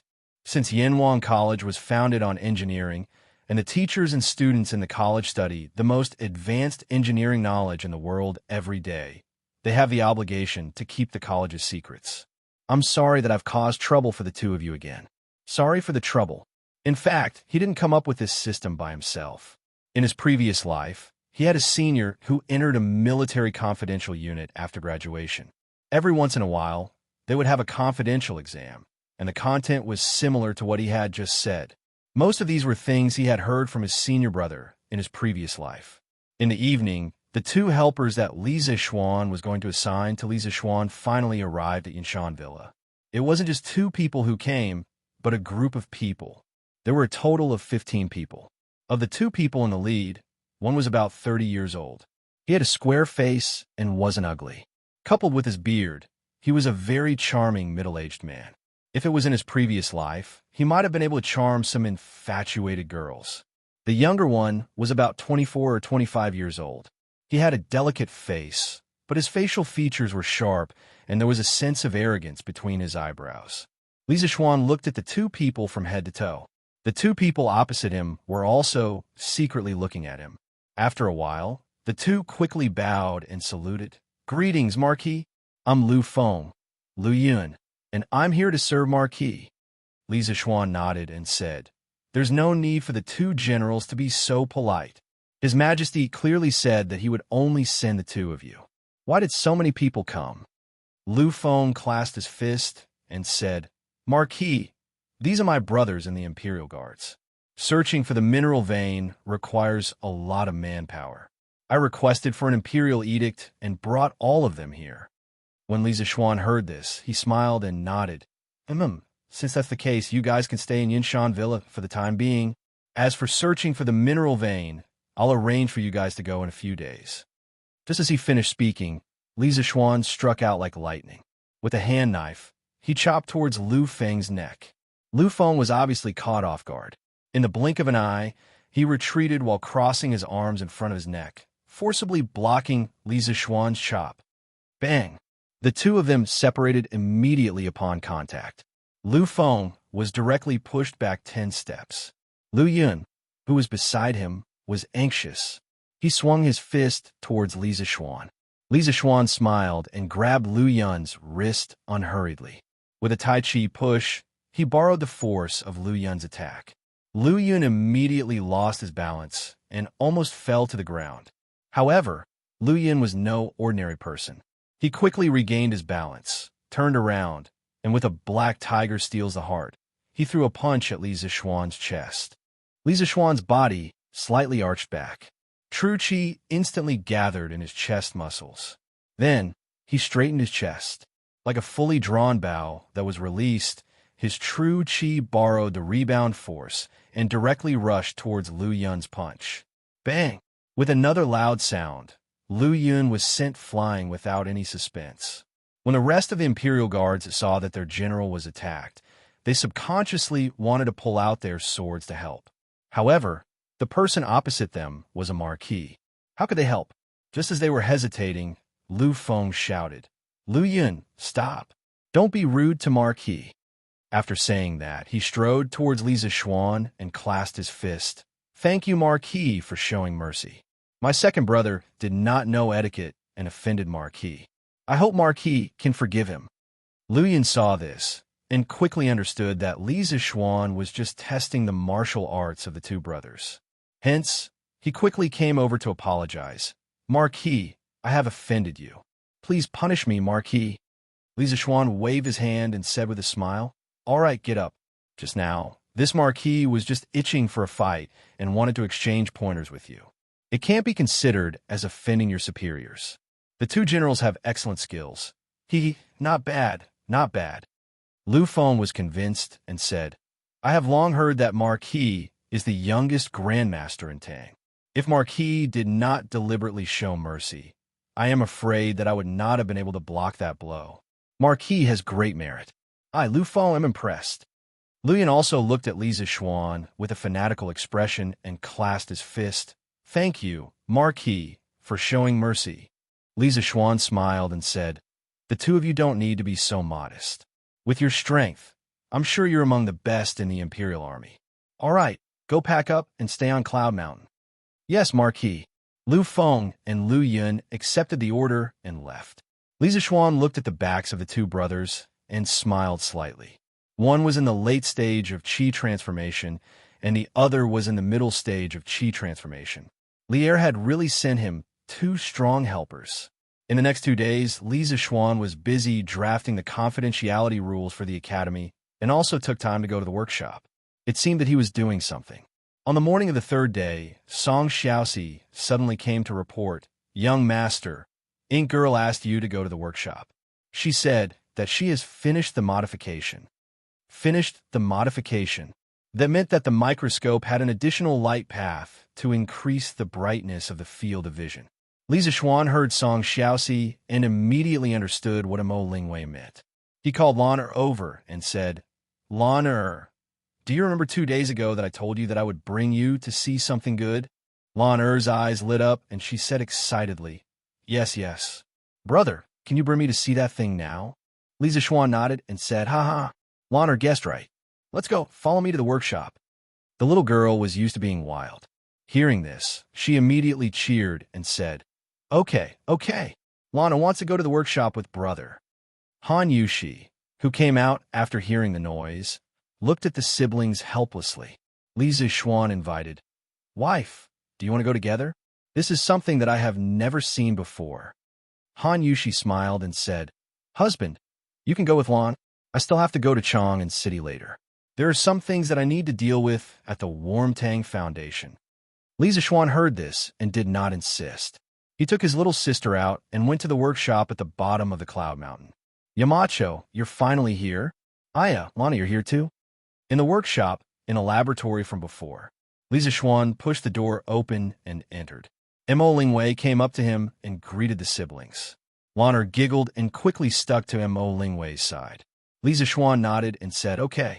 Then, he looked at the microscope on the table. Compared to the last time, the microscope today had an additional light path that guided light from the outside and reflected light to the stage. Li Zixuan glanced at it briefly and quickly simulated the path of the light path in his mind with his strong mental strength.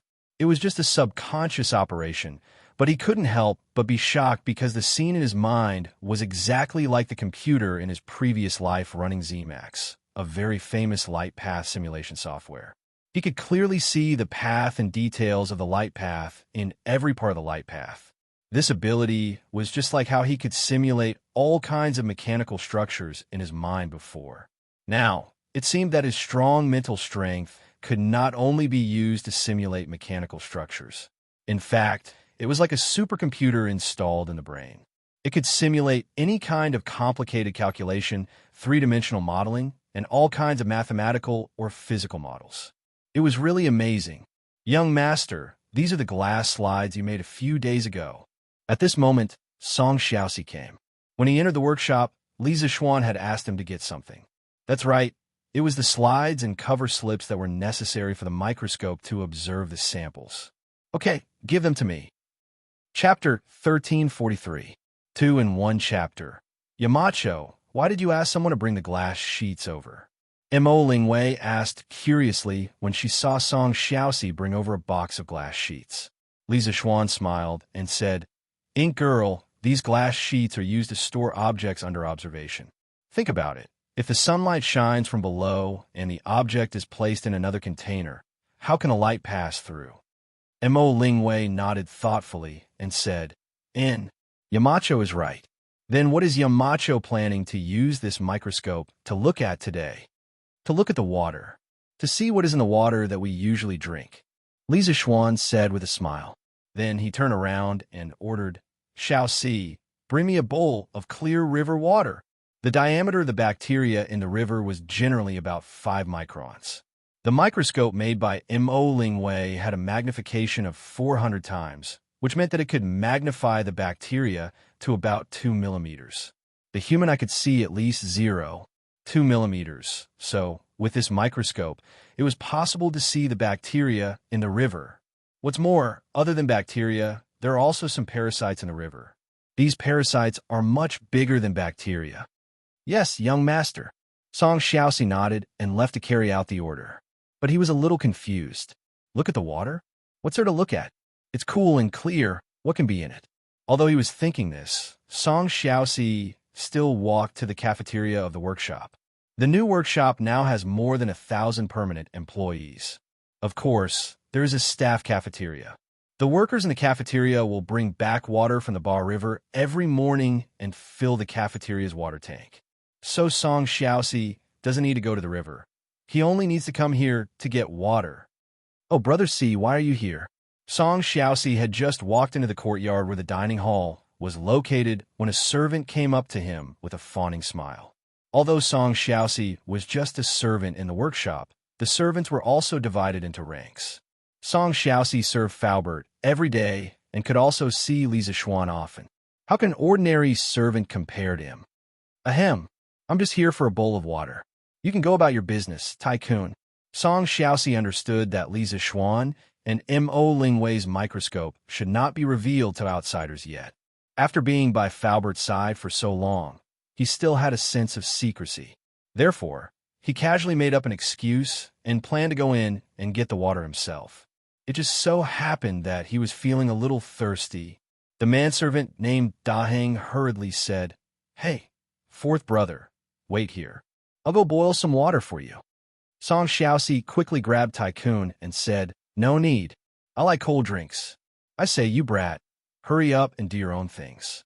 Don't delay things, otherwise chef you will scold you again." "Oh, then, fourth brother, I'll go back to work." Tycoon heard this and could only go back to washing the vegetables. Xianxia went to the kitchen and took a porcelain bowl. He scooped a bowl of water from the water tank under the shed outside the house and poured a bowl of water into his stomach first. Then he scooped another bowl of water and muttered to himself, "Sigh, today's weather is really hot. No, I have to scoop another bowl of water to take home." After that, he walked out of the courtyard leisurely. Tycoon, who was in the courtyard, looked at the sun in the sky and asked curiously, "Is it hot today?" "It's not hot, right? Why does fourth brother feel hot?" Young master, the water is here." After a while, Xianxia came back with a bowl of water and returned to Mo Lingwei's laboratory. Li Zixuan took the water and walked to the table. He asked Mo Lingwei for a pair of white gloves and used a latex dropper to drip the water from the bowl onto the glass slide. Then, he used a pair of tweezers to cover the glass slide. Speaking of which, the laboratory in this world had some basic tools such as gloves, tweezers, droppers, and test tubes. In terms of facilities, this was the most advanced laboratory in the whole of Tang Dynasty. However, in modern times, this laboratory could not even be compared to a high school chemistry laboratory. Li Zixuan placed the glass slide that contained the river water on the microscope stage. After adjusting the position, he fixed it with a clamp. Hee. Luckily, it's a sunny day today. At this time, Mo Lingwei smiled and handed Xianxia a mirror. Then, she ordered, "Xiaoxi, take this divine mirror and stand behind the door. When the sunlight comes in, it has to shine on this mirror. Understand?" As she spoke, she pointed to a mirror on the table and said, "Look at the mirror." "Okay, Xiaoxi understands." Xiaoxi replied and walked to the door with the mirror. After a while, a ray of sunlight shone into the room. Xiaoxi carefully adjusted the angle and reflected the sunlight on the mirror that Mo Lingwei pointed at earlier. "Okay, Xiaoxi, stand still," Mo Lingwei shouted. Then, she squatted down and started to fiddle with the mirrors on the table. She mainly adjusted the angle of the mirrors so that the sunlight could shine on the bottom of the microscope. "Okay, it's done." Li Zixuan's left, I was in front of the eyepiece. When he saw the light in his field of vision, he quickly said. Then, his right hand started to twist the screw next to the microscope to adjust the distance between the objective lens and the glass slide. Gradually, the blurry light in his field of vision became clearer and clearer. In the end, there were many different shapes in his field of vision. Some of them were even moving. Li Zixuan was very happy. He quickly said, Okay, we can see the things in the river. Ink girl, come and take a look." "Wow, really? Really? Let me see." Hearing this, Mo Lingwei rushed to the front of the microscope. She moved her eyes closer and saw many moving black spots in the light. Some of the moving black spots were bigger and looked like squirming maggots. Mo Lingwei was shocked. Yamacho, what are those things? Where do they come from? Mo Lingwei left the microscope and asked Li Zixuan. Hee. Of course they came from the water. You saw just now. The glass slide only had a drop of water that little force sent over. Li Zixuan said with a smile. They came from the water? Doesn't that mean that in the water that we usually drink, there are many of those tiny little bugs? When Mo Lingwei heard this, his face turned green. Luckily, he didn't eat in the morning. Otherwise, he would have vomited his breakfast. Sister Wei, what little bugs? Lan'er wants to see too. Lan'er listened for a long time and became interested. She quickly pulled Mo Lingwei's arm and asked eagerly. Mo Lingwei looked at the little girl sympathetically and asked, Lan'er, you really want to see? Yes, of course I want to see. Lan'er nodded without hesitation. Hee. Okay, then I'll bring you to see. Mo Lingwei laughed mischievously. Then, she moved a stool and said, Lan, come, stand on this. The table where the microscope was placed was quite high. With Lan'er's height, she couldn't reach it. Li Zixuan saw all this, but he didn't stop her. At this moment, he took a stand from the side and walked out of the room. He said to Song Xiaoxi, Let me hold this mirror. Xiaoxi, go to Yinshan Mountain and see if Priest Sun, Professor Wang, and Professor Qin are there. If they are, invite them here. Tell them that the workshop has made a magical instrument that can see tiny things. Song Xiaoxi quickly replied, Yes, young master. Xiaoxi will go now. Li Zixuan took the mirror and placed it on the stand. Then, he adjusted the angle of the mirror slightly. Mo Lingwei said, It's done. Yamacho. Li Zixuan nodded. When he was about to go in, he realized that Song Xiaoxi hadn't left yet. He couldn't help but ask, Xiaoxi, is there anything else? Song Xiaoxi scratched his head and said embarrassedly, young master, just now Professor Mo said that there were bugs in the river. But when I brought it over, I didn't see anything in the water. In fact, he was panicking because he had just drunk a bowl of cold water a few minutes ago. Li Zixuan found it funny and said, Those bugs can't be seen with the naked eye. You can only see them with the microscope inside. Why? Xiaoxi, do you want to see them too? Last year, when they were testing the telegraph machine, Song Xiaoxi ran back and forth until he got a heat stroke. Li Zixuan had a good impression of him. Okay. Song Xiaoxi's eyes were fixed on the inside. When he heard that, he subconsciously responded. Then, he quickly reacted and waved his hands. No. This is something that young master and Professor Mo made. Xiaoxi is just a servant. How can I see it? Young master, Xiaoxi will go to Yinshan now. Stop. Li Zixuan grabbed Song Xiaoxi and frowned. What servant, master? If I tell you go take a look, then go take a look. Go in. You can go to Yinshan after you see it. After that, he walked in. Inside, Lana had finished looking at the river on the glass slide. The little girl's face was pale as she squatted by the side and retched. Wah. Lan'er drank water in the morning. There are bugs in Lan'er's stomach. Woo-woo. Mo Lingwei giggled at the side. She was gloating. Ha! Lan'er, you were the one who wanted to see it. You can't blame sister. Li Zixuan ignored the two girls. He said to Song Xiaoxi, See for yourself. Look at the cylinder above, and you'll be able to see what's in the river. Yes. Thank you, young master. Song Xiaoxi obeyed and placed his eyes above the eyepiece of the microscope. Suddenly, a very beautiful image appeared in front of his eyes. There were moving little black dots and wriggling little black lines. This image was so beautiful that he didn't dare to look down. Young master, what are those moving black dots and black lines? Song Xiaoxi took 2 steps back and looked at Li Zixuan in fear. Oh, this is a bug, but it is also not a bug. Go and get Priest Sun here first. I will tell you later. Li Zixuan did not explain immediately. If he did, he would have to explain again when Sun Simiao and the rest arrived. Oh. Song Xiaoxi answered in a panic and ran out. After about half an hour, footsteps and Sun Simiao's laughter came from outside the door. Xiaoxian has finally made the thing that he promised me. Today I will open my eyes. His voice was heard before he arrived. Then, Sun Simiao walked in with Hu Jingyao, Professor Wang, Professor Qin, and the rest.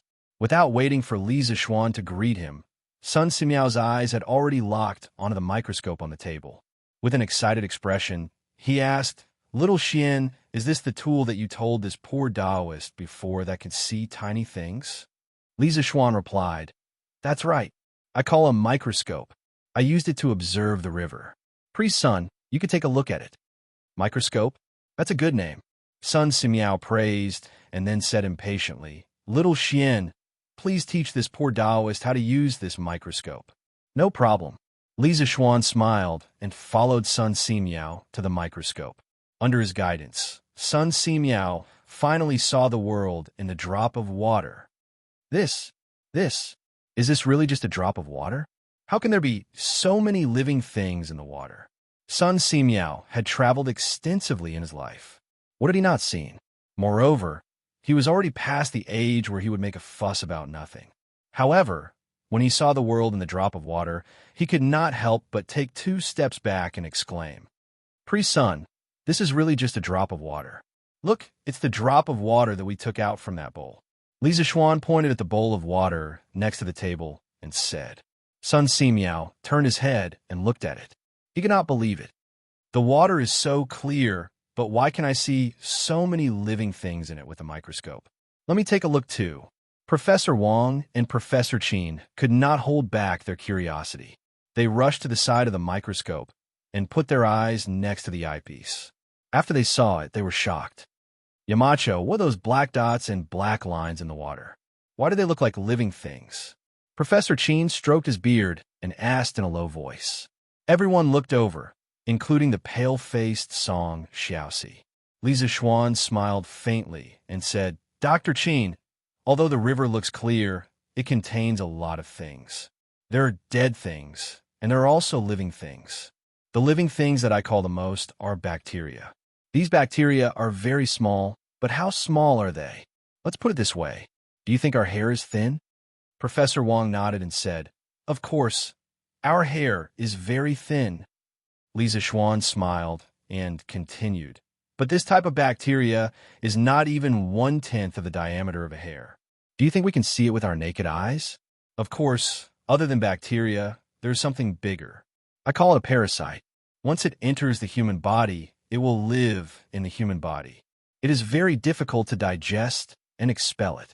Some of these parasites can make people sick and even die."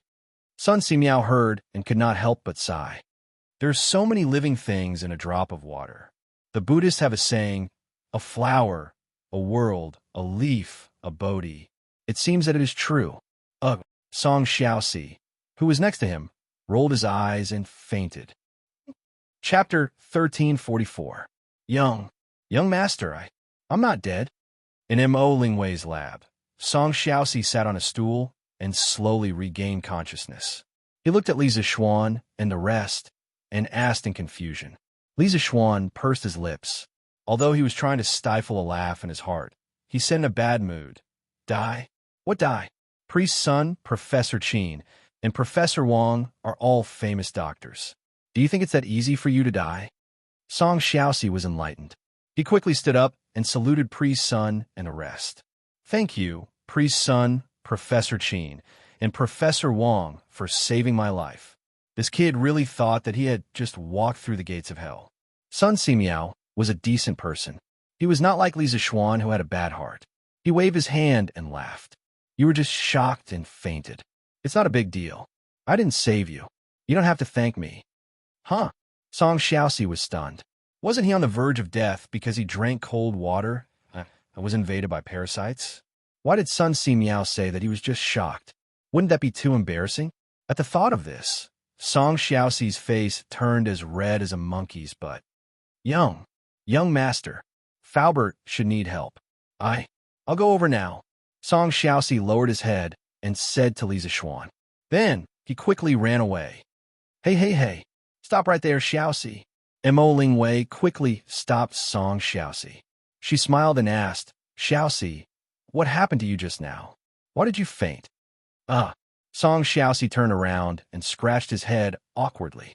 "No, nothing, Professor M.O. Nothing? If it's really nothing, why would a man like you faint? Tell me." M.O. Lingwei said in disbelief. "Well, Song Xiaoxi was at a loss for words. He did not know where to begin. Who had not spoken all this while, opened his mouth at this moment? Sister Wei don't make things difficult for Xiaoxi anymore. I reckon that he should have been frightened by young master's words just now. Song Xiaoxi nodded and said, Yes, yes. Young master said that there are parasites in the river that can kill people. When Xiaoxi brought young master some water, he was thirsty and drank a bowl. So I felt a little pain in my stomach just now. When I thought of what young master said, I thought I was going to die. Kikik. When Lana heard this, she was so happy that she couldn't stop giggling. Xiaoxi, my brother must have lied to you just now. Look at how scared you are. Lan also drank the water from the river when she was young. Wasn't she still fine? Although the little girl felt that the little bugs in the water were disgusting, she didn't think that drinking unboiled water would kill people. There were many people who drank unboiled water in this world. It had to be said that although Lan was young, her logical thinking ability was not weak at all. When Song Xiaoxi heard this, he said with a face full of surprise, Young master, is what Miss Lan said true? You're lying to us just now? Li Zishuan shook his head and said with a serious face, Who said I was joking? There are parasites in the river that can really kill people. From what I know, some linear parasites, once they enter the human body, will reproduce in large numbers. Other than the human bones, they can't enter the brain, eyes, heart, liver, and so on. They can enter everything. Do you think it will be fatal? When these words came out, everyone was shocked. Lan little face was pale with fright. She said with tears in her eyes, Brother, then did the water that Lan drank in the past have those parasites? Lan doesn't want my head to be full of bugs. Li Zishuan couldn't help but rub Lan little head and comforted her softly. Lan don't cry. How can you encounter those parasites so easily? As long as Lan doesn't drink unboiled water in the future, nothing will happen. Lan won't drink unboiled water in the future. Lan heard and hurriedly promised. Actually, ever since the cholera in Chong City last year, everyone in the Li family had stopped drinking unboiled water. But after today's incident, Lan probably wouldn't dare to touch unboiled water in the future. This was more effective than repeated warnings. Young master, Xiaoxi also won't dare to drink unboiled water in the future. Song Xiaoxi also promised with a face full of fear. Li Zishuan nodded satisfactorily. Sun Simiao looked at him and asked, Xiaoxian, you said that other than parasites, there are also bacteria in the water. What are bacteria? Are they harmful to the human body? What he had seen and heard today had brought great shock to Sun Simiao, a doctor who had been practicing medicine all his life. It could be said that it was an eye-opener for him. He felt that the door to a new world was slowly opening up to him. Sun Simiao had studied medicine, pathology, and pharmacology his whole life. But from Li Zishuan's words, he could discover some new knowledge. Inside the room, Dr. Qin, Dr. Wang, and Hu Jingjing all looked at Li Zishuan at that moment. Li Zishuan thought for a moment and said, From what I know, there are many types of bacteria. On one hand, bacteria are the source of many diseases, including tuberculosis, gonorrhea, anthrax, plague, trachoma, and other diseases. They're all caused by bacteria. On the other hand, there are also situations where we use bacteria. For example, when making wine, we use distiller's yeast. There are some bacteria that are beneficial to the human body. These bacteria can convert the sugar in the ingredients into alcohol. The more bacteria there are in distiller's yeast, the fuller the taste of the wine. Dr. Wang stroked his beard and said in amazement, This is really a big world. There are all kinds of strange things. I've lived my whole life and thought that I'm knowledgeable. But today, I realize that I'm just a frog at the bottom of a well. But I'm a little curious. How did Yamacho know about these things? Ahem. Li Zishuan blushed and said hurriedly, Well, this is what my master told me in the past. As for the truth, we'll have to wait for the students of Yanhuan College to verify it one by one. Speaking of which, isn't the medical school going to be established soon? Let's leave these questions to the future medical students. Master, you wouldn't mind having another title as a microbiologist, right? Li Zishuan sighed in his heart. Dr. Wang didn't doubt him. He cupped his hands and said, "Don't worry, Mountain Elder. In the future, the medical students will definitely verify everything that Mountain Elder said." At this time, Sun Simiao closed his eyes as if he was sleepwalking and slowly walked out of the room without saying a word. "Hey, Priest Sun, where are you going?" Li Zixuan felt that something was wrong and quickly chased after him. "Master! Young master!" Hu Jingjing screamed and also chased after him. Everyone in the room looked at each other. Dr. Qin could not help but ask, "What's wrong with Dr. Sun?" Dr. Wang thought for a moment and said, "I think Dr. Sun must have been inspired by Mountain Head's germ theory and wanted to use it to verify it with the medical theories we learned from medical books in the past. I think Dr. Sun's medical skills will have another breakthrough soon." Sun Simiao had hit the nail on the head. Although Li Zixuan's theory of bacterial pathogenesis was contrary to traditional Chinese medicine's theory of evil energy entering the body and harming people, Sun Simiao felt that the two seemed to have something in common. They could complement each other and corroborate each other. Now, Sun Simiao's mind had entered a state of war. He didn't even notice that Li Zixuan and Hu were calling out to him. "That's enough. Don't shout anymore." Li Zixuan shouted twice and found that Sun Simiao did not move. He guessed that Sun Simiao might have entered a magical state similar to a martial artist's epiphany, so he stopped Hu Jingjing and said, "Priest Sun should be thinking about his medical theory now. Let's not disturb him. Let's quietly help him walk for a while. Just don't let him trip on a stone." "Oh, okay, young master," Hu Jingjing responded. She grabbed Sun Simiao's right arm and began to carefully help Sun Simiao walk forward. "Young master, I guess it must be the germ theory you just talked about that made my master doubt his medical skills. That's why he's like this now. I've never seen my master frown like this before," Hu Jingjing said after walking for a while. Li Zixuan heard this and nodded thoughtfully. He said, "It's my fault. I shouldn't have told your master these things that haven't been verified yet. Your master's medical skills are unparalleled in the world. If he doubts his medical skills because of a few words from me, then I'm really a sinner." Hu Jingjing hurriedly said, "Young master, don't say that. I didn't have any intention of blaming you just now. Moreover, I believe that what young master said is definitely true. Actually, outsiders say that my master's medical skills are unparalleled in the world. But in private, my master often laments that his medical skills are still shallow and that he still needs to improve. But he has traveled all over the world and still can't find a way to improve his medical skills. Master used to teach me that there are 6 qi in a person's body. They are wind, cold, heat, humidity, dryness, and fire. There were 2 sides to the 6 qis. One side was beneficial to the human body. As for the other side, if the 6 qis became too restless and went beyond what we could bear, then it would become the 6 obscenities, also known as the 6 great evil qis, which would cause harm and illness. For example, tuberculosis. According to the medical books, tuberculosis is caused by heat entering the body, causing the body's vital energy to be damaged. But young master, you just said that tuberculosis is caused by a bacterial infection. What you just said is completely different from what I know about medicine, pathology, and pharmacology. But my master is not an ordinary person. Who knows?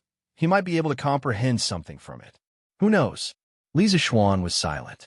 In his previous life, the Western theory of bacteria and viruses went against the theory of evil qi causing illness and the theory of yin, yang, and 5 elements in Chinese medicine. Many people use the fact that Chinese medicine did not understand bacteria and viruses to attack Chinese medicine. But was Chinese medicine really that bad after 5,000 years? Of course not. At the very least, from the perspective of Li Zixuan, who had personally transmigrated to the Tang dynasty, Chinese medicine wasn't just for show. Famous doctors like Sun Simiao, Dr. Qin, and Dr. Wang would definitely be able to kill all the medical experts in the modern era. But could it be said that Western medicine was inferior to Chinese medicine and had no redeeming qualities? Of course not. Western medicine was more direct than Chinese medicine. If a virus caused a disease in the human body, then it would be killed directly. Therefore, Western medicine usually took effect faster than Chinese medicine. Chinese medicine placed more importance on the management of the internal environment, cleaning up phlegm, sludge, moisture, heat, and toxins meant cleaning up the environment where all kinds of harmful parasitic bacteria grew. Just like removing garbage, all kinds of pests and diseases would be greatly reduced. Therefore, it was more important to treat a chaotic situation when it was not chaotic. To replace the sewage, it was more important to take care of dredging the river. The origin of life was symbiotic with the internal and external environment. Chinese medicine's concept of the unity of man and nature and the human body as a whole would always be the navigation mark of medicine. The reason why Li Zixuan proposed the theory of bacteria and viruses was that he hoped that with Sun Simiao's superb talent and medical skills, he could find a new way to combine Chinese and Western medicine. Oh no, there was no Western medicine now, so it should be said that he had found a new way to evolve Chinese medicine. Chapter 1345. So that's how it is. Ha ha ha. I finally understand. Sun Simiao's meditative state was very strange. It was different from a martial artist's meditative state. When Sun Simiao was meditating, he actually liked to close his eyes and walk leisurely. Li Zixuan and Hu Jing supported the old Taoist all the way out of the workshop. When they reached the foot of the cloud mountain, Sun Simiao finally recovered from his meditation and laughed out loud. In Li Zixuan and Hu Jingjing's impression, Sun Simiao had always presented himself as an otherworldly expert in front of the world. It was the first time they had seen him lose his composure and laugh out loud like today. It seems that Taoist Sun's meditation must have been very fruitful. Li Zixuan sincerely felt happy for Sun Simiao.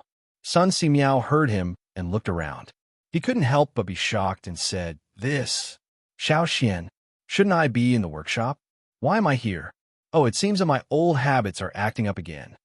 After saying that, Sun Simiao suddenly realized something and couldn't help but pat his forehead and sigh. Li Zixuan heard him and thought, well, this isn't the first time old Sun has closed his eyes and walked leisurely like this. He couldn't help but be curious and asked, "Taoist Sun, for what you said, it seems that you've been in this situation before." Sun Simiao nodded with a blush and said, "Ah, that was when I lived in seclusion in Taibai Mountain and studied medicine. In those years, I would often stay up all night thinking about a sentence in a medical book. I also often thought about some diseases. But now, when I open my eyes, I find that I don't know where I am. Although I lived a hard life in those years, it was the time when my medical skills improved the fastest." Li Zixuan smiled and said, "Taoist Sun, you've been thinking hard for a long time today. It seems that your medical skills have improved again." Sun Simiao smiled and said, "It's all thanks to you, Xiaoxian. Your theory about bacteria causing diseases reminded me of the relevant records in the Neijing. Back then, the Yellow Emperor wrote in the Neijing, 'The intestines and stomach are the market. There is nothing that they can't accept and contain.' Also, he ate too much, which hurt his stomach and intestines. If the husband is not careful with his food and drink, he will be injured in the morning and injured in the evening. His injuries will accumulate, and after accumulating for a long time, he will become hot. Hot tears will form, and all kinds of strange insects will be born from the energy of the 5 elements. Symptoms such as coughing, fatigue, chafing, venomous venom, fox confusion, typhoid fever, etc. are all signs of parasites. Doctors are apt to make all kinds of deductions and treatments. After accumulating for a long time, it became hot, wet, and hot tears formed, and all kinds of strange insects were born from the chi of the 5 elements. Aren't the strange bugs here similar to the disease-causing bacteria that you mentioned? Just now, I was wondering if the Yellow Emperor had already discovered this kind of bacteria that could make people sick, but at that time, there was no microscope like the one we used just now, so he called it a strange worm to explain the relevant pathology. Since ancient times, when doctors treat patients, they mostly adjust the yin, yang, and 5 elements qi in the patient's body. This Taoist guesses that once the 5 elements qi in the human body is balanced, the bacteria in the body will not be able to survive. On the contrary, when the 5 elements qi is in chaos, the The bacteria of various attributes will multiply and destroy the human body's functions, causing the person to fall sick or die. Of course, all of this is this Taoist's private guess, and it needs to be verified one by one. However, once it is verified, the medical skills passed down from the era of the 3 sovereigns and 5 emperors will undergo major changes and improvements. This is a huge project, and this Taoist will definitely not be able to complete alone. Little Xian, would you be willing to lend this Taoist a hand? After listening to Sun Simiao's analysis, Li Zixuan couldn't help but prostrate himself in admiration. The theory of bacteria and viruses was originally mutually exclusive with traditional Chinese medicine, but Sun Simiao was able to find the similarities between the two so quickly, corroborate each other, and see common ground while shelving differences. He was truly amazing. In fact, not only Sun Simiao, but he had also thought about these problems in private. In his previous life, he had received modern education. Although he wasn't a medical major, he still knew some basic theoretical knowledge in Western medicine. In this life, the body that he had been reborn in had followed spiritual master Xianxia since he was a child. After a long period of illness, he had become a doctor, and he knew a lot of medicinal herbs. Later, when Sun Simiao lived in Yinshan, he had consulted Sun Simiao about many medical skills. It could be said that if he was in the 21st century, he would be considered an old Chinese medicine, and he would be able to treat common illnesses. As someone who knew both Western medicine and Chinese medicine, Li Zixuan had recently thought about the differences and similarities between the two. First of all, Chinese medicine paid attention to external and internal causes. When external and internal causes coexisted peacefully, the person would be able to maintain a normal state. If there was a problem with one side, the balance would be broken, and there would be problems with one's health. When external and internal causes were maintained within the tolerance range of the human body would be able to maintain its health. If it exceeded the tolerance range, the human body's health would not be guaranteed. Bacteria and viruses could be seen as external causes. This was within the treatment range of Chinese medicine, so Chinese medicine could treat them. Chinese medicine's treatment was to adjust the body's environment, allowing the body to adapt to the weather and making the human body unsuitable for bacteria to survive. Western medicine's treatment was to use antibiotics to eliminate bacteria. The two methods were different, but the goal was the same. Thinking of this, Li Zixuan looked at Sun Simiao and said with a serious face, "Daoist son, you're treating me as an outsider. You're my elder and also a great divine, doctor revered by tens of thousands. It's reasonable for me to support you in continuing to study medicine. Don't worry, the medical school's microscopes will become more and more advanced in the future. The medical school will also recruit more outstanding medical students to assist Daoist Sun in developing the medical skills of the Great Tang Empire to a height that surpassed the era of the 3 sovereigns and 5 emperors. Human resources, material resources, and financial resources, as long as I, Li Zixuan, have it, I will definitely not be stingy." Good, good, good.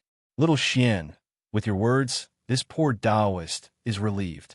Spiritual Master Xianxia really didn't misjudge you. Sun Simiao smiled with a gratified face. The news at the workshop had developed a microscope quickly spread to the palace.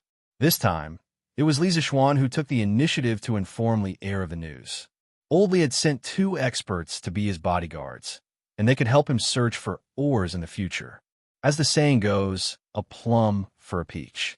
Li Zixuan had no reason to deliberately hide such a good thing as the successful development of the microscope from Li Er. When Old Li heard the news, he led a few of his trusted officials to Yanhuang College to see the microscope with their own eyes. That's right, after the microscope was completed, they immediately moved back to Yanhuang College.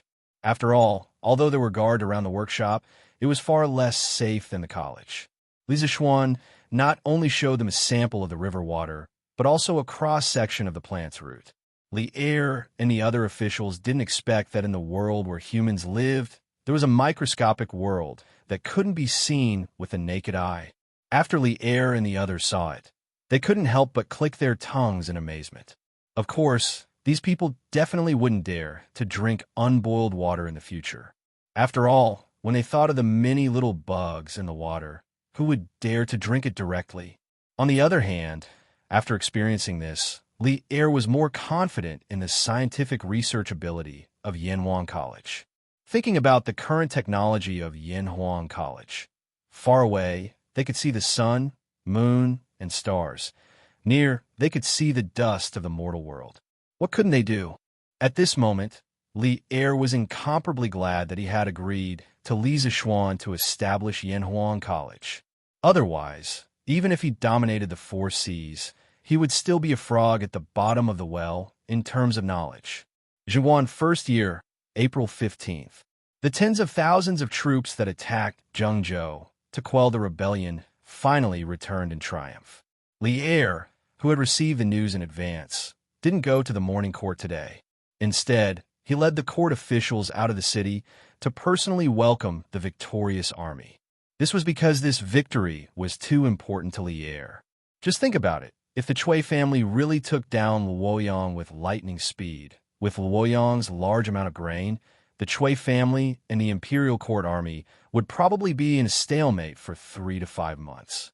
That would damage the prestige of the imperial court.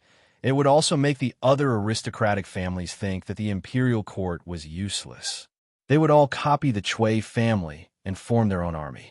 At that time, with the huge influence of the 5 families and 7 hopes in the people, the imperial court would definitely be in a terrible state, and Great Tang would be torn apart.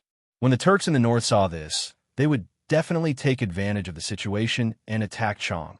And once more, at the same time, facing internal and external problems, even if the imperial court could deal with it and win, it would definitely be a Pyrrhic victory.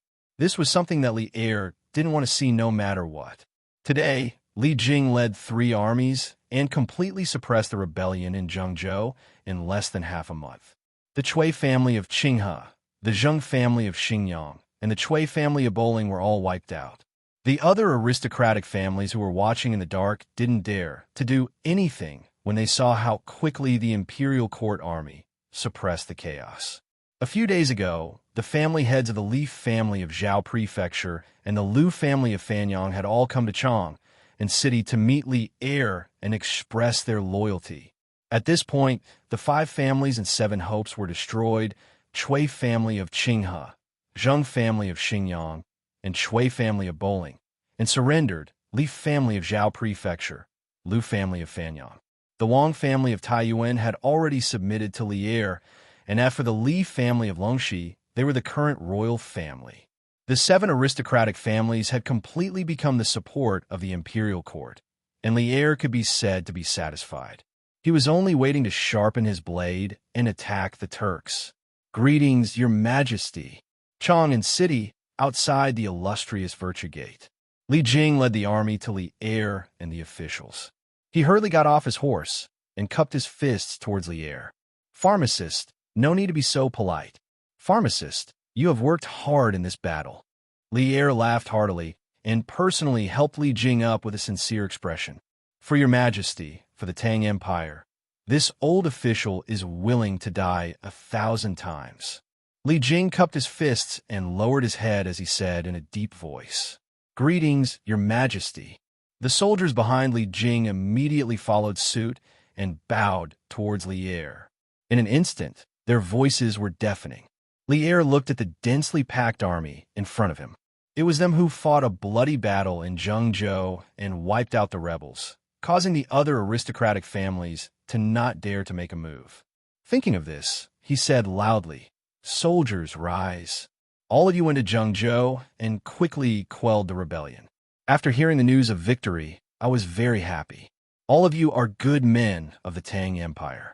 Today, the 3 armies have returned in triumph. I'm very happy. Men, prepare good wine and meat. I want to reward the 3 armies tonight. Ha! When the soldiers heard Li Er's praise, they were all elated. At this moment, all of them said loudly, Thank you, your majesty. Li Er nodded and said, Return to the city. All of you have worked hard in the Battle of Zhengzhou. Today, I want to reward you according to your contributions. Thus, the civil and military officials and soldiers of the three armies all followed Li Er into the city. The citizens in the city had already seen the news of the army's triumphant return on Datong Daily. At this moment, they were all lined up on both sides of the streets to welcome them. Everywhere the army passed, it would definitely attract the most enthusiastic cheers. Because the Tang Empire had won another battle, this meant that the lives of the citizens would be even better. Of course, it was not all cheers. There were also curses. In the middle of the army, there were many prison wagons. Inside the wagons were the captured war criminals. When the common people saw the people inside the wagons, they started cursing, throwing rotten eggs, stones, bricks, and so on. Then they all came. This is the old grandfather of the Chui family? Yes, it's him. I saw him last year when the Chui family was wreaking havoc. Bah, Chui Junchuo, that old fart, is still thinking of rebelling at such an old age? He has harmed the lives of so many good men for no reason. That old thing really deserves to die. 2 days ago, I saw on Datong Daily that Guangxing County was clearly surrounded and the rebels were bound to lose. However, not only did Chui Junchuo not surrender, he even captured the elderly, women, and children in the city to defend the city for him. He wanted to drag the entire city down with him. How despicable. Hiss, there was such a thing? Then what happened in the end? It is said that good and evil will be repaid in the end. In the end, a reporter from Guangxing County called Li Yu from the Great Tang Daily used the telegraph invented by the Marquis of Yong and to contact the army outside the city. They agreed to open the city gates at night. It was because of this that the army of the imperial court was able to enter the city without losing a single soldier. Whoa! It was the Marquis of Yong's telegraph machine that contributed greatly? Isn't that so? This telegraph machine is amazing. It is said that it can send news to the other party from 100 li away in an instant. Why does this Li Yu have a Marquis of Yong's telegraph machine? You don't know Li Yu? She is the most famous reporter in Datong Daily's editorial department. Most of the news that we have seen in the past were written by her. TSK. Then why did you go to Zhengzhou? How would I know? Anyway, it is all thanks to her that we were able to quell the rebellion in Zhengzhou. Otherwise, all the citizens of Zhengzhou would have been killed by Chui Junchuo.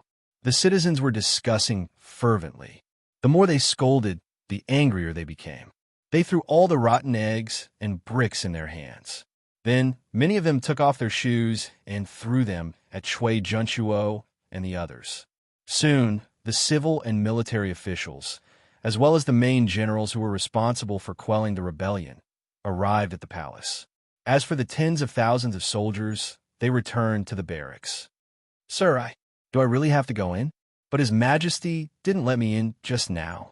At the back of the group of officials, little Yu tugged at Li Zishuan's arm and said timidly, "Today, Li Zishuan also came to the morning assembly." Hearing this, Li Zishuan found it funny and said, "Of course you have to go in. Uncle Li's request for merit has your names on it. If you don't go, His Majesty will blame you. Who can bear the consequences? Go. Go in quickly." Chapter 1346. Within the Ganlu Hall. At this moment, a reward ceremony was being held. Li Er's face was filled with joy as he sat on the dragon throne. Below him, the officials stood according to their ranks. As for the generals whose ranks were not high enough, such as Li Yu, Meng Wenhao, and Iron Egg, they were all waiting in the side hall.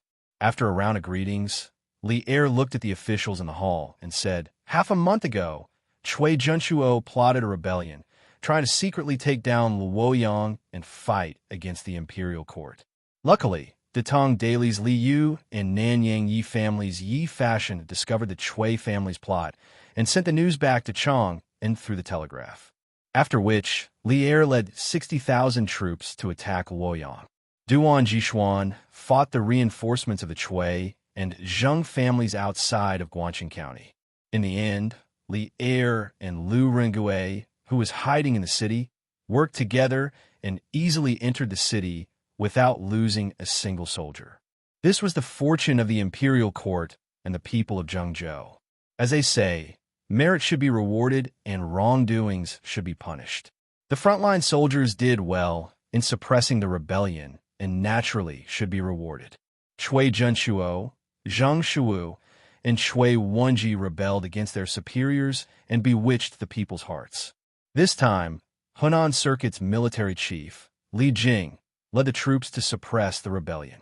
In just half a month, the rebels were completely wiped out, solving a huge problem for the imperial court. Li Jing was given the title of Zhua Guanglu Daifu, 1,000 pieces of silk and 400 households. Li Jing quickly went up and cupped his hands. "Thank you, your majesty." However, how can this old subject receive such a great reward? "I hope your majesty can take back the order."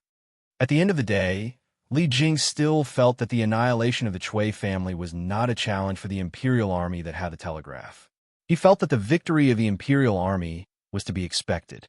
On the contrary, it would be abnormal if they were defeated. In layman's terms, Li Jing felt that the difficulty of this dungeon was too low. Even if they won, Li Er did not need to reward him. This was what he should do. It was not that the enemy was too weak, but that our army with the telegraph was too strong. Li Er smiled. The army wiped out the rebels. Li Er, as the commander of the three armies, why shouldn't you be rewarded? If I don't reward you, wouldn't the world say that I'm stingy? When Li Jing heard that, he could only cup his hands and say, "Thank you for your reward, your majesty." Yes. Li Er nodded his head and continued. Qin Xiong, the deputy commander of the marching army, Cheng Jijia, the commander-in-chief of the right army, Niu Jinda, the commander-in-chief of the left army, for their meritorious service in leading the army to kill the enemy and killing the enemy's general. Each of them will be conferred the title of Junior Guardian of the Crown Prince, 500 bolts of silk, 100,000 coins, and 300 fiefs. Qin Xiong, Cheng Yaojin, and Niu Jinda stepped forward and cupped their hands. "Thank you, your majesty, for your reward." Li Zishuan, who was standing below, couldn't help but feel happy for these three old generals. Yuqi Jingda, on the other hand, was a little jealous. This time, Li Er had dispatched a large army to battle, but he didn't let him participate in the battle, causing him to only be able to anxiously wait for news from the front lines in Chang'an. However, although he was a little jealous, he did not go to the extent of being jealous of Qin Xiong and the others. After more than 10 years of friendship, how could he be jealous of such a small reward? Next was the rewards for the local provincial governors and military officials who had contributed to quelling the rebellion. For example, Suizhou Provincial Governor Wang Yu, Bianzhou Provincial Governor Zhao Kai, Hunan Ambassador Rin Can, and so on. Old Li's rewards were usually empty positions or meritorious titles, along with some monetary rewards. It was rare to directly promote one's official rank. It was clear that Li Er knew that with the lineup of the army, as long as any general was not muddle-headed, they would be able to win. The awards ceremony lasted for a full 30 minutes before it finally reached the content that Li Zishuan was more concerned about. Marquis Yong and Li Zishuan, although he did not participate in the battle this time, the telegraph he created, as well as the Datong Daily Editorial Office Liu, all played a crucial role in this battle. Without the telegraph, and without Liu, the court would not have been able to rush to Zhengzhou in time and would not have been able to coordinate with a new army in the city. Although he was not on the battlefield, he contributed a lot to quelling the rebellion. I have decided to confer Li Zishuan the title of Crown Prince's Junior Guardian, give him 1,000 horses, and reward him with the right to mine 3 mineral veins. Li Er, who was sitting on the dragon throne, said slowly, "A generous reward?" This was a generous reward. It was not that Li Zishuan received more rewards than Li Jing and the others, but the rewards that Li Jing and the others received were all obtained from fighting on the battlefield. However, Li Zishuan did not go to the battlefield at all, but in the end, he received a generous reward. It really made others envious and jealous. Li Zishuan was delighted. He had originally been waiting for Li Er to reward his students and Li Yu. He did not expect Li Er to give him such a thing in the end. It was really out of his expectations. "Thank you, your majesty, for your reward." Li Zishuan stepped forward and bowed respectfully. He would not be as polite to Li Er as Li Jing. Li Zixuan did not care much about the promotion from the original third-rank crown Prince Xianxia to the second-rank crown prince's junior guardian. However, the reward of the right to mine 3 mineral veins scratched Li Zixuan's itch. He did not lack power or money. He only lacked mineral veins. Old Li gave him the right to mine 3 mineral veins at once. It could be said that it was not a big deal. Although Old Li did not say what mineral it was, in the ancient times when salt and iron were monopolized, it was already very good to have a private mine. Yes, kid, don't be complacent. I have high hopes for your Yanwang College. In the future, you must continue to work hard and create an even better divine weapon. Lier looked at Li Zixuan and said meaningfully. Li Zixuan understood that Old Li was urging him to quickly improve the telegraph. He bowed and replied, "Yes, your majesty." Lier nodded and ordered, calling for Lu Rengue of Bian province to enter the hall. As Lu Rengue was only a 7th-rank army officer, he did not have the qualifications to enter the imperial court. Therefore, he was only waiting in the side hall for the summons. Calling for Lu Rengue of Bian province to enter the hall. Naturally, an attendant passed on Lier's words. After a while, Lu Rengue walked in excitedly. He was just a small army officer in a local area. He had never thought that one day he would be able to enter the hall that symbolized the supreme power of the world. When he was in the side hall, he had already said to himself hundreds of times, "Don't be nervous, don't be nervous." At this time, walking on the smooth stone tiles of Taiji Palace, Lu Rengue's previously restless heart suddenly calmed down. This general, Lu Rengue of Bian province, pays his respects to your majesty. Walking to the center of the officials, Lu Rengue bowed and saluted. His voice was full of energy, neither servile nor overbearing. Lu Rengue's appearance was not bad. On the contrary, he was quite handsome. At this moment, he was not in a hurry and looked neither servile nor overbearing. Lier could not help but secretly nod and say, "Lu Rengue, in this rebellion in the city, you first rescued Wei Zheng in the chaos, then assisted Liu to send the news of the Chui family's rebellion back to Chang'an. Finally, you went deep into the enemy's camp and joined the new soldiers to open the city gate from inside the city, allowing the army outside the city to enter the city. You saved hundreds of thousands of people in Guangxing County from danger. It can be said that you have made great contributions. I have decided to promote you to the right commander of the right Wu Wei and give you the title of Ningyuan Army General, 100 pieces of silk, and 100,000 yuan." Promotion made an exception. At this moment, in the hearts of all the officials in the hall, these 4 words appeared at the same time. A 7th-rank army officer in the local area was promoted to a 4th-rank army officer in the capital's right Wu Wei camp. This kind of treatment could only be described as an exception. Lu Rengue was a little confused at this moment. After all, although he knew that he had made a contribution in this battle, he did not expect Li Er to reward him so heavily. This feeling was like a pie falling from the sky. "I, Lu Rengue, thank your majesty for your kindness. In the future, I will do my best for the Tang Empire until my death." Lu Rengue bowed deeply and expressed his thanks. Li Er nodded and said, "Summon Han Li, Meng Wenhao, and Li Yu to the hall." Lu Rengue knew that Li Er would continue to reward others, so he wanted to retreat to the back of the officials and find a place to stand.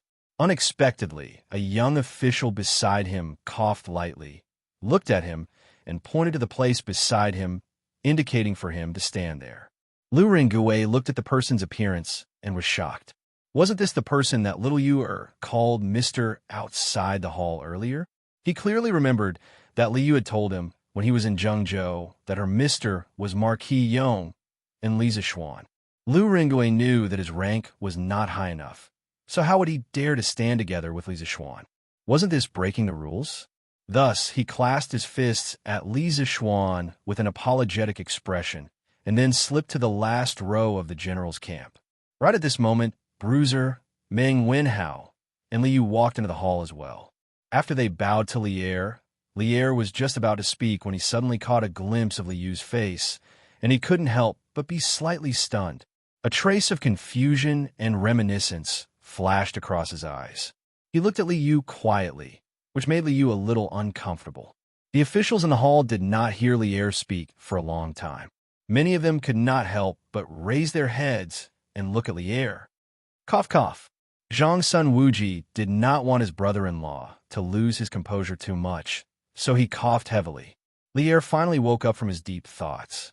He straightened his face and said in a deep voice, Meng Wenhao, Li Yu, during this rebellion in Zhengzhou, the two of you used the telegraph to exchange information for the imperial court and the frontline army. You have contributed greatly. I hereby confer Meng Wenhao the title of Civil Linlang, and Li Yu the title of Datong Daily's gold medal reporter. You have the right to listen to memorials. If you encounter any injustice among the people, you can directly report to me. Civil Linlang was a 9th-rank civil official. Although the control was small, the significance was significant. This meant that although Meng Wenhao had not taken the imperial examination, he already had the title of an official. This starting point was not ordinary. The reward given to Li Yu was even more impressive. The right to listen to memorials was a privilege that only imperial censors had. Now it was given to a girl. This made all the officials in the hall stunned. I, Meng Wenhao, my daughter Li Yu, thank you, Your Majesty, for your reward. Meng Wenhao and Li Yu bowed and thanked him. At this moment, Li Er continued, Where is Han Li? Chapter 1347. This kid is here. In the Sweet Dew Hall, after Li Er rewarded Meng Wenhao and Li Yu, it was Iron Egg's turn.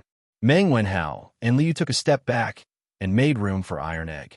Li Er looked at Iron Egg and slowly said, Han Li, during the Zhengzhou rebellion, you not only cooperated with Meng Wenhao to send information through the telegraph, but also killed Ming Huan, an expert from the Chui clan's Hall of Worship, on the night we invaded Guangqing County.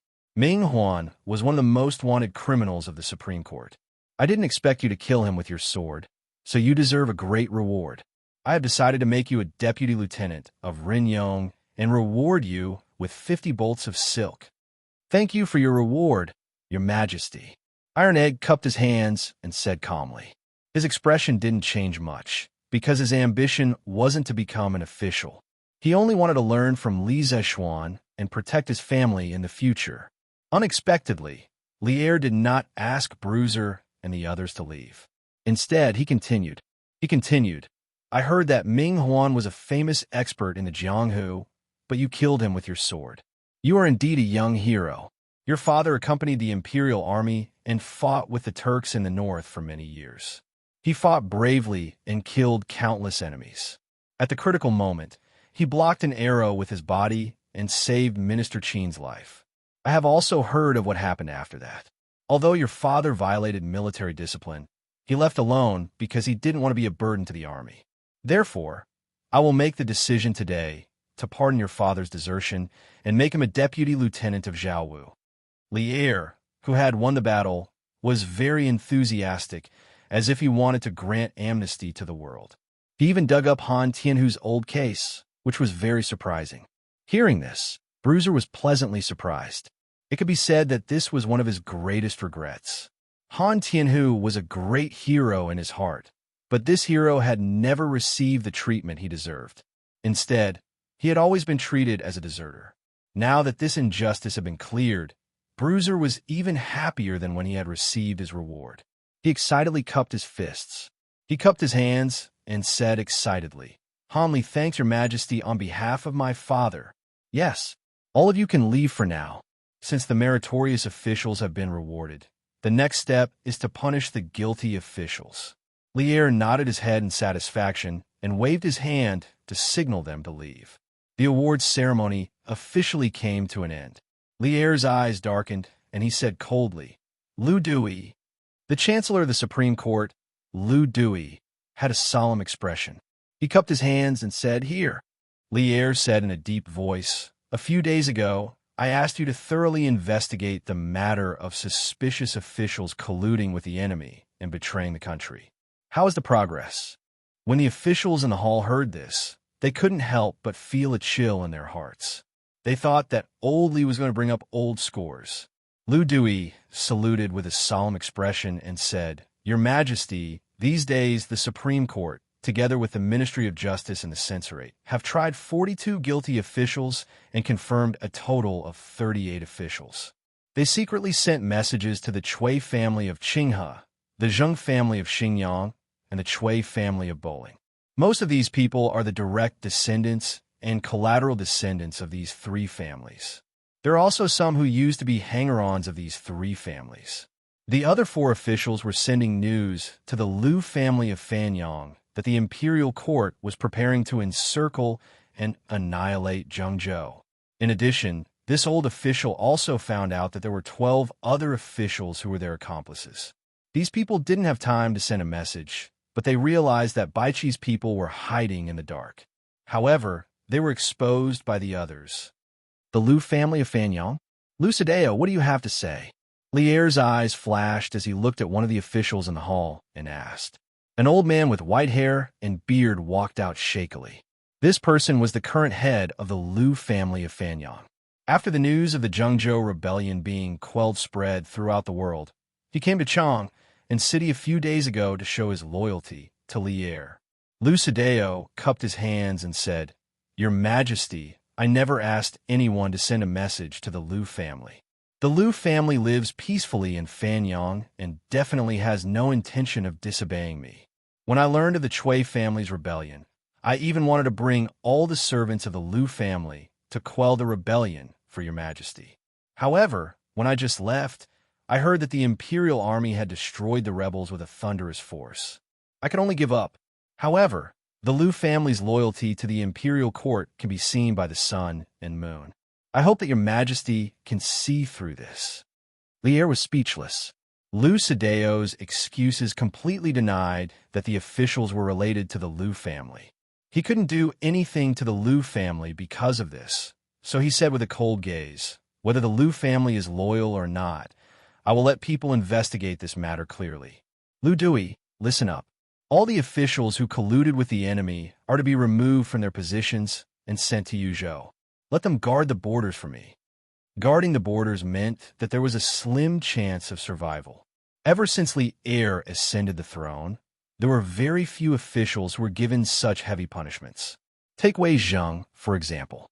Although he was Li Jianxing's top strategist and had suggested Li Jianxing to assassinate him several times after the Xuanwu Gate incident, Li Er still let bygones be bygones and used Wei Zheng. From this, one could see how magnanimous Li Er was. However, these dozens of officials were different from Wei Zheng. They were colluding with the enemy and betraying the country. If they succeeded, the Chui family would attack Luoyang in advance before the imperial army arrived in Zhengzhou. In that case, it would bring immeasurable losses to the imperial court. This was something Li Er couldn't tolerate. This old official obeys. Lu Dui cupped his hands and said. Li Er's eyes flashed, and he asked again, Where is Lu Zhenghui? Lu Zhenghui was born in the Liu family of Hunan. At the end of the Sui dynasty, Lu Zhenghui was the Yingyang prefecture's secretary of Taiyuan. Later, he led his troops to join Li Yuan and was sent to Taiyuan to report Wang Wei and Gao Junius' rebellion. After the Tang dynasty was established, he was ordered to stay in Taiyuan and manage the rear. After Lu Wuzhou attacked Taiyuan, Lu Zhenghui was captured, but he remained loyal. After being rescued, he served as the Minister of Justice. This old official is here.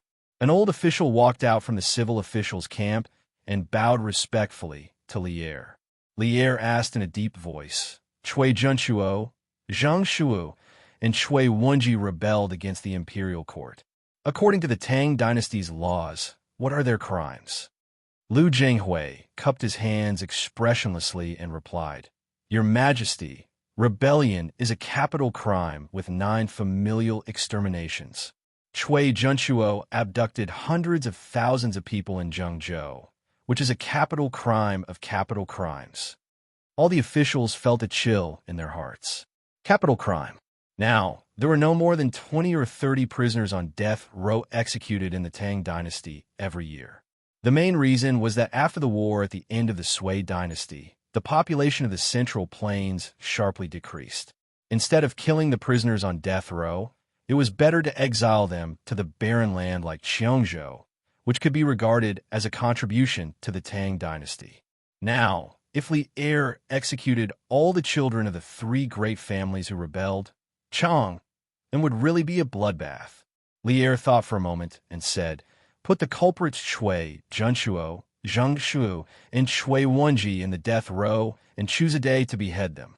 Pan Jinyue, the governor of Zhengzhou, and Shui Quan, the commandant of Zhichang's mansion in Zhengzhou, are accomplices to the evildoers and rebelled against their superiors. They will be stripped of their official positions and executed immediately. All the children of the Chui family in Qinghe, the Zheng family in Xingyang, and the Chui family in Bowling will be exiled to Yuzhou and Yunzhou to guard the border. All the women will be demoted to slaves and sent to the musical house." Ruthless. Li Er was really ruthless. After what he did, the three great families were completely uprooted. At least for hundreds of years, they would not be able to rise again.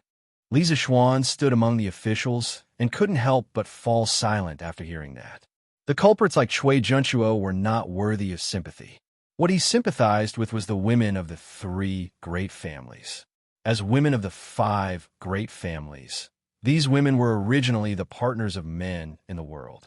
Now, because of Chui Zhenshuo and others, they suffered an unexpected calamity and were sent to the musical house. They were bound to become the playthings of the officials, and their end was miserable. But in fact, Chui Zhenshuo's rebellion had nothing to do with them. If Chui Zhenshuo's rebellion succeeded, the ones who benefited the most were the men in charge of the families. But if the rebellion failed, these women would also suffer an unexpected calamity. This was the ancient times. The fate of women was always attached to men, and they could never be the masters of themselves. Li Zishuan inexplicably felt some sympathy from the bottom of his heart. But even if he sympathized, what could he do? This was a culture that had been passed down for thousands of years. He could not change it in a short time, and could only let it be. "Your Majesty, although Chui Zhenshuo and others have committed a serious crime of rebellion, these people are old. I'm afraid it's not appropriate to execute them." At this moment, Fang Xianling stood out and cupped his hands to Li Er. Old Fang didn't want to plead for mercy for the aristocratic families, but just out of a humanitarian spirit.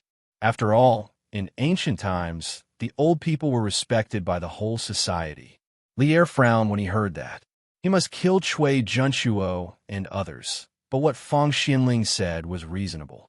After a moment of silence, he said, "Then give each of them a white silk and leave their bodies intact. Your Majesty is wise." Fang Xianling also understood that this was the biggest concession that Li Er could make, so he didn't continue to press. Today, the army returns triumphantly. I not only want to reward the army in the barracks, but also intend to lift the curfew tonight and celebrate with the people. My dear officials, if you have something to report, I will withdraw from the court. Those who should be rewarded have been rewarded, and those who should be punished have been punished. Li Er was in a good mood and said loudly.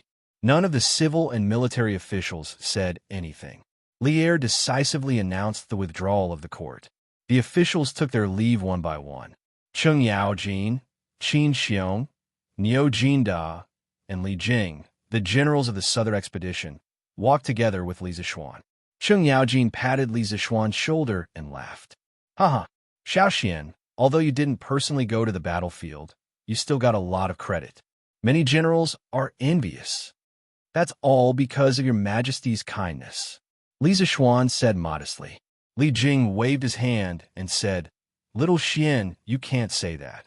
If it weren't for your telegraph, the army definitely wouldn't have been able to take down the three aristocratic families so smoothly in Zhengzhou. No one can find fault with your contribution." Qin Xiong also stroked his beard and said, "Haha, that's right. If it weren't for your telegraph machine and your student, we would probably be fighting in Luoyang, in Hunan province." Cheng Yaojin suddenly turned his head and patted Lu Rengue behind him. He said proudly, "Ha, Lu Rengue, you little brat, you've finally become a soldier under old Cheng's command. It wasn't easy for me to snatch you from that old brat Wang Yu. You better perform well for old Cheng." Cheng Yaojin was the general of the right Wu Wei, and Lu Ringgui was now the right commander of the right Wu Wei. It was not wrong to say that he was Cheng Yaojin's soldier. This general obeys. Only then did Lu Ringgui realize that he had been promoted because of Cheng Yaojin behind the scenes. Chapter 1348. Zhao Song. Do you know where Liu came from? After the morning court session, Li Er came to the Suite du Hall. Recalling the scene from the morning court session, his gaze darkened. He suddenly looked at Zhao Song and asked. Zhao Song was stunned. Clearly, he did not expect Li Er to suddenly ask such a question. He quickly gathered all the information he knew in his mind, then stepped forward and answered, Your Majesty, according to what I know, Liu came to Chang'an City last year. The first person she met was Meng Wenhao. Later on, by chance, she met the Duke of Yong. The Duke of Yong and saw that she was smart and had no one to rely on in Chang'an City, so he arranged for her to work in the Datong daily editorial department. The girl behind him is also very hard-working and studious. She stood out from the group of literary talents in the editorial department of Tang Dynasty Daily and became the best reporter there. Li Er nodded and asked again, Then do you know where Liu came from? Who are her parents? Where do they live? Zhao Song frowned and thought for a while. He shook his head and said, Your Majesty, I only know that Liu came from Jiang and Yuezhou, but I don't know who her parents are. Then he asked tentatively, Your Majesty, do you think there's something wrong with Liu's identity? He was not stupid. For Li Er to be so concerned about someone, that person's identity was definitely not ordinary. Li Er frowned and asked, Zhao Song, don't you think Liu looks like someone? Forget it. At that time, you weren't at my side yet. Send someone to investigate Liu's father and mother. But don't alarm Liu and the Duke of Yong'an. For a moment, Zhao Song was confused. Was he investigating Liu as a bad person or as a good person? Although he was full of doubts, Zhao Song knew what to ask and what not to ask after accompanying Li Er for so many years. He bowed deeply and replied, Yes. I'll arrange for someone to go to Jiang and Yuezhou. Li Er nodded. Zhao Song saw that Li Er did not have any other orders, so he left. Similar. But how is this possible? In the hall, Li Er sighed faintly. Wenhao, your parents must be worried about you. Go back first. We'll go to the academy tomorrow. After leaving the palace, Iron Egg, Meng Wenhao, Liu, Pang Feiji, Lu Ringgui, and the others all walked together with Li Zixuan. Li Zixuan generously gave Meng Wenhao a day off. After all, he knew about Meng Wenhao's family situation. At this moment, Meng Wenhao was also a little homesick. After all, he had never been away from home for so many days in his life.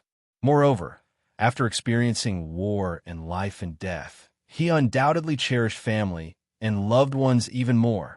Then, sir, I'll go home first. Tomorrow morning, I'll go to Yinshan. I'll make the best use of my time to make up for all the missed lessons this month. Meng Wenhao cupped his hands and said, Yes, go. Li Zixuan nodded. Meng Wenhao turned to look at Liu and the rest. These were his comrades in Zhengzhou. Taking a deep breath, Meng Wenhao cupped his hands and said, Little Yu Iron Egg, we will meet again at Cloud Mountain. Big brother Liu, it's all thanks to you in Zhengzhou this time. If you have time, you could go to Yinshan to take a look. See you at Yinshan. Iron Egg and Liu also cupped their hands and said goodbye. Lu Ringgui laughed and cupped his hands and said, Little brother, take care. I'll definitely go to Yinshan to take a look at the Immortal Academy. Meng Wenhao nodded and turned to leave. Li Zixuan looked at Lu Ringgui and said with a smile, I've heard the details of the battle from little Yu Adjunct Liu. Oh no, General Liu, thank you for saving my cousin, Yi Fashion. I don't like to owe people favors. If you encounter any trouble in Chang'an City in the future, feel free to come to Yinshan to find me. This was a kind of promise to repay a debt of gratitude. At the same time, it was also a kind of appreciation for talent. After all, the person in front of him was the first hero in China's history to resist the Japanese. Lu Ringgui was flattered. He quickly cupped his hands and said, Marquis, you can't say that. That night, Brother Fashion was being hunted down. It's true that I saved him, but without Brother Fashion, I wouldn't have been able to meet Miss Li Yu, and I wouldn't have been able to send the information about the battle to the imperial court. Therefore, rather than saying that I saved Brother Fashion, it's better to say that Brother Fashion saved me. Li Zixuan nodded in his heart. This Lu Rengui's character was not bad.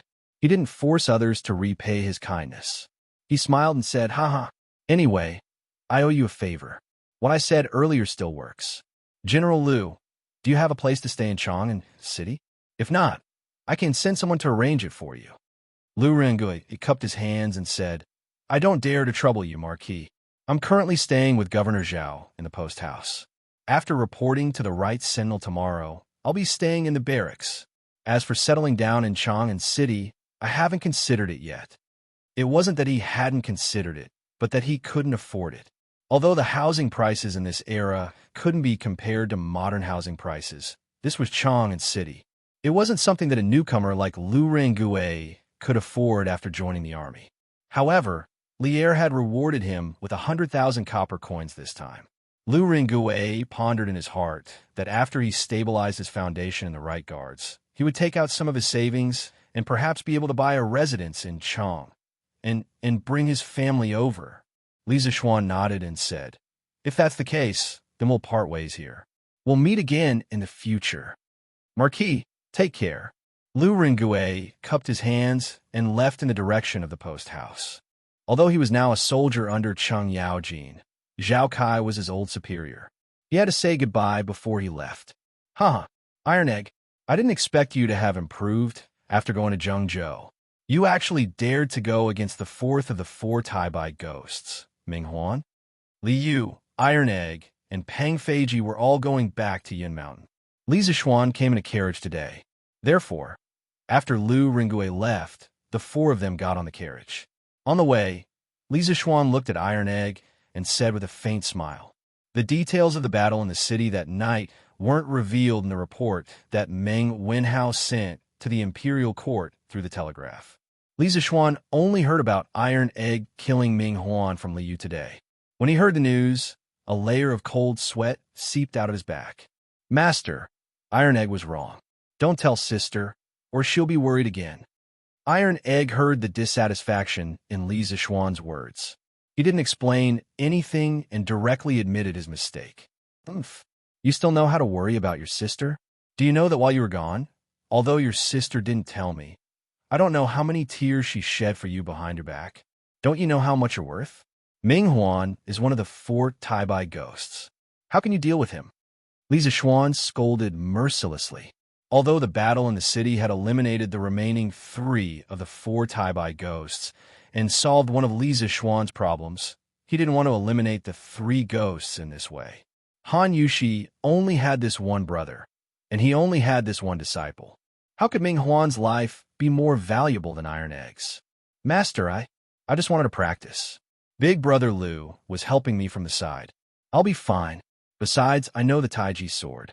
It won't be a problem for me to block Ming Huan for a while. Please don't tell my sister about this, okay? Iron Egg will definitely finish his homework and practice hard in the future. Iron Egg hurriedly begged. To him, Han Yushi could be said to be both his elder sister and his mother. After he was born, his mother passed away. It was Han Yushi who raised him single-handedly. So in his heart, Han Yushi was very, very important. Li Zixuan pondered for a moment and said, it's good that you know you're wrong. Since you're back, go to the courtyard and accompany your sister. You and Wenhao will go to the academy tomorrow. Since you can survive Ming Huan's attack, it means that your martial arts have improved. In the future, you'll have to double your training. After saying that, Li Zixuan's face suddenly showed a devilish smile. Master? I still have a lot of homework to do in the academy. Iron Egg's face turned bitter when he heard that. Ever since he started studying at Yanhuan College, his martial arts hadn't fallen behind. He would complete the training tasks Li Zixuan gave him every day. It was a habit he had kept for a long time. Then find some time. You can't fall behind in martial arts or homework. You said it yourself just now. Li Zixuan didn't care. At this time, he looked at Li Yu and smiled. Little fishy, now that you've become a gold medal reporter in the editorial department, what do you think? A gold medal reporter had the right to report to the emperor. It could be said that currently you could go anywhere. Even the county magistrate and provincial governor wouldn't dare to provoke her. Little Fishy smiled sweetly and said, "Of course I'm happy. With this identity, I could do a lot of things for the people. However, saving Wayswitching this time is what I'm most happy about. By the way, I have to thank you for the telegraph." Li Zishuan waved his hand and smiled. "Huh, why are you thanking me? You did well this time. I'll host a banquet tonight at Yinshan to welcome you and Iron Egg." "Hee, thank you, sir. Marquis, you're back." Back at Yinshan, Li Zishuan and the other two jumped down from the carriage. Lu Feng and Lu Yin came up to them. Li Zishuan hadn't given them the task of searching for ores, so they took the dozens of Imperial guards with them and acted as Li Zishuan's bodyguards. Li Zishuan nodded and then walked into the courtyard with Iron Egg. However, Pang Feiji, who was at the back, had a strong sense of vigilance in his heart. He sensed an inexplicable sense of danger. "You are?" Pang Feiji stared at Lu Feng and Lu Yun and asked expressionlessly. "Oh, you must be Pang Siggy? I'm Lu Feng, and this is my brother Lu Yun. We are from the Imperial Guards of the Northern Government. His Majesty sent us to protect Marquis and help Marquis search for ores." Lu Feng saw that Pang Feiji's posture was steady, and he walked like a soldier. Furthermore, Pang Feiji came down from the carriage with Li Zishuan. He thought for a while and guessed Pang Feiji's identity. Hence, he took the initiative to introduce himself. Pang Feiji's expression changed slightly, and he felt a little disappointed. He forced himself to calm down and saluted Lu Feng. "Oh, so you two are from the Imperial Guards. Sorry for the disrespect." In the past, he was only a Sigu of the Right Marquis household, while Lu Feng and Lu Yun were the Imperial Guards of the Northern Yamen. They were the elites of the elites in the Imperial Guard. Therefore, in terms of background, Pang Feiji was unconsciously lower than them. Lu Feng saluted with a smile. "Haha, since we're all here to protect Marquis, then we'll be brothers in the future. There's no need to be polite." "Hee, you're right. Brother Lu is right. I've just returned from Zhengzhou and have some matters to attend to. I won't keep you company." Pang Feiji forced a smile and saluted with a salute before taking his leave. "Big brother, this Pang Feiji doesn't seem very happy to see us." Lu Yin scratched his head and looked at Lu Feng in confusion. Lu Feng looked at Pang Feiji's back and said lightly, "No matter what, he was the first to follow Marquis. Now that he saw that we're here to protect Marquis, of course he would feel uncomfortable. This is human nature." Lu Yin suddenly understood. He frowned and said unhappily, "But big brother, we didn't want to come. It was His Majesty who ordered us to come. Why is he angry with us?" "Sigh. Second brother, don't speak nonsense and offend others. We came to Cloud Mountain under His Majesty's orders to follow Marquis orders. Don't cause trouble. Go and tell the brothers to be respectful when they see Pang Feiji. Don't cause trouble," Lu Feng said sternly to Lu Yin. "Yes, big brother." "Hey, big brother, you're finally back." Pang Feiji returned to his house. After putting down his luggage, he met his brothers at the side of the courtyard. Xianxia, come here." Pang Feiji had a question to ask. When he saw the two of them, he quickly waved his hand. "Hey, big brother, you didn't get hurt in Zhengzhou, right?" A fat soldier came over and held Pang Feiji's hand. He looked at him from head to toe. Hey, let go of me, I'm fine." Pang Feiji waved his hand and said seriously, "Let me ask you, when did Lu Feng, Lu Yun, and the rest arrive?" Xianxia thought for a while and replied, "Big brother, they've only been here for 5 or 6 days. Then why did they come to protect Marquis? Could it be that someone tried to assassinate the Marquis while I was away?" Pang Feiji asked doubtfully. Xianxia shook his head and said, "No, big brother, no one tried to assassinate Marquis. They came here under His Majesty's orders. Other than protecting Marquis, they also have to help Marquis look for ores in the future."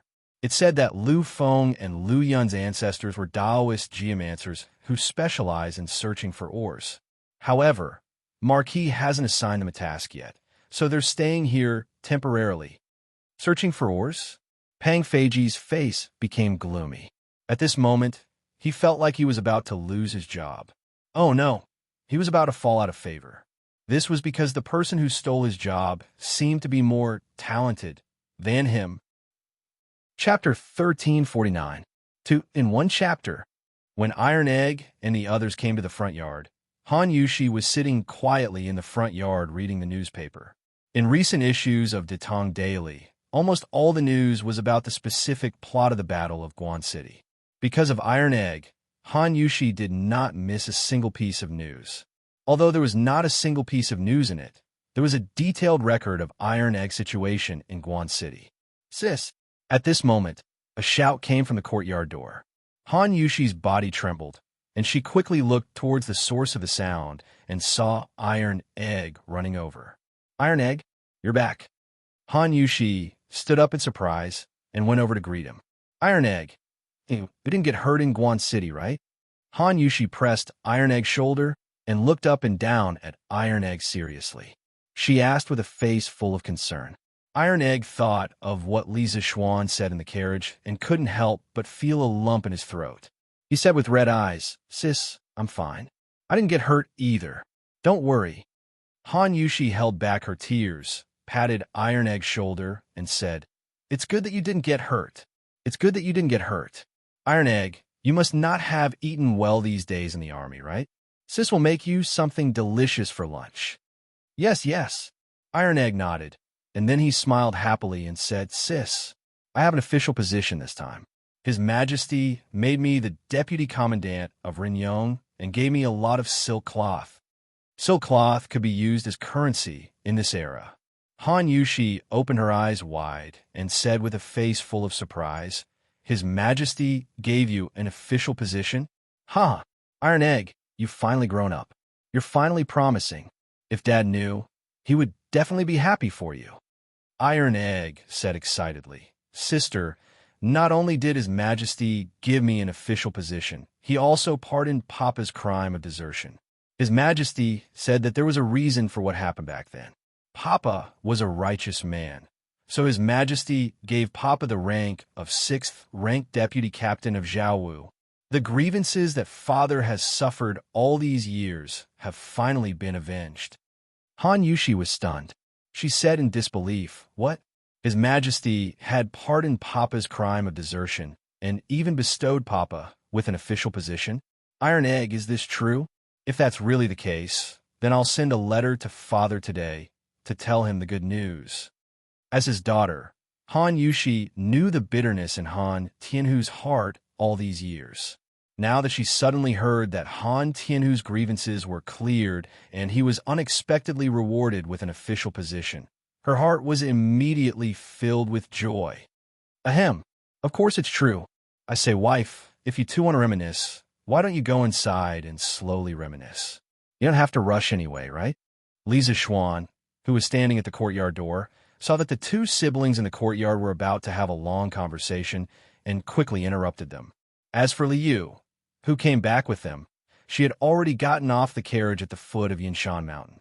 Although Li Zixuan had prepared a celebratory banquet for her in the evening, it was only noon. She had come all the way back, so her colleagues in the editorial department were all worried about her.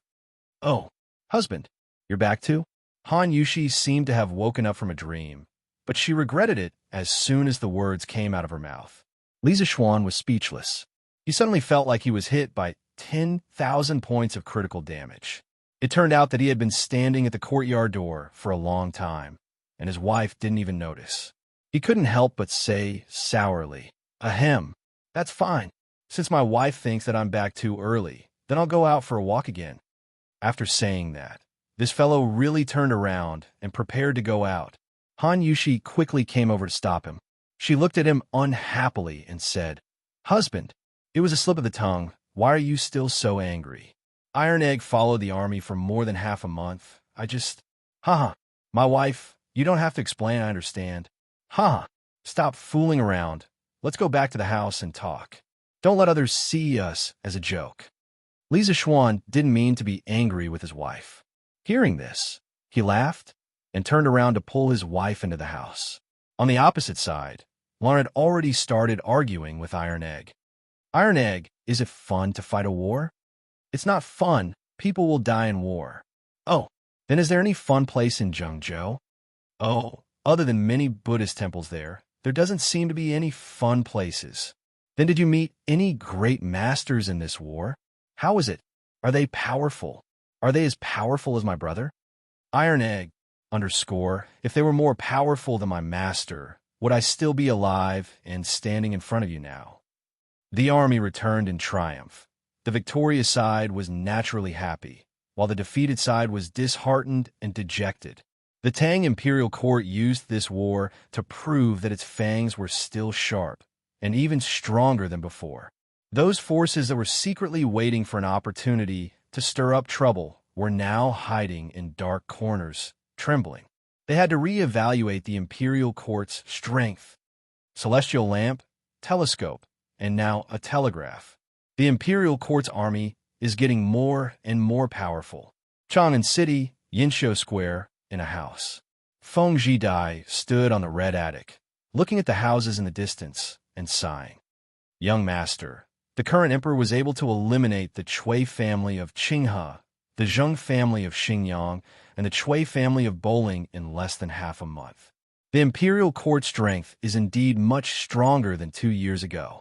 But why did the imperial court suddenly become so powerful for no reason? I really can't figure it out. Feng Zhidai's guard, Mu, couldn't help but say. Feng Zhidai sneered and said, 2 years ago, Shili Khan led the army to Chang'an City, and the emperor emptied the Chang and treasury in exchange for a temporary peace. Since then, the imperial court had no money and no food, and its strength was naturally not as strong as before. But since last year, Li Zishuan encouraged the emperor to send a fleet to the south for sea trade, and then the imperial court set up a department of shipping in the Guangdong coastal area to trade with the Nanyang countries. It could be said that the imperial court made a lot of money. Now the imperial court doesn't lack money or food, and the annual income from sea trade is even comparable to the tax income of the previous 5 years. Plus, the imperial court doesn't lack good soldiers at all. So how can it not be strong?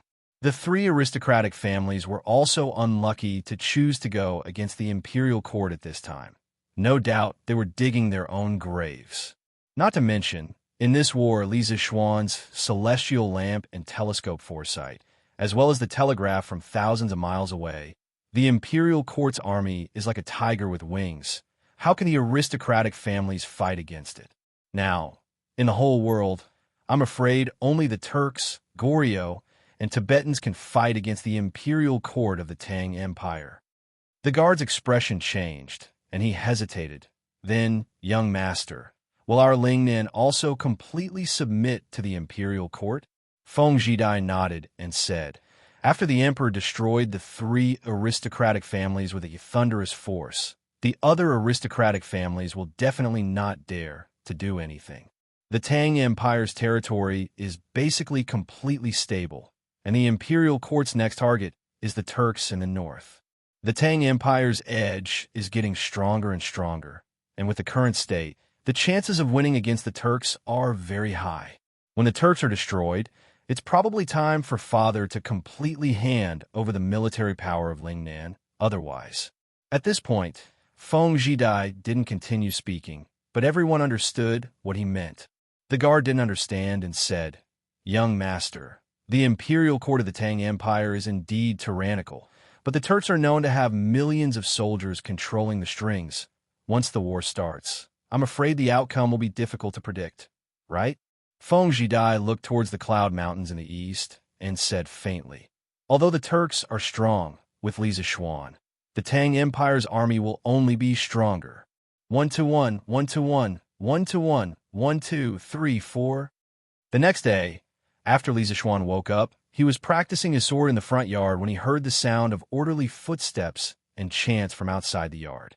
His heart skipped a beat, and he walked out of the yard. Looking in the direction of the sound, he saw Pang Feiji leading a few dozen soldiers running over from the mountain path not far away. When Li Zishuan saw this, he couldn't help but mutter in his heart. What was wrong with Pang Feiji? Why did he suddenly become so diligent? Coincidentally, Pang Feiji also saw Li Zixuan, so he quickly increased his speed and ran over. In a short while, he was in front of Li Zixuan.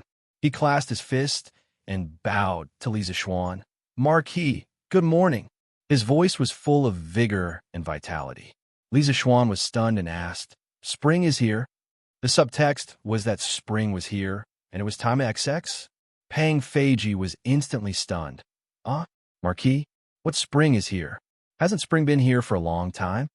Facing such a humorless subordinate, Li Zixuan couldn't help but roll his eyes, and then said unhappily, "I'm saying what's wrong with you today. Why are you leading people to train so early?" "Oh, Marquis, you're talking about this."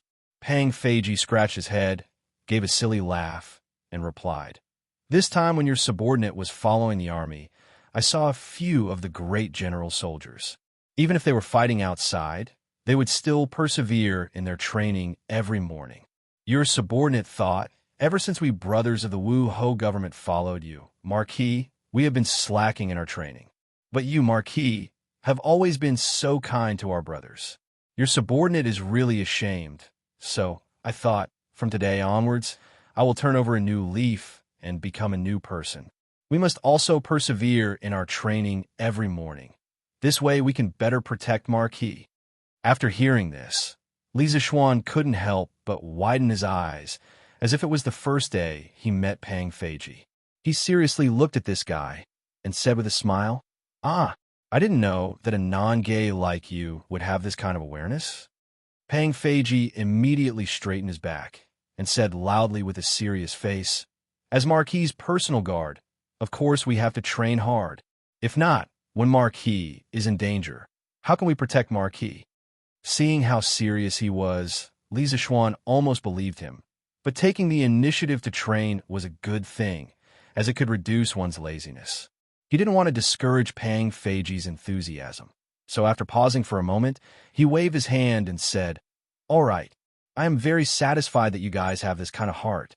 Then you guys train hard. I will go to the academy later." "Yes, Marquis." After receiving Li Zixuan's affirmation, Pang Feiji shouted excitedly, then turned around and said, "Everyone listen to my orders. From here to the foot of the mountain, run another 10 rounds. 10 rounds? Boss, are you joking?" Below, there was a wave of complaints. "Brother Pang, isn't 10 rounds a little too much?" At this moment, Lu Feng happened to pass by and couldn't help but interrupt. It was fine if he didn't say anything, but once he did, Pang Feiji instantly became anxious. He shouted excitedly, "What do you mean by too much?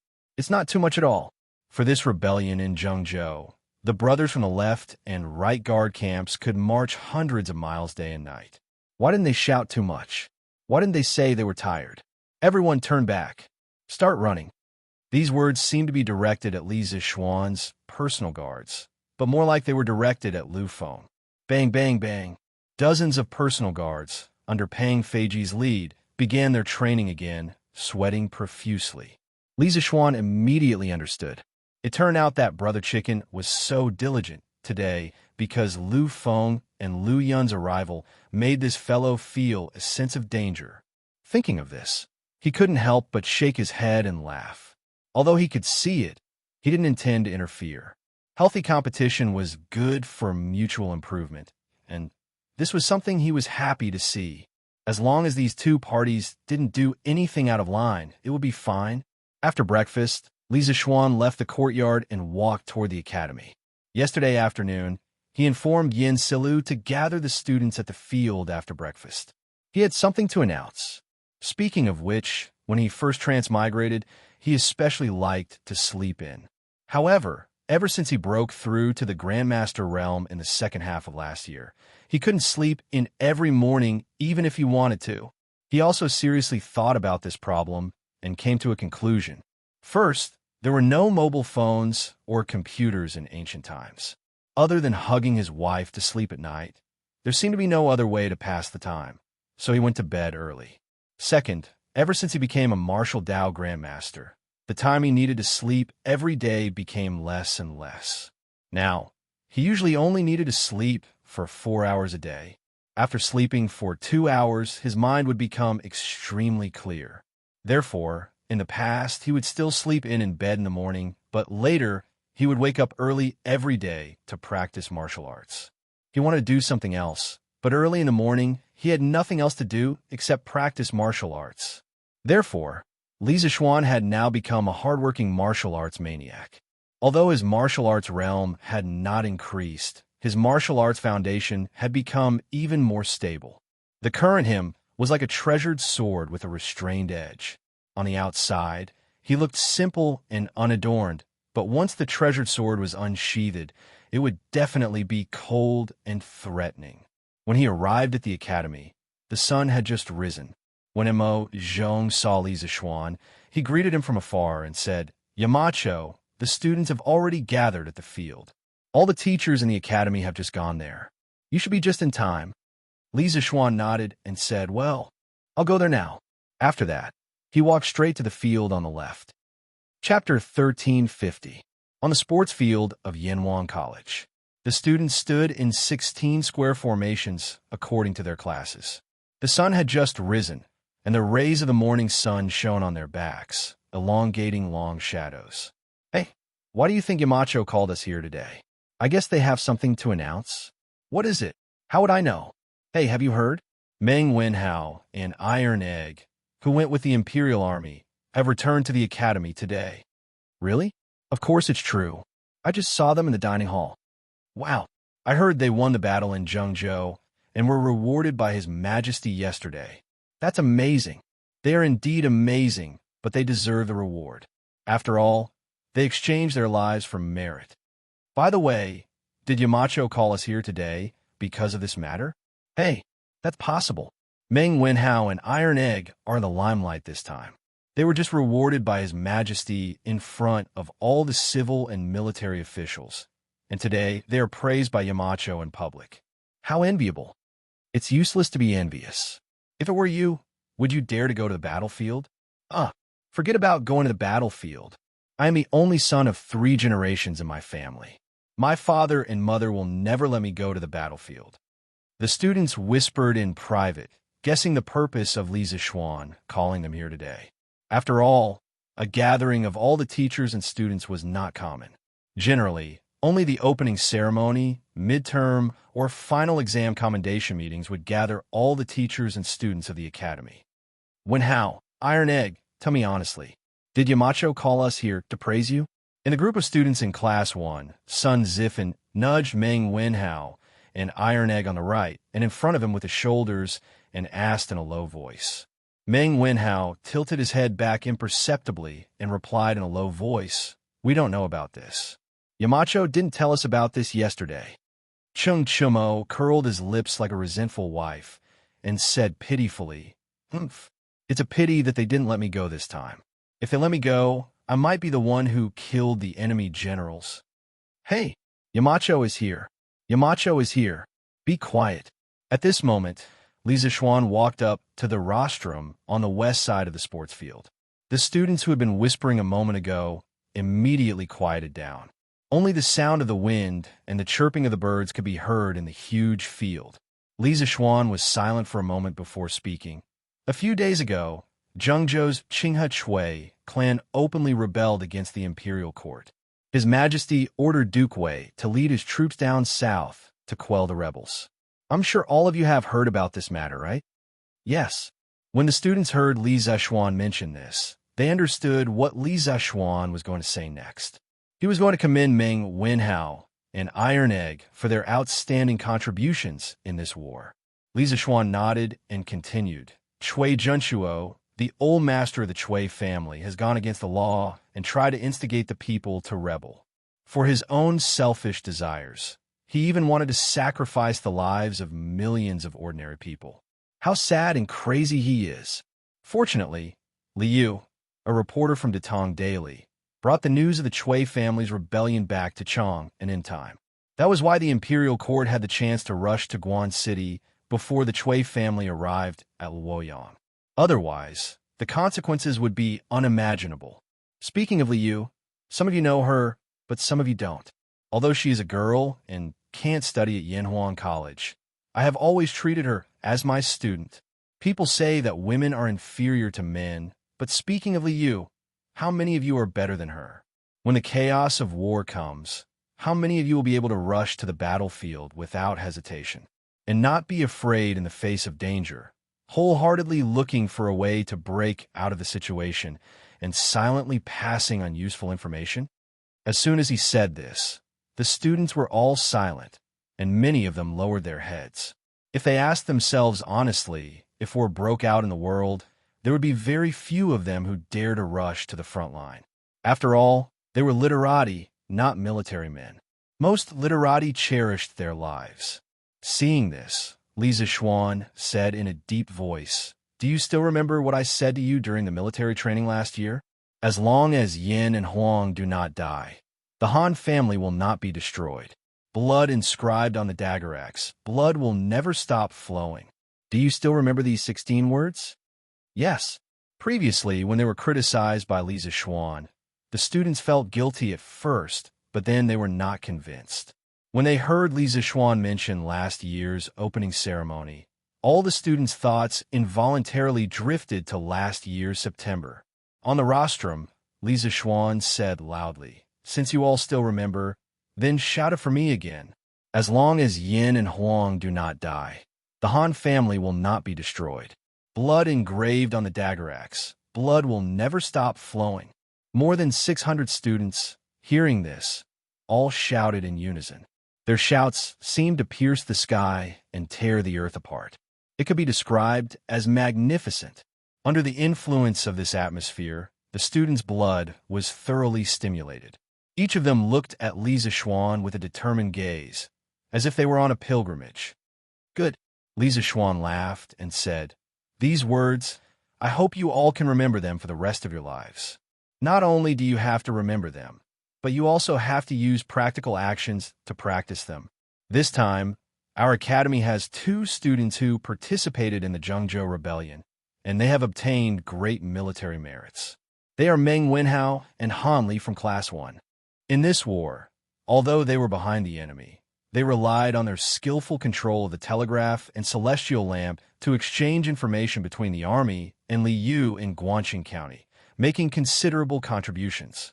In order to commend their contributions, yesterday, His Majesty has conferred Meng Wenhao the title of Wenlin Lang, and Han Li the title of Ren Yong Deputy Lieutenant. When this was said, the students below the stage exclaimed. They were all students of Yanhuang College, but Meng Wenhao and Iron Egg were both officials. This made most people very envious. After all, in this era, who didn't learn civil and martial arts and sell goods to the emperor's family? In addition to Meng Wenhao and Han Li, there is also Li Tai. He is responsible for the communication between the imperial palace and the army at the front line, and his contributions are great. In the future, as long as the students of the academy have achieved great military merits, regardless of whether the imperial court rewards them or not, our academy will reward them. Depending on the merit, the reward will range from 100 to 1,000 Tang Yuan and also a Yamacho honor medal. This is because not only did they earn honor for themselves, but they also earned honor for Yanhuang College. Therefore, I announce that the 3 students who contributed to the rebellion will each be rewarded with 300 Tang Yuan and a Yamacho honor medal. Wow! The students below the stage exclaimed again. What was the Mountain Chieftain Medal of Honor? Let's not talk about it for now, but 300 Tang Yuan was a real benefit. Logically speaking, it was not a small amount. One must know that the key person in this rebellion, Lu Rengui, was only rewarded with 100,000 copper coins in addition to his official position in the imperial court. How much was 100,000 copper coins? It was only about 100 strings of coins. However, Li Zishuan rewarded 300 Tang Yuan, which was considered a big deal. Now that we are done talking about the rewards for the 3 of them, let's talk about the rest of you. Li Zishuan saw the envious expressions of the students below the stage. He paused for a moment and said, "I know that many of you are envious of Meng Wenhao and Iron Egg for having such a good opportunity to contribute.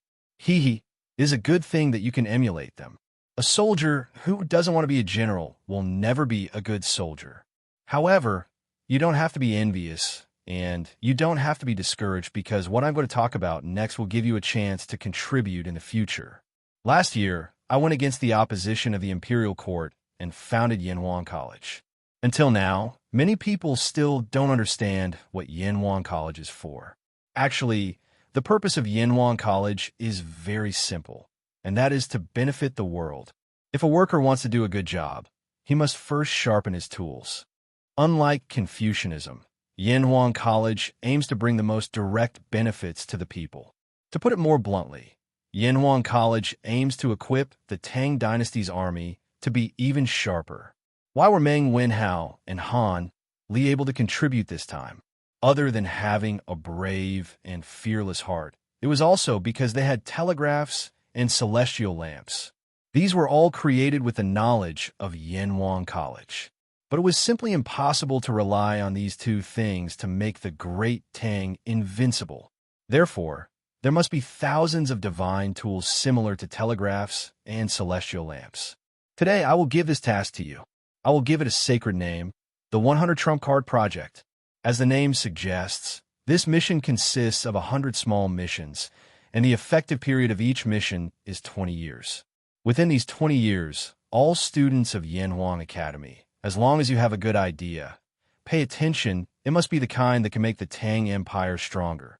You can come to me with your proposal. I will evaluate the practicality and feasibility of your proposal. Once your proposal is valued by me, it will be listed as one of the 100 killer projects. At that time, you can gather the strength of all the teachers and students of the Academy to complete your proposal. During this period, the Academy will provide you with all the manpower, material, and financial resources. As long as it is useful to complete the project, the Academy will support you unconditionally, no matter how much it costs. Once the project is completed, all the teachers and students who participated in the Trump Cards Project will not only receive a huge reward from the Academy, I will also ask the Imperial Court for a reward. At that time, the Imperial Court will also give you a reward. It may be a promotion or a life of wealth. No matter which it is, you will be famous all over the world. In addition to your own proposals, the Academy will also regularly release some predetermined Trump Cards projects. At that time, outstanding students with excellent grades and abilities will be selected to join the Trump Cards Project. Therefore, if you want to stand out, you must study hard and take every exam seriously. In short, the Trump Cards Project can be a good idea for the people, such as the curved plow, or it could be a good idea for the military, such as the celestial lamp or the telegraphs. No matter what it is, since it is called a trump card, it must ensure that the Tang Dynasty is far ahead of the rest of the world in a certain aspect. Chapter 1351. A few days ago, Lier had come to Yanhuang College to urge Li Zishuan to speed up the popularization of the telegraph in the Great Tang Army. At that time, Li Zishuan had already deeply felt the urgency in Lier's heart. As for why Lier was so anxious, anyone could guess it. Old Li was anxious to fight the Turks. Now that the internal factors of unrest in the Great Tang had basically been eliminated and there was a stable environment in the rear, Lier's next goal was as clear as day: to attack the Turks and wash away the humiliation of the Wei River Alliance. It was precisely for this reason that Lier impatiently urged Li Zishuan to equip the army with the telegraph as soon as possible after seeing the huge role it played in quelling the rebellion in Guangxing.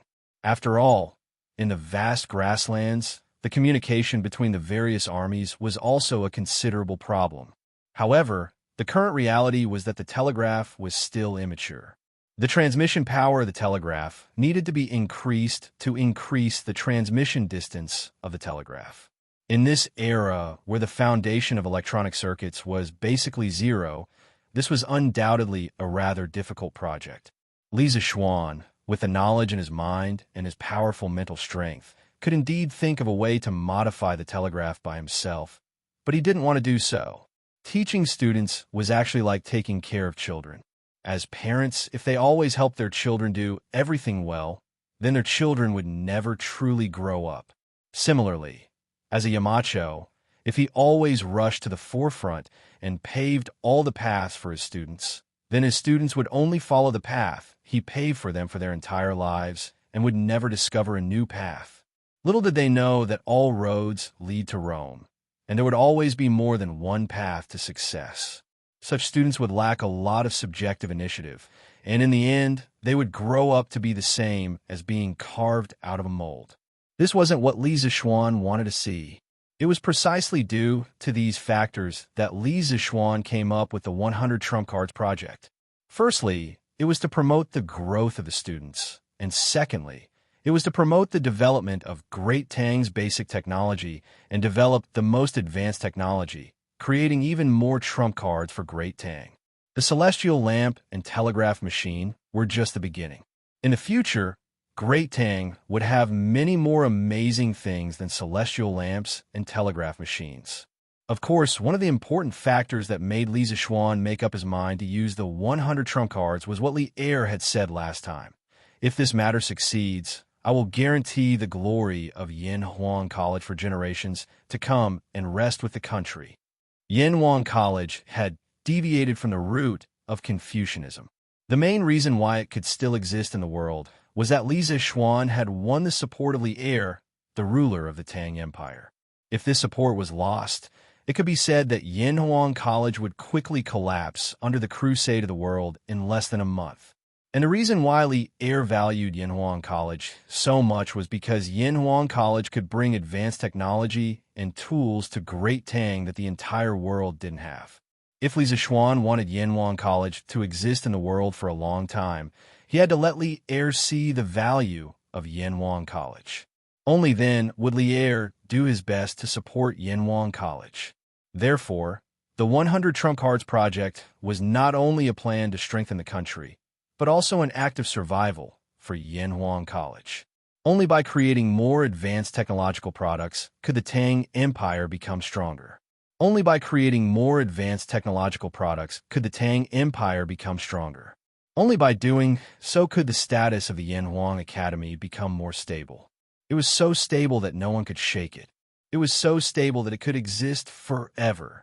On the field, after hearing Li Zixuan's grand plan, all the teachers and students were stunned. What a big deal. All the teachers and students of Yanhuang College couldn't help but be shocked by Li Zixuan's boldness and magnanimity.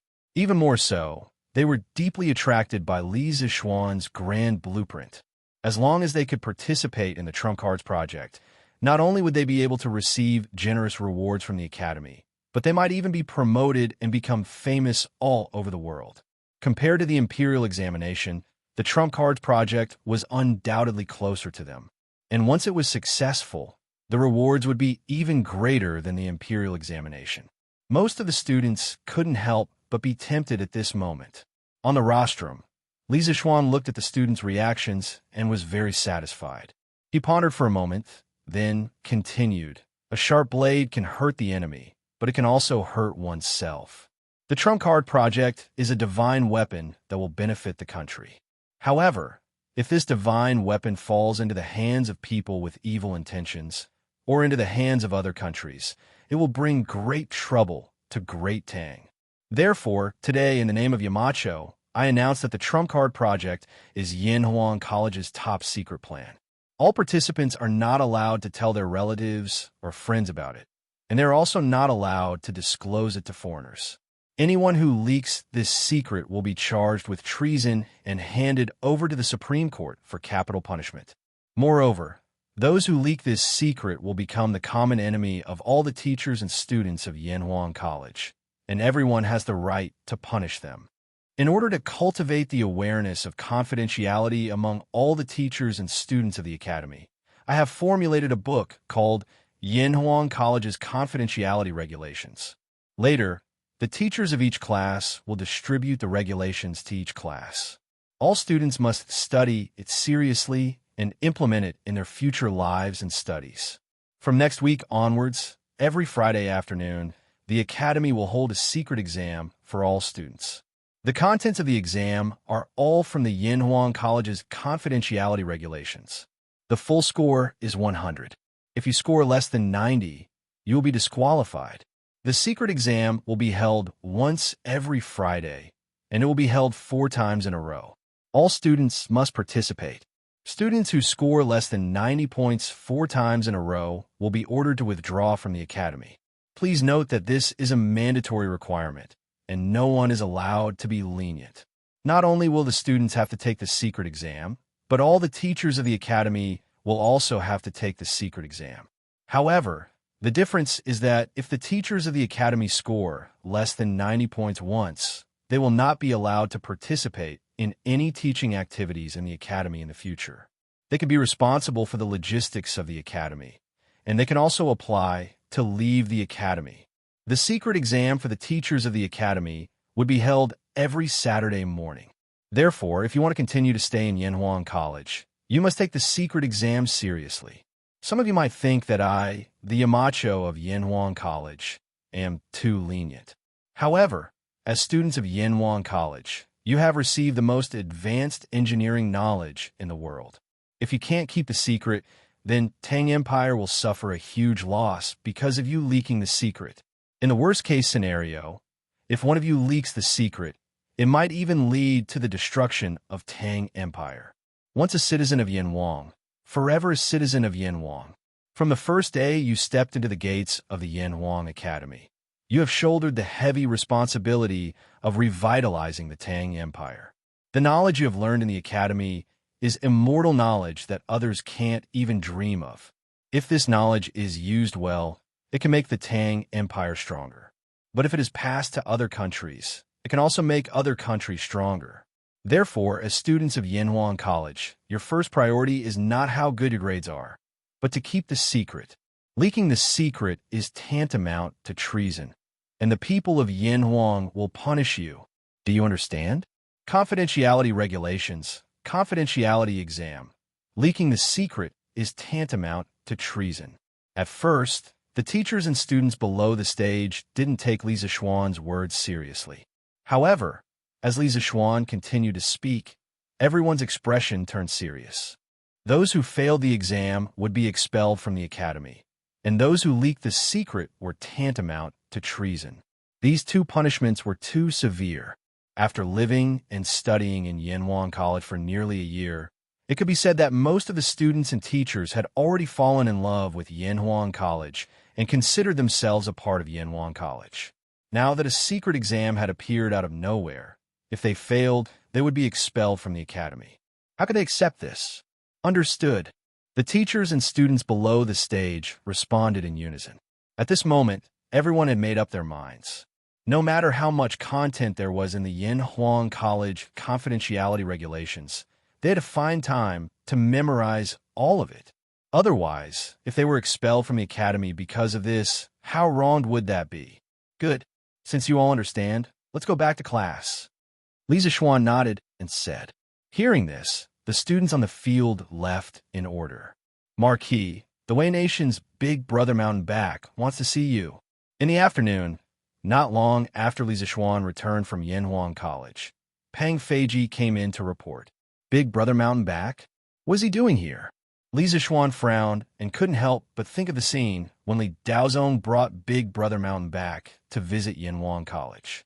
One thing he was sure of was that Big brother Mountain Back was definitely interested in the knowledge of Yanhuang College. He wanted to steal the knowledge and then bring it back to Wei Nation to strengthen their national strength. Li Zishuan was a transmigrator with a strong grudge against the Wei Nation. How could he allow the evil plan of the mountain-back Big Brother King to succeed? Li Zishuan was an angry youth who had a strong grudge against the Wei Nation. Therefore, when Big Brother Shanbei visited the academy last time, he was not allowed to enter the classroom other than the Confucian Classics classes of the academy. Now that this guy came to Yinshan again, Li Zishuan felt a little impatient. Tell him that I'm unwell and can't see guests. Tell him to go back. After thinking for a moment, Li Zishuan waved his hand and said he didn't like trouble and didn't want to waste time with Big Brother Mountain Back. Besides, he didn't have time now. Yes, Marquis. Pang Feiji cupped his hands and left. At the gate of the courtyard, Pang Feiji said to Big Brother Mountain Back, my Marquis is unwell and can't see guests. Please come back another day. Big Brother Mountain Back was disappointed. He came here today to send the beauty. How could he be willing to go back like this? In fact, according to the plan, he should have come earlier. However, The ship that Wei nation escorted the beauty encountered a storm at sea. Many people died, including the beauties that Emperor Tugu helped him choose. Most of them died at sea. But fortunately, there were still some beauties who survived. Moreover, this beauty who survived had the noblest status and the most outstanding beauty. However, his plan to send beauties to curry favor with Li Zishuan had been delayed for a long time because of this. It wasn't until today that he finally sent the beauties over, but he didn't expect to be met with a closed door. The big brother on the mountain back hesitated for a moment, then cupped his hands and said, "Dare I ask what illness the Marquis is suffering from? I know a few famous Wei Nation doctors. If Marquis needs..." Pang Feiji secretly thought that this person did not know what was good for him.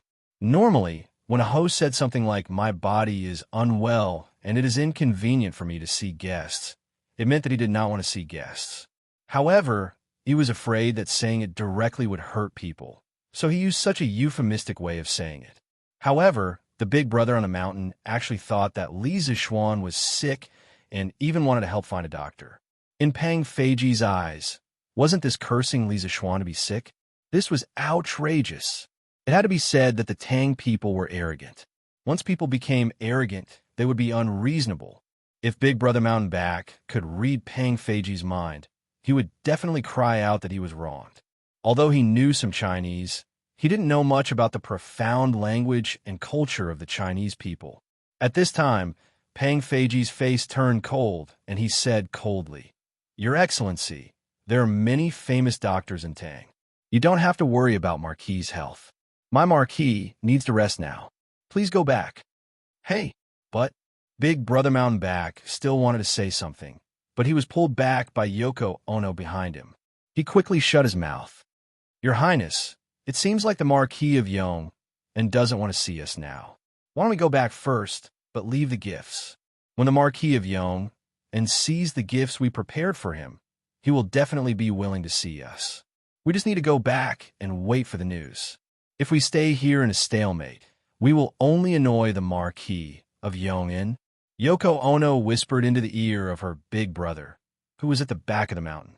Big Brother Mountain Back nodded to himself. He then clasped his hands at Pang Feiji and said politely, "Since the Marquis of Yong'in is not seeing guests today, I will come another day. If the Marquis of Yong and needs anything, just let me know. Whatever the Wei Nation can offer, I will give it to the Marquis of Yong'in. Goodbye." After saying that, the mountain back Big Brother King waved his hand and led his subordinates away without hesitation. His straightforward attitude made Pang Feiji have a good impression of him. "Hey, stop!" Pang Feiji suddenly felt that something was wrong. He hurriedly shouted at the back of Big Brother Mountain Back and said, "You forgot to take your carriage." Unexpectedly, Big Brother Mountain Back and his men did not stop. Instead, they walked faster and faster. They only left a sentence in the air. "In the carriage is the gift I prepared for the Marquis of Yong. Although the Marquis of Yong and is not seeing guests today, according to the rules of the Tang Empire, there is no way to take back a gift that has been given out. So, please accept the gift in the carriage." After saying that, Big Brother Mountain Back and his men had already disappeared from sight. "Hey, stop!" Pang Feiji was so angry that he almost cursed. From what he heard, Li Zishuan did not want to have anything to do with the people of Wei Nation. Why would he accept a gift from them? Looking at the pink, draped carriage, Pang Feiji was in a dilemma. Should he pull the gift into the courtyard for Li Zishuan, or should he just throw it down the mountain? "Men, push this carriage down the mountain." After thinking for a long time, Pang Feiji made a decision and ordered,